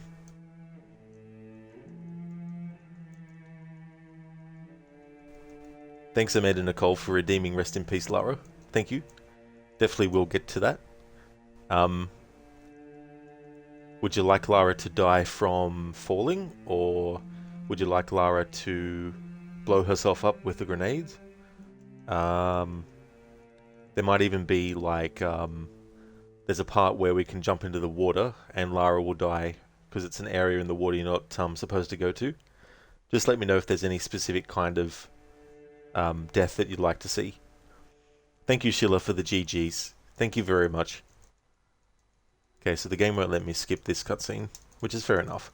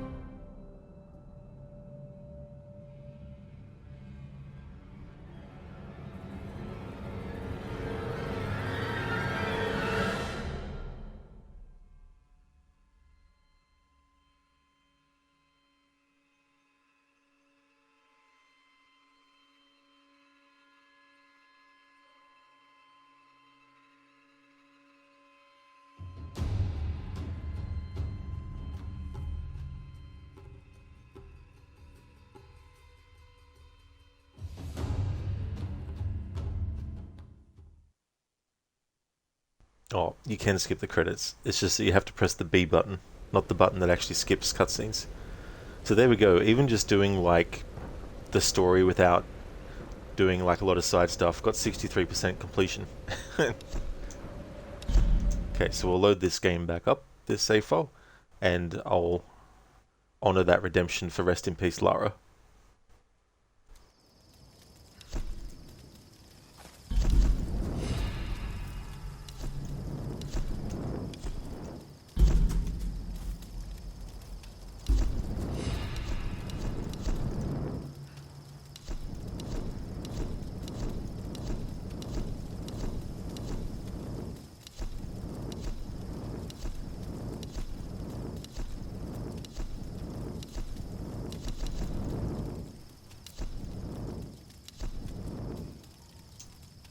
Might go to Survivor Camp.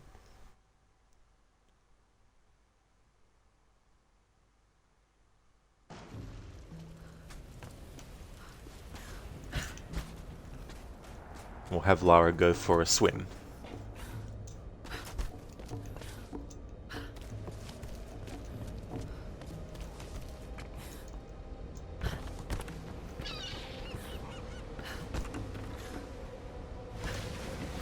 Yeah, Alchemy. Yeah. I don't know if I'll be able to show all of them in this stream.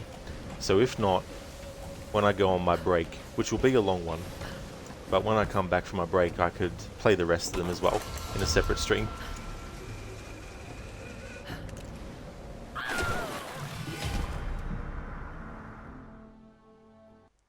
There we go, Amanda Nicole. Thank you for redeeming the rest in peace, Lara. Something I want to show is at the shanty town there's a funny conversation that you can hear some enemies having with each other.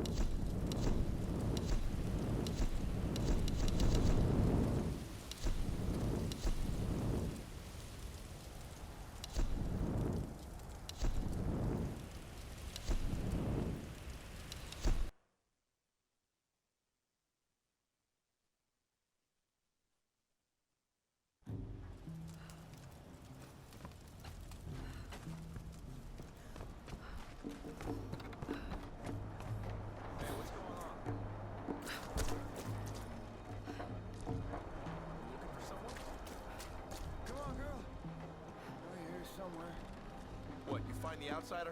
What? What are you talking about? You just said girl. Is she here somewhere? Ah, man, not the outsider.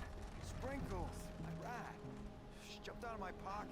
You fucking kidding me? Hey, come on, help me find her.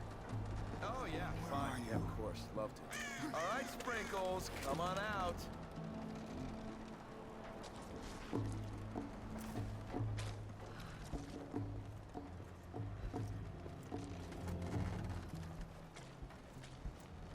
Come on, girl. I know you're here somewhere.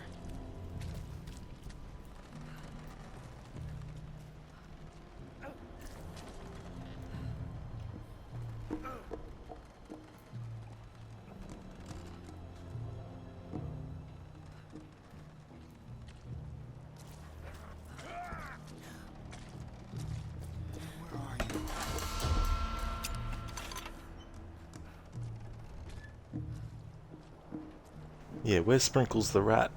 Come on, we've got to find him. Or find her, I mean.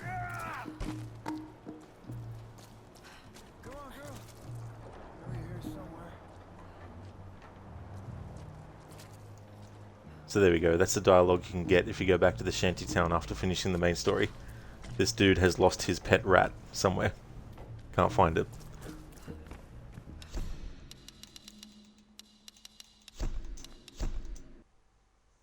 For those who just wanted to watch the gameplay, thank you so very much for watching. I really appreciate it. The next scheduled stream that you'll see from me will be my Wednesday stream, and I'll be getting back to Assassin's Creed 2. We're going to watch some of the behind the scenes videos. I don't remember how long each one goes for. And we've got 1, 2, 3, 4, 5, 6. So there's 6 episodes. I'll probably get to watch 1 or 2, and then we'll just see how I'm tracking for time there. So this is the final hours, and it covers different aspects of making this game.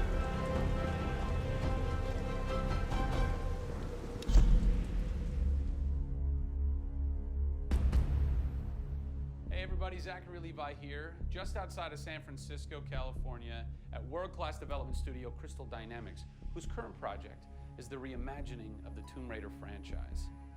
From now until the game launches, we're going to be hopping around the globe, bringing you exclusive first looks at some of the key ingredients that are shaping and creating this world. First stop, Digital Domain, Los Angeles, California, to meet one of the most crucial pieces of the Tomb Raider puzzle, Lara Croft herself. I'm Zachary Levi, and these are the final hours of Tomb Raider.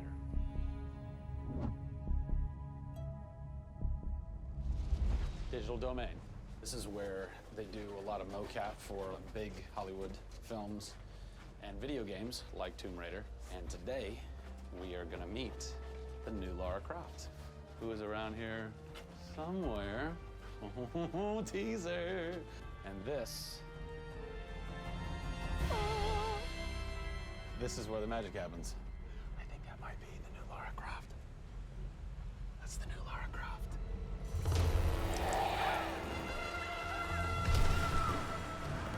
Since 1996, many actors have played the part of Lara Croft, but for the reboot of this franchise, the team conducted an exhaustive international search for someone who could bring a whole new level of emotion to a character who's become so familiar.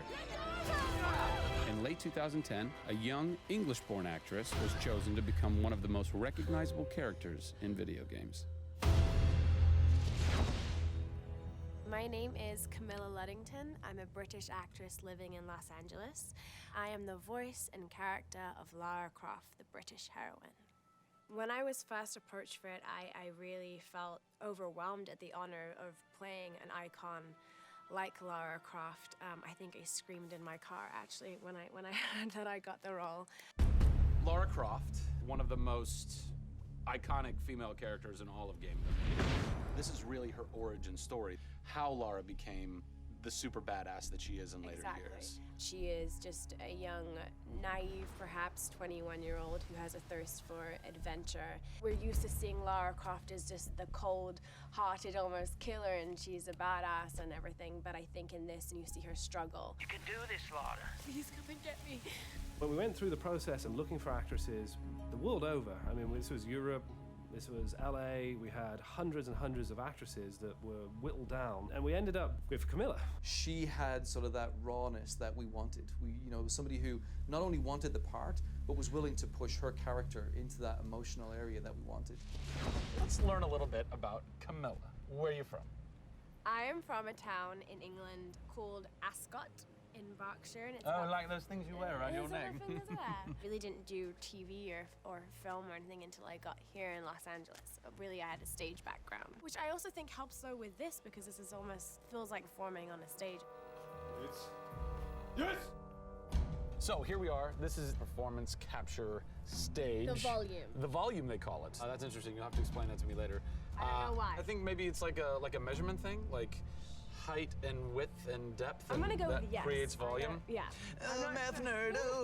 And you also do get nifty props. Yes, and what's a fun fact about this? Careful. Oh, You can hit somebody. Jeez. Wow. Is that they'll put Velcro on this, and they'll be like, okay, you're gonna have a gun and another gun, and they'll just stick to you. How much Velcro does a bazooka need to stay on tightly?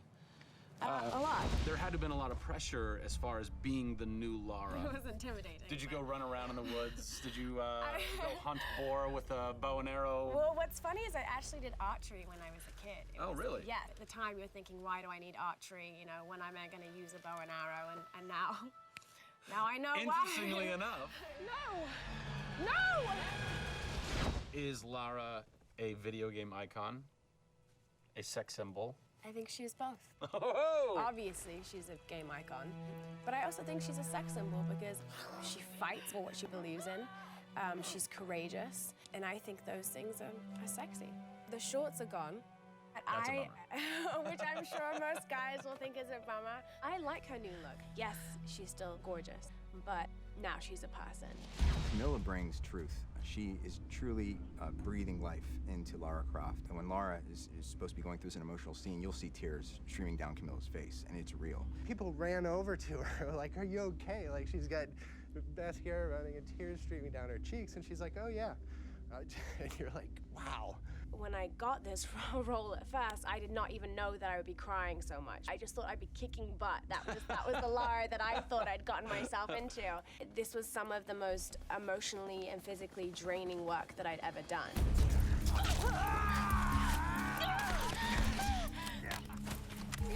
This is the very first time I get to see this. Oh, God. I had to do it. I had to do it. So the fans have now seen Lara's first kill. What was that moment for you like? Intense, for sure. Probably one of the hardest things to film. She has to fight for her life. It's fascinating how she reacts to that. You know, she doesn't just walk away from that first kill. It really gets to her, and you see her become Lara Croft. Camilla Luddington is our new Lara Croft. Strong, spunky, gorgeous, brave. How did she get so brave? Excellent question. We're going to cover that in our next installment when we sit down with the writers who crafted the origin story of Lara Croft. Don't miss it. Of Lara Croft.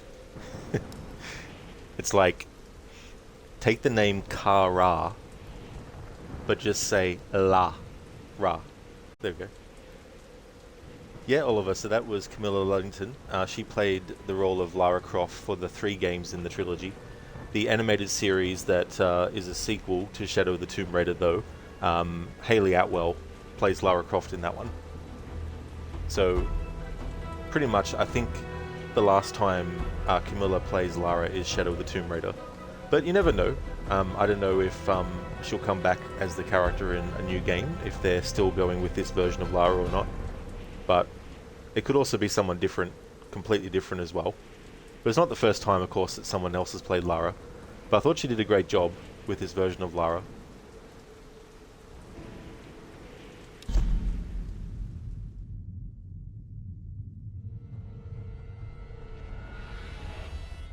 Hey everybody, Zachary Levi here in downtown San Diego at Comic-Con, more specifically at Nerd HQ, which is the epicenter of all things Tomb Raider. The anticipation is building as the team from Crystal Dynamics continues to say that this could be the game of their careers. Today we're going to dig a little bit deeper into the story with some of the key writers and designers who are brave enough to tackle the origin stories of Lara Croft. These are the final hours of Tomb Raider.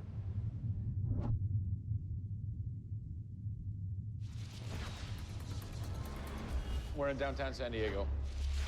We're at Nerd HQ. Fans, the public, will get to play the game for the first time ever. Are you nervous? This is the most nervous time of the entire game. This is huge for us. This is the first time we're giving anybody the opportunity to put their hands on the game. It's not finished yet. It's hard to send it out into the world like that. It's a little young, it's a little fresh. When you put it in the public's hands, you're getting a very raw, unfiltered, like, hey, this is what we love and this is what we don't. You'll start to read about it now. You'll start to see it online. You'll start to get people's perspectives.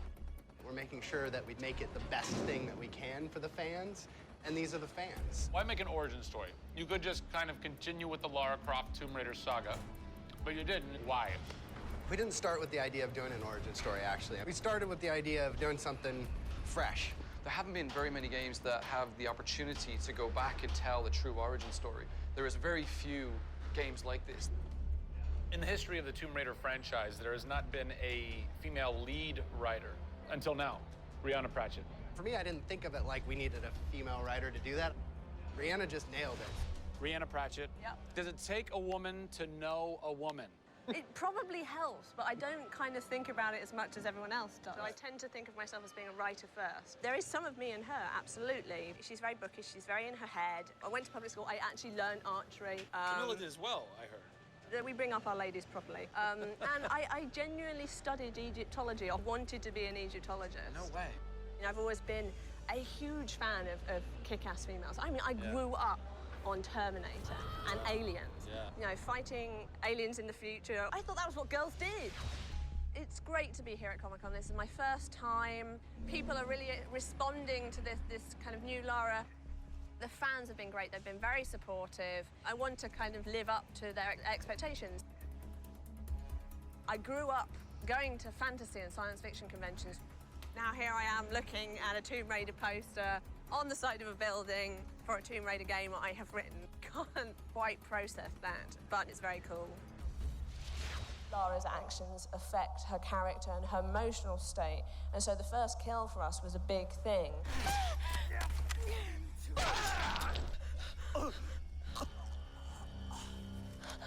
It's not comfortable to watch, and it shouldn't be.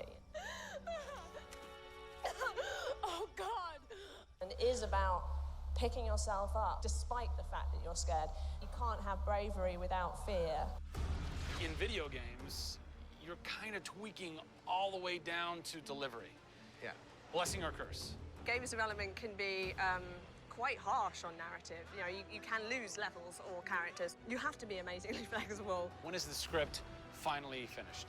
You get insight when you see it through your audience's eyes. So once the story gets to a point where we can start sharing with people, where we can start putting it on the screen, then we start to understand, are people getting from it what we want them to get from it? The feedback is that it's really fulfilling our primary goals of delivering a story that introduces people to Lara Croft, but also just takes them on an amazing adventure.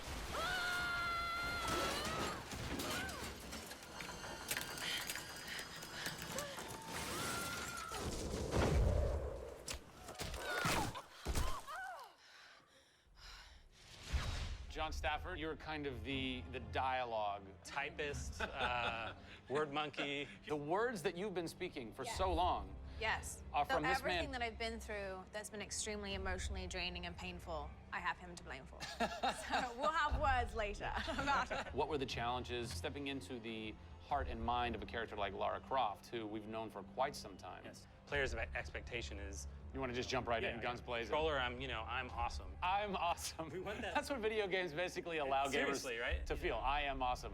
Challenge for me is to show her vulnerable. We're shipwrecked on an island inside the Dragon's Triangle. Still have a very playable game, but also show real emotional character. It's very difficult to do that in game. Please come and get me. You can do this, Lara. When you have really extreme circumstances, you have really extreme emotions. What the hell? It's all about her survival. She's basically willing to do whatever it takes. And there's people trying to kill you. Things are really extreme. Listen, I'm gonna get you out of there. I promise. I promise. I didn't want any lines to sound gamey. There was a good collaboration of making sure that really that didn't happen. That's very difficult writing. How do you write a line that isn't just like, I should go there? Yeah. That's... I bet there's something hidden in that crate. I want you to love this game in a way that really feels like the first time you played it, but do it in a way that people have never seen before. For me, it's crazy not to look at this as an opportunity to really start that dialogue. This is a game of our careers. This truly is the first time to sort of say, okay, this is it.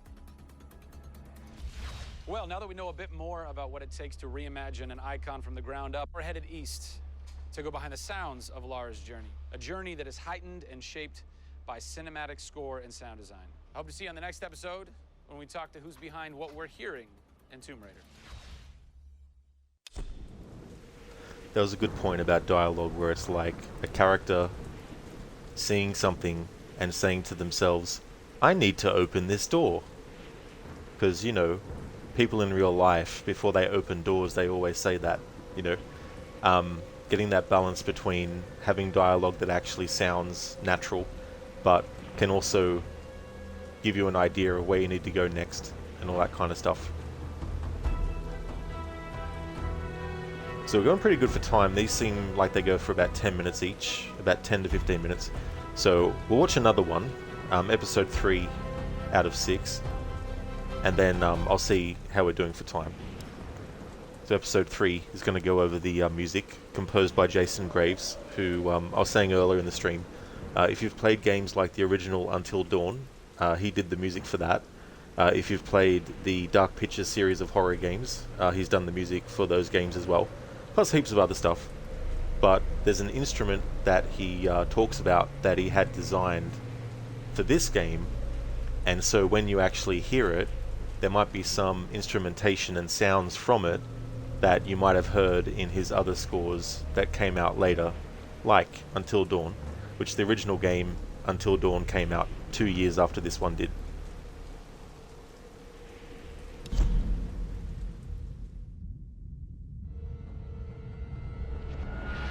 Hey everybody, Zachary Levi here in the heart of London's famous West End. Behind me is BAFTA, the British Academy for Film and Television Arts. Why are we here? Excellent question. For starters, Tomb Raider, the series, has garnered a lot of love and accolade from BAFTA over the years. Some of the key players on Crystal's dev team are BAFTA LA members. And to top it all off, legendary video game composer Jason Graves is a BAFTA winner. We're going to catch up with him in just a bit, but first, a little trip to Raleigh, North Carolina, where we go behind the scenes at Jason's recording studio. These are the final hours of Tomb Raider.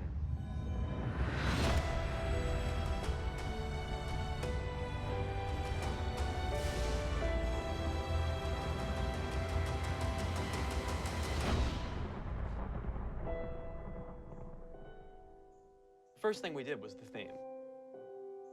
There have been many composers in the games or the films, but they've always used the original theme. They said, we want to start with a clean slate, a new theme. I did it on piano, very simple. I was really scared just to send it because I'm like, I don't know, I think this really works, I think I like it. We ended up taking that exact theme. The first demo I sent was on the first trailer. That exact same arrangement.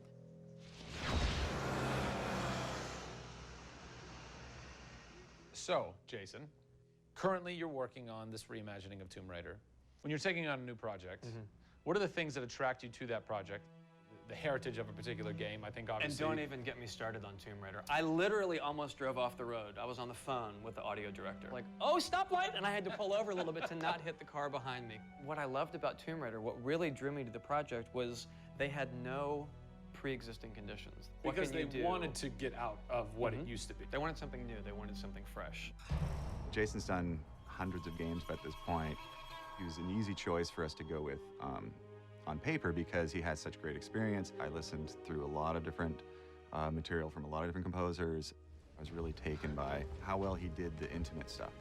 The textures and the real, intimate and vulnerable bits that we needed to highlight in the game were a great match for us. What is square one for you when you start wrapping your head around it going, this is where I feel like this world is going to exist? Main theme, call me old-fashioned.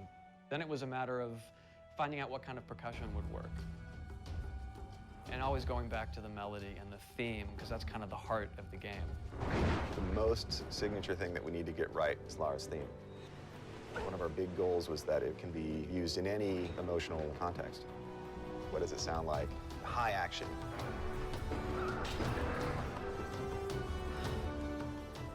What does it sound like when she's in pain?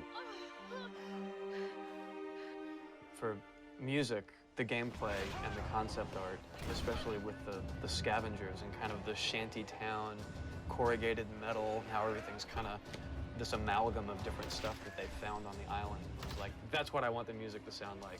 The bad guys are playing the music now. Alex said something like, it'd be really cool to have something, chains on a metal board or like you're banging a metal fence. 2 weeks later, Jason calls me up and he's like, so, this guy who's like the sculptor who lives right around the corner from me, I was talking to him about the idea of creating an instrument. And I'm like, that sounds completely insane. We have to do that. Tackling the score to one of the most iconic franchises in the world brought a unique challenge.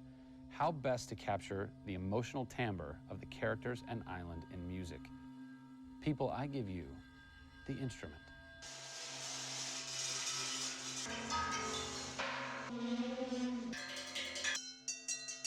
The instrument, I was gonna let Matt determine the aesthetics. I was really only concerned about the sound that the sculpture was gonna make. Matt built this, which looks pretty much exactly like Laura's original homemade bow in the game. There's different timbres based on different materials, metal, glass. It's a direct line from the plot, the characters, the story, the environment, straight to the sculpture. We always wanted the island to have that character in itself. Creating an instrument gave it this unique identity. It's got a voice. Yeah. The very beginning of the game is nothing but the instrument.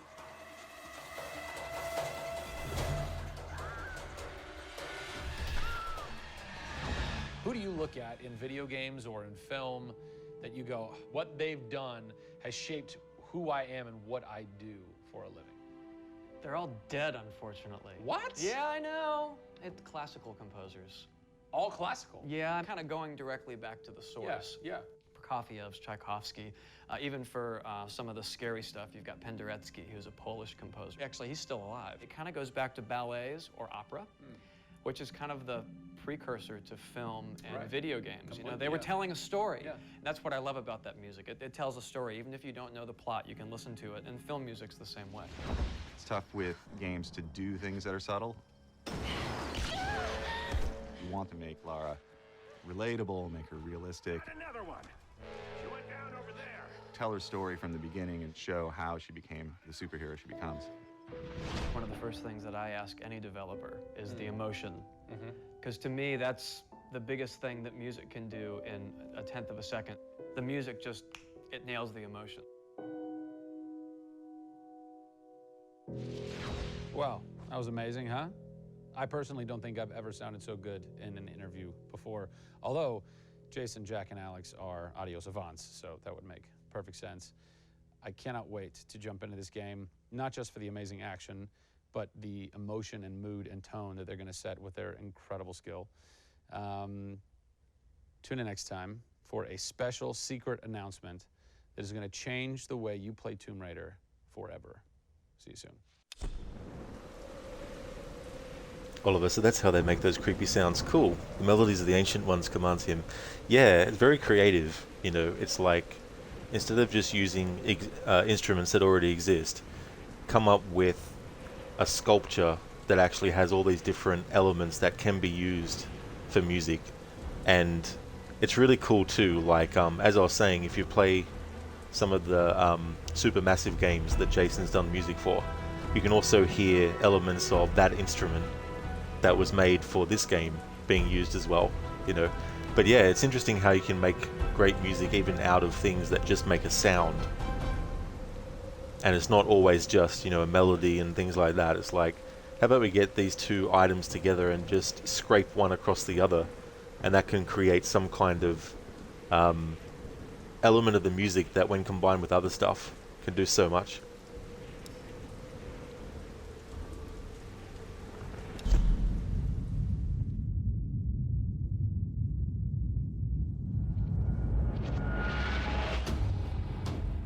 Hey everybody, Zachary Levi here. Over the last few months, we've brought you exclusive behind-the-scenes looks at the final hours of development of Tomb Raider.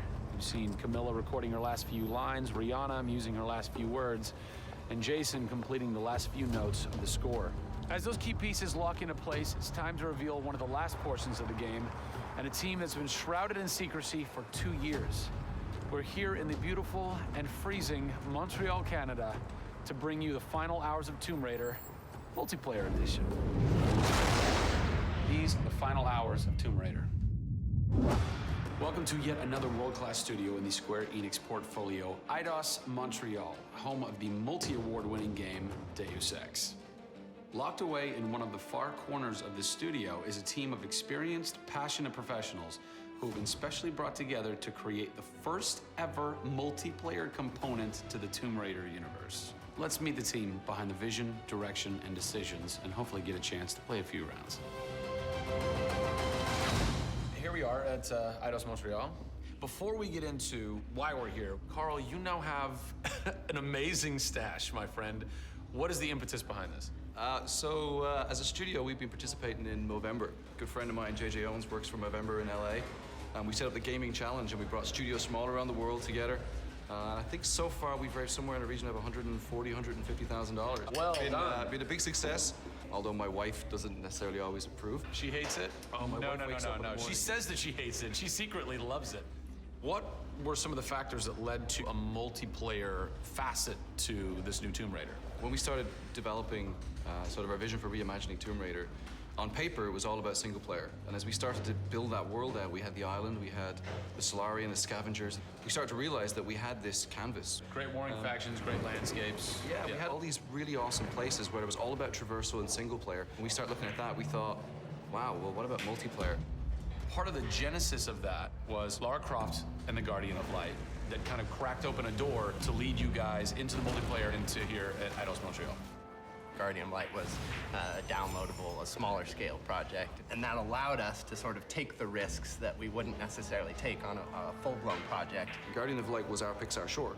It's the idea that whilst you're building your big project, you're always thinking about that next thing, but also allowed us to be able to start understanding co-oping and networking. It was a game that actually brought Tomb Raider fans together for one of the very first times. You hear them in their ear and they were having fun. And as a result of that, that led to us thinking about multiplayer.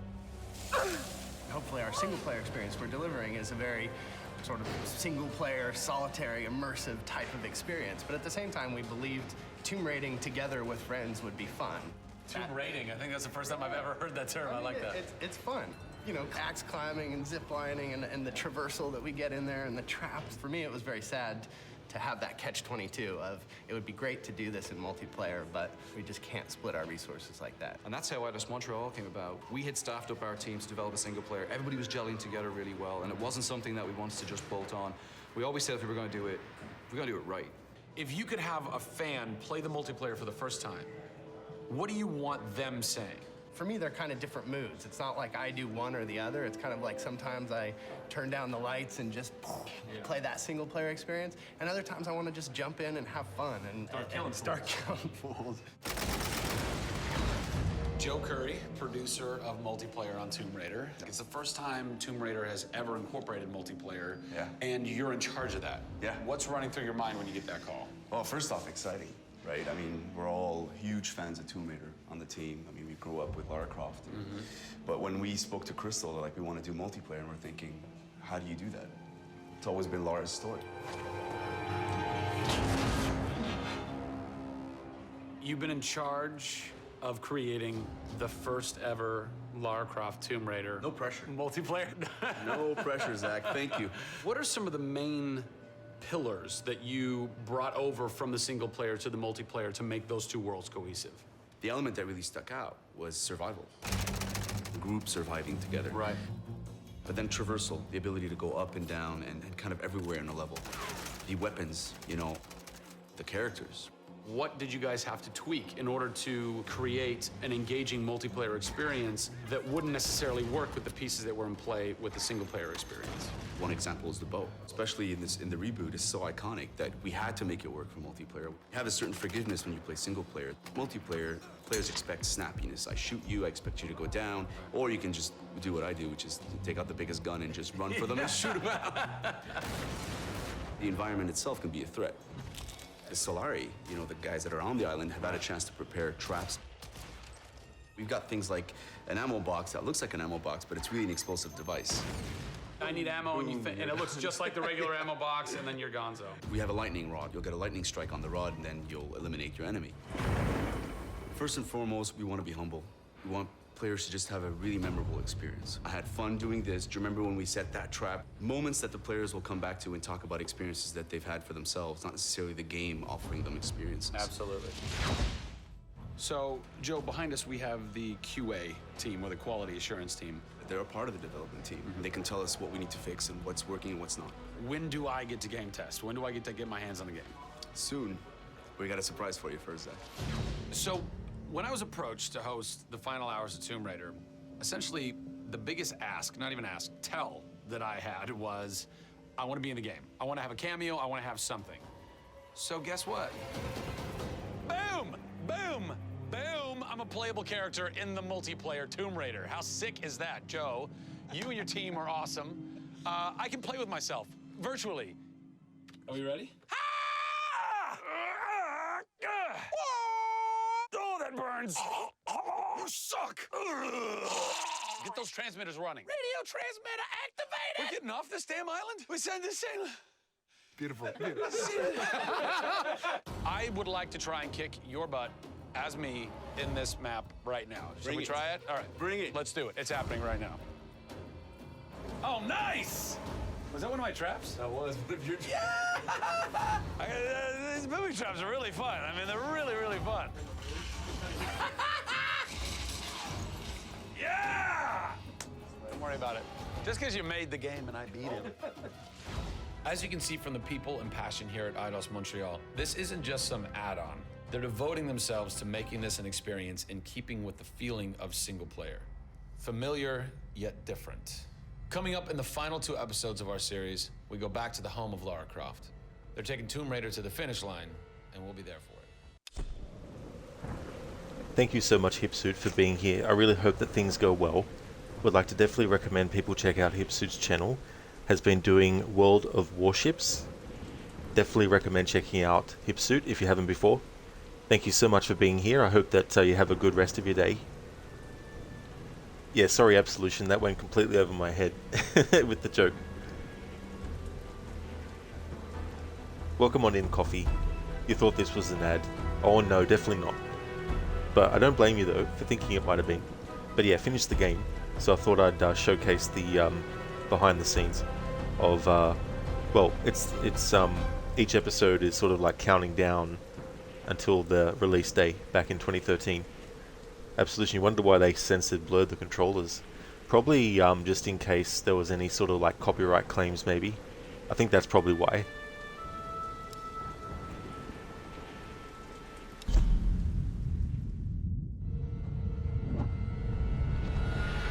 Hey everybody, Zachary Levi here, again for the final time, back full circle in Redwood City. Behind me, inside, critics and fans alike are getting some hands-on experience, an hour's worth of gameplay of pre-release code. Simultaneously, the studio dev team is hard at work, crunching, optimizing, and polishing all the last little bits of code for what we will all come to know and love as the new Tomb Raider. It's a culmination of everything, and the clock is ticking.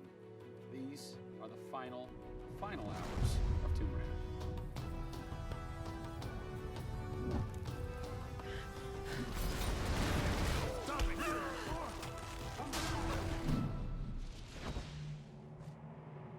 Tonight we have a large audience coming in. We decided that rather than going to one of our partners and just doing a live stream, we decided you come to us. Yeah. We have a big area in the studio and let's open it up. Have you ever done anything like this before? No, we've never done it because right now we've got black curtains up around a specific area of the studio, which is our next big thing.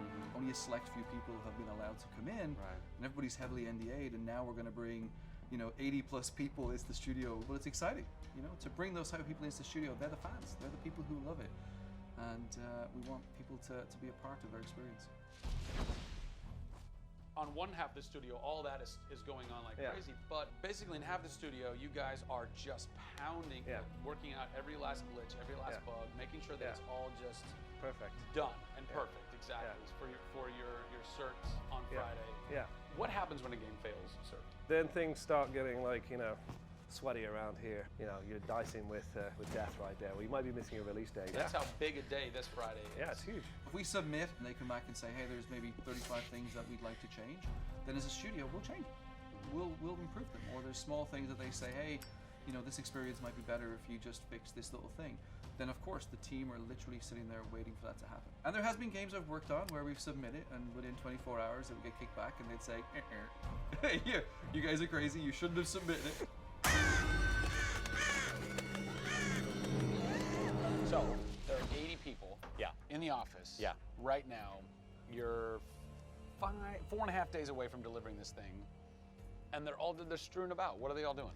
So we have guys working out of very prioritized hit lists, right? So we say, okay, this is the most egregious thing that we've noticed lately. We'd like for you to focus in on it. What are you guys debugging here?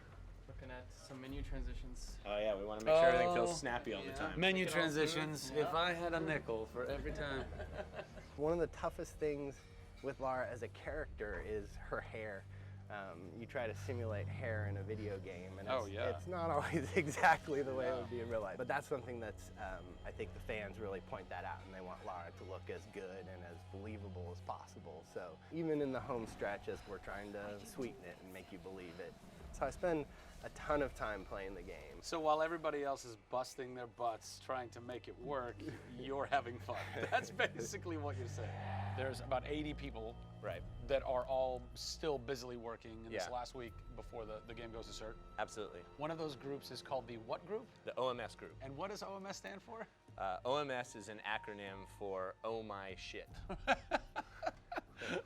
And what does that mean exactly? When you're into the high octane moment, the only response that we were challenging the team that it could come back with was, I would exclaim, oh my shit, that's awesome, right? Like, I couldn't even cuss properly. It could have been the OMHG, the oh my holy God team. Yeah. But oh my shit, oh my I think shit, it is resonated. So many companies focus on the explosions.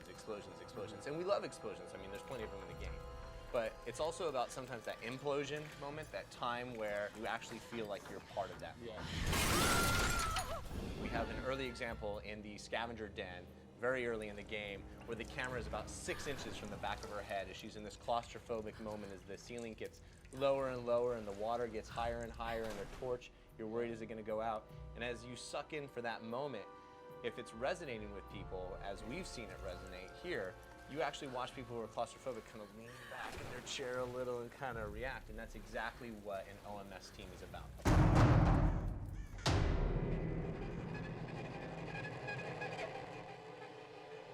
You feel confident that in 4 days, in 4.5 days, this thing is like ready to ship and ready to rock and gonna blow people's minds? How about we look at that? I got a board that'll tell us. Oh yeah, where's your board? Right over here. I'm a stats guy, right? Okay. Like, it's got to be like the McNamara version of reality, right?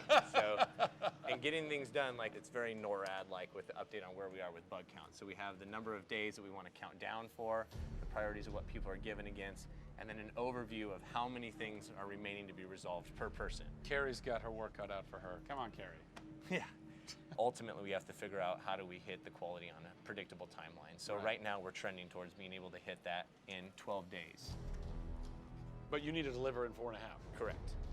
So what does that mean? I need to go right now. Where's your head out right now, knowing that in 4 days, Yeah. it's got to be completely done? I'm super critical of what we do. You know, you tend to be perfectionists. I'm absolutely that way. It's more like, this is leaving now. Yeah. You're done working on it because time's up. Yeah. And you're like, but there could be one more thing I could do. It's a weird feeling because it's been part of our lives for a very long time. How long have you been on it? Definitely 4 years. Yeah, like 4 years. Yeah, 4 years. That's insane. I know. I was young. Yeah. Fresh face. I was young then. Yes. No bags, no I had grey a hair. soul. Yeah. It's been a roller coaster ride, and during that time, we've been around the world, we've gone to shows, we've shown press, we've given hands-on, we've had community events, we've been in San Diego with you at Nerd Machine. We've seen people excited to see this and play this game, and it's been awesome. It's not just about Lara's arc; it's about the arc of people who've come in to the roles. You know, we've had people come in as animators and move up to the highest levels in their profession along these 4 years. So people have grown in these roles. Families have expanded, kids have been born, but we're coming to a point now where we're, you know, probably 70, 80 plus days away from launch, and this phase has come to an end. You know, Yeah. it's been awesome. With less than a week to go before console certification, the last few bugs to squash, and a general lack of sleep all around, this production is definitely going to go down to the wire. Will they make it? Join us next time on the final hours of Tomb Raider to find out. Nah, sorry, they didn't make it. The game never made the release date. This is all just a worldwide hallucinogenic experiment to make people think that for the last 10 or 11 years that this game actually existed, but it doesn't. Oliver, 4 days. Absolutely, like 4, bloody hell. Like 4 days to get something done that is a big scale thing as well. And each person doing the things that they need to do. And you've also got like external factors that can happen too. Like what happens if there was like a massive thunderstorm and it knocked their power out for a day or two? Like, you know. Alchemy spoiler, I know. I can't believe it. Can't believe they would spoil that. Jeez. Oh man, indeed, Absolution. Oh yeah. So we have the final episode, and the timing works out well, because I wasn't sure how long it would take to show these, but this is the final one. So let's jump into it.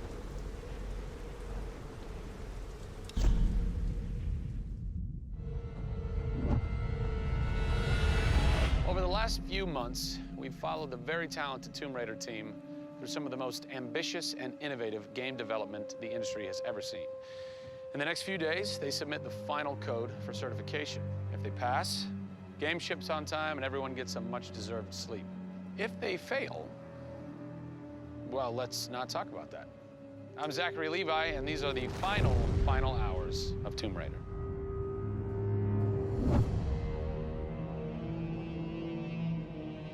We've been around for 20 years at this point. Oh, wow. In this industry, that's crazy. Yeah. 20 years of games, and many times we've almost not made it, right? Through generation transitions, or you've had ups and downs in terms of games being released.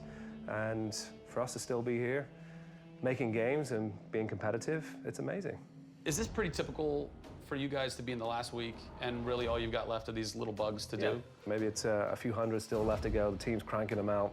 You're play testing it a lot. You're getting QA, quality assurance, to make sure it's clean. Stuff's coming in still, as in like, hey, this crazy thing happened here. And simultaneously, IDOS Montreal is doing what you're doing, just with the multiplayer at the same time, because the multiplayer and the single player are being delivered at the same time. So it's a big on team. Friday. Everybody's got to come together at the same time, at the same moment, and put pencils down and say they're done. Pencils down. Done. See. We're submitting in 4 days. Let me tell you now. We've had to move Brian Horton. He was art director. He moved over to my department in Brand about a month ago. There was a morning that he woke up and they went, "You've created a beautiful world. Now step aside." So my job is I'm working with a very talented team in the brand to make sure our screenshots are good, to make sure we have covers for magazines, posters, to make sure we have posters. Stuff, right. There's a lot of materials, just like in a film. Yeah. Where when a film's done and in the can, you have to sell it to people. You have to let them know what's cool about it. Listen, I'm coming to get you. I'm going to get you out of there. I promise, Sam. What's been great about this over the course of the entire process, with you traveling around with us, is that we've been able to bring you the final hours of each of the pieces. Yeah. We've spent probably the last 6 months watching how the music's come to an end and the voice acting has to be done. So each of our episodes up until now has really shown a side of the final hours of that particular person's role in the game. And now everything's come to a head where we're submitting the game this week. The guys are tirelessly working. The guys have literally, at some cases, slept in the studio. Okay, so launch day, let's say you were at March 5th now. Where are you? What are you doing? I'm probably in bed trying to get 12 hours sleep. Because more than likely I would have been at some midnight opening the night before up till very late celebrating. So I'm probably at this time of the day, I'm probably in bed. I think a lot of us won't even know what to do with ourselves. You get so heads down in something, and it's been a part of our lives for years now. And you sort of get to that point where waking up in the morning, you're thinking about the game, and going to bed at night, you're thinking about the game. I'll try to sneak a little time here over the holidays, but then, wait till the dust settles and we really get this in the hands of the consumers before I can really relax, I think. Even though I played the game so many times, I cannot wait to take the cellophane off that game. Yeah. Pop it in. It's the ritual. retail. Yeah. It's the retail copy. Yeah. And there's something special about that printed disc, putting it into the system, and you're like, this is the same game that I worked on for 3 years plus, and everyone else can have the same experience that I'm going to have right now. Yeah. Of all the taglines, whether they're actual dialogue in the game or marketing lines or whatever, something that would sum up your experience over the last 4 years is A Survivor is Born. Yeah. A Survivor is Born in you, A Survivor is Born in Crystal Dynamics. Yeah. We just wanted to be known as doing top-tier work. There's games I look at and say, I wish I worked on that game. Yeah. Right? Yeah. And I wanted Crystal to be that. And I think that with this one, we're going to do it. Yeah, anybody can make an explosion look beautiful and make a world look phenomenal, but we now move into a period of time where it's about having a connection with something which is much deeper than just saying, I have a controller in my hand and I'm guiding a character around and fighting or solving puzzles. There's a depth in the story that we're trying to tell, which hopefully for us is going to be able to set that structure for the future. Hopefully we've taken the risk and we've been shouting so loud about this that we're actually carving what should be done. Oh, don't do this to me, you northern bastard.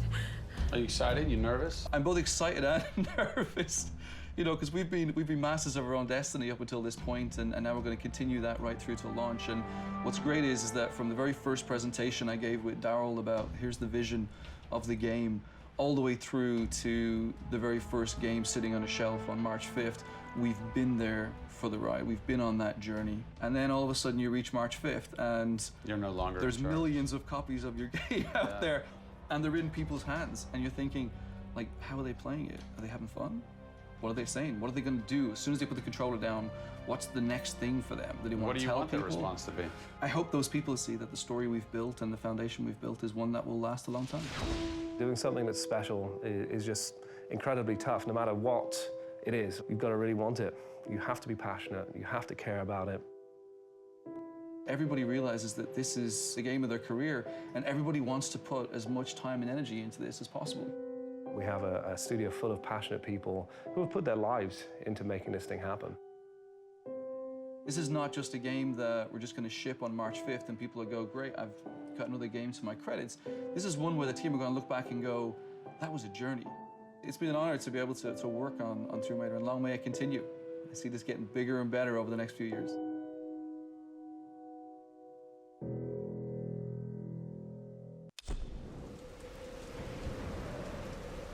Do you think they made it? Do you think the game got delivered? Oliver, what if Queen Himiko going to bring the storm? That's true. Breaks from the confines of the fictional video game universe and interferes with reality. Sort of like Last Action Hero, in a way. Absolution, you're glad that they put this in here? Oh, absolutely. They also have like the Turning Point trailer, the Crossroads trailer, and then they've also got concept art, of course, with characters, environments, also some early concepts and stuff. And then there's also character models that you can have a look at. They also have the comic book, which is like a prequel. Not everything actually matches up with what is in the game, but you get a bit of insight into each character and what they were doing before the events of the game.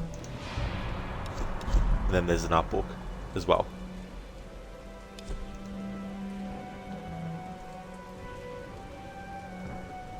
Sheila, pro tip to the devs, don't fail. Easy. They'd be like, too easy. Give us a challenge. Yeah, Absolution, no pressure at all. Just absolutely none. It's good though to see the insight of what goes on as well. And even this is just like a small snippet as well. Like, imagine a daily video log from the first day of developing this game until, well, it was released as well. Yeah, Oliver, big brain mode. Crooked, what a cliffhanger. It really is. Makes you really wonder, did they actually get this game done or not? Absolution, no. Oliver, nah, impossible. A mission impossible, one might say. How come it's funny? They're all talking about sleeping the day after the launch. Management is like, no, day one patch, start on DLC, sequel when? Yeah, you want some sleep? What is this? What is this mad concept you're talking about? Oliver, too, they didn't make a game, they made a masterpiece. I really like this game a lot. It's the one that I played the most out of the trilogy.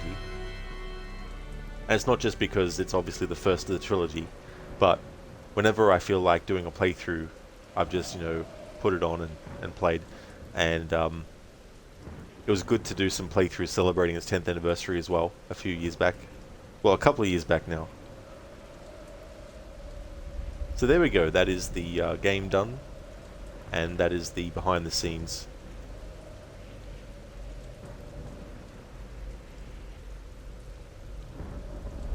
Because I was able to fit all that in, I won't actually be doing another stream later, so this will be the final stream for today. I just want to thank everyone so much for watching. I really do appreciate it. I'm going to go and raid out to the Legacy Shack. It's a Twitch channel that showcases video games 24 hours a day, 7 days a week. They currently have playing Assassin's Creed Unity. It's just gameplay, there's no commentary or anything like that. So if you're looking for a Twitch channel to just chill and watch gameplay and, cutscenes and all that kind of stuff, I've got a whole list of stuff. Like, I remember I was watching a bit of Deus Ex Human Revolution, and they were doing the Director's Cut edition, which has the DLC and everything integrated. Like, I checked in at different intervals, and they were still going with the game, like 12, almost 24 hours later as well. But that's where we're going to raid out to. But before we do, though, I'd like to give some shout-outs.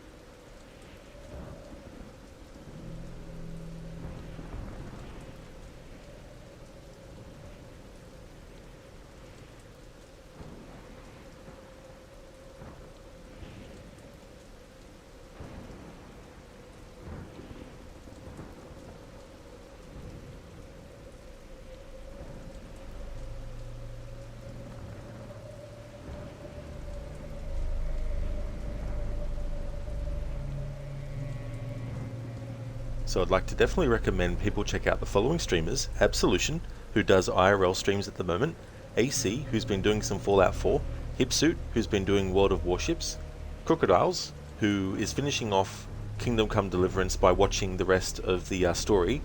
The next game after that will be Assassin's Creed 2, because he's doing a timeline order run of heaps of different games. And so next up is Assassin's Creed 2 in that marathon. Lucinda is playing through The Last of Us Part 2 Remastered, the PC version that came out recently. When that's finished, she'll be jumping back to Resident Evil with Resident Evil 5. She's been doing a marathon that she put on hold for a little bit. Shillalok is also highly recommended. He's been doing Assassin's Creed 3 as part of his marathon to play through the Assassin's Creed series, and Shaky has been doing Far Cry 6. Thank you, Crooked, for the GGs. Thank you, Senny. And that's no worries at all, Shilla, for the stream. No problemo. Oliver, you can go now and chill on the beach now. It's like, then like, Himiko's like, how dare you do that? Here's the thunderstorm. Absolution, great background noise, eh? Yeah, definitely is, as well. A whole variety of games too, like the other day they were showing like one of the Legacy of Kain games, but you can definitely see their list, like they got heaps of them. So they're essentially like long plays of various games too. That's okay for the shout out, Schiller. Absolutely no worries at all. If you see me streaming Assassin's Creed 2, then you know it's become Wednesday for me.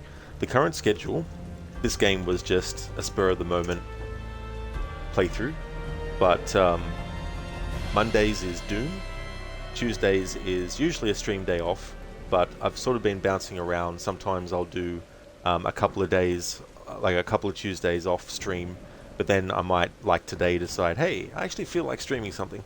And then on Wednesday and Thursday it's Assassin's Creed 2, Friday it's Vampire, and then on the weekend it'll be Red Dead Redemption 1. Here's a general raid message that people can feel free to copy and paste. So the Legacy Shack, it doesn't have like someone who is in chat. I mean, there might be, you never know sometimes. But I'll just put a raid message in.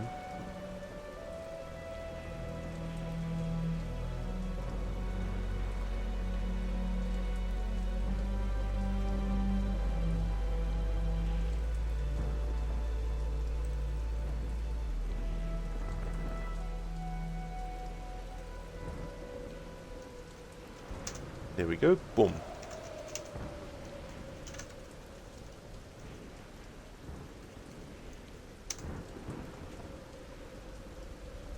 Encountered an unexpected error. Ah, they might not allow raids. That's definitely fair enough. I'll just double check.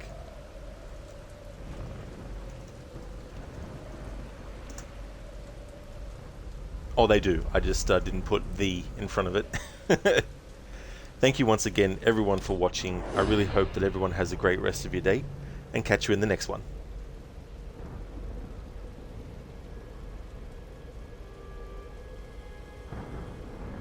That's all good, Crooked, for this stream and for the shout-out as well, Senny. No worries at all, dude. Catch you next time, Absolution. Have a good one as well. Lidus, thank you so very much, dude, for gifting Absolution the gift sub. That's awesome, dude. Very generous of you. Thank you for doing that. And congratulations, Absolution, on getting the gift sub as well. Oh, I'm doing well, Lidus. Yeah, things are going really good. How about yourself? I just finished off playing through Tomb Raider from start to finish, and watched some behind the scenes. Would also like to definitely recommend people check out Lidus as well. He's also a streamer. He plays a lot of retro stuff. He's a big fan of fighting game franchises, especially like Mortal Kombat, but also Street Fighter and Tekken as well. He's a really cool streamer, so a lot of shenanigans to enjoy over on his channel. Managed to get on at the last second. You're well, man, and thank you for the shout out. Absolutely no trouble at all, Lidus, for the shout out. Thanks for dropping in. You're loud, be warned. Yeah. Thank you so much, dude. Catch you again next time.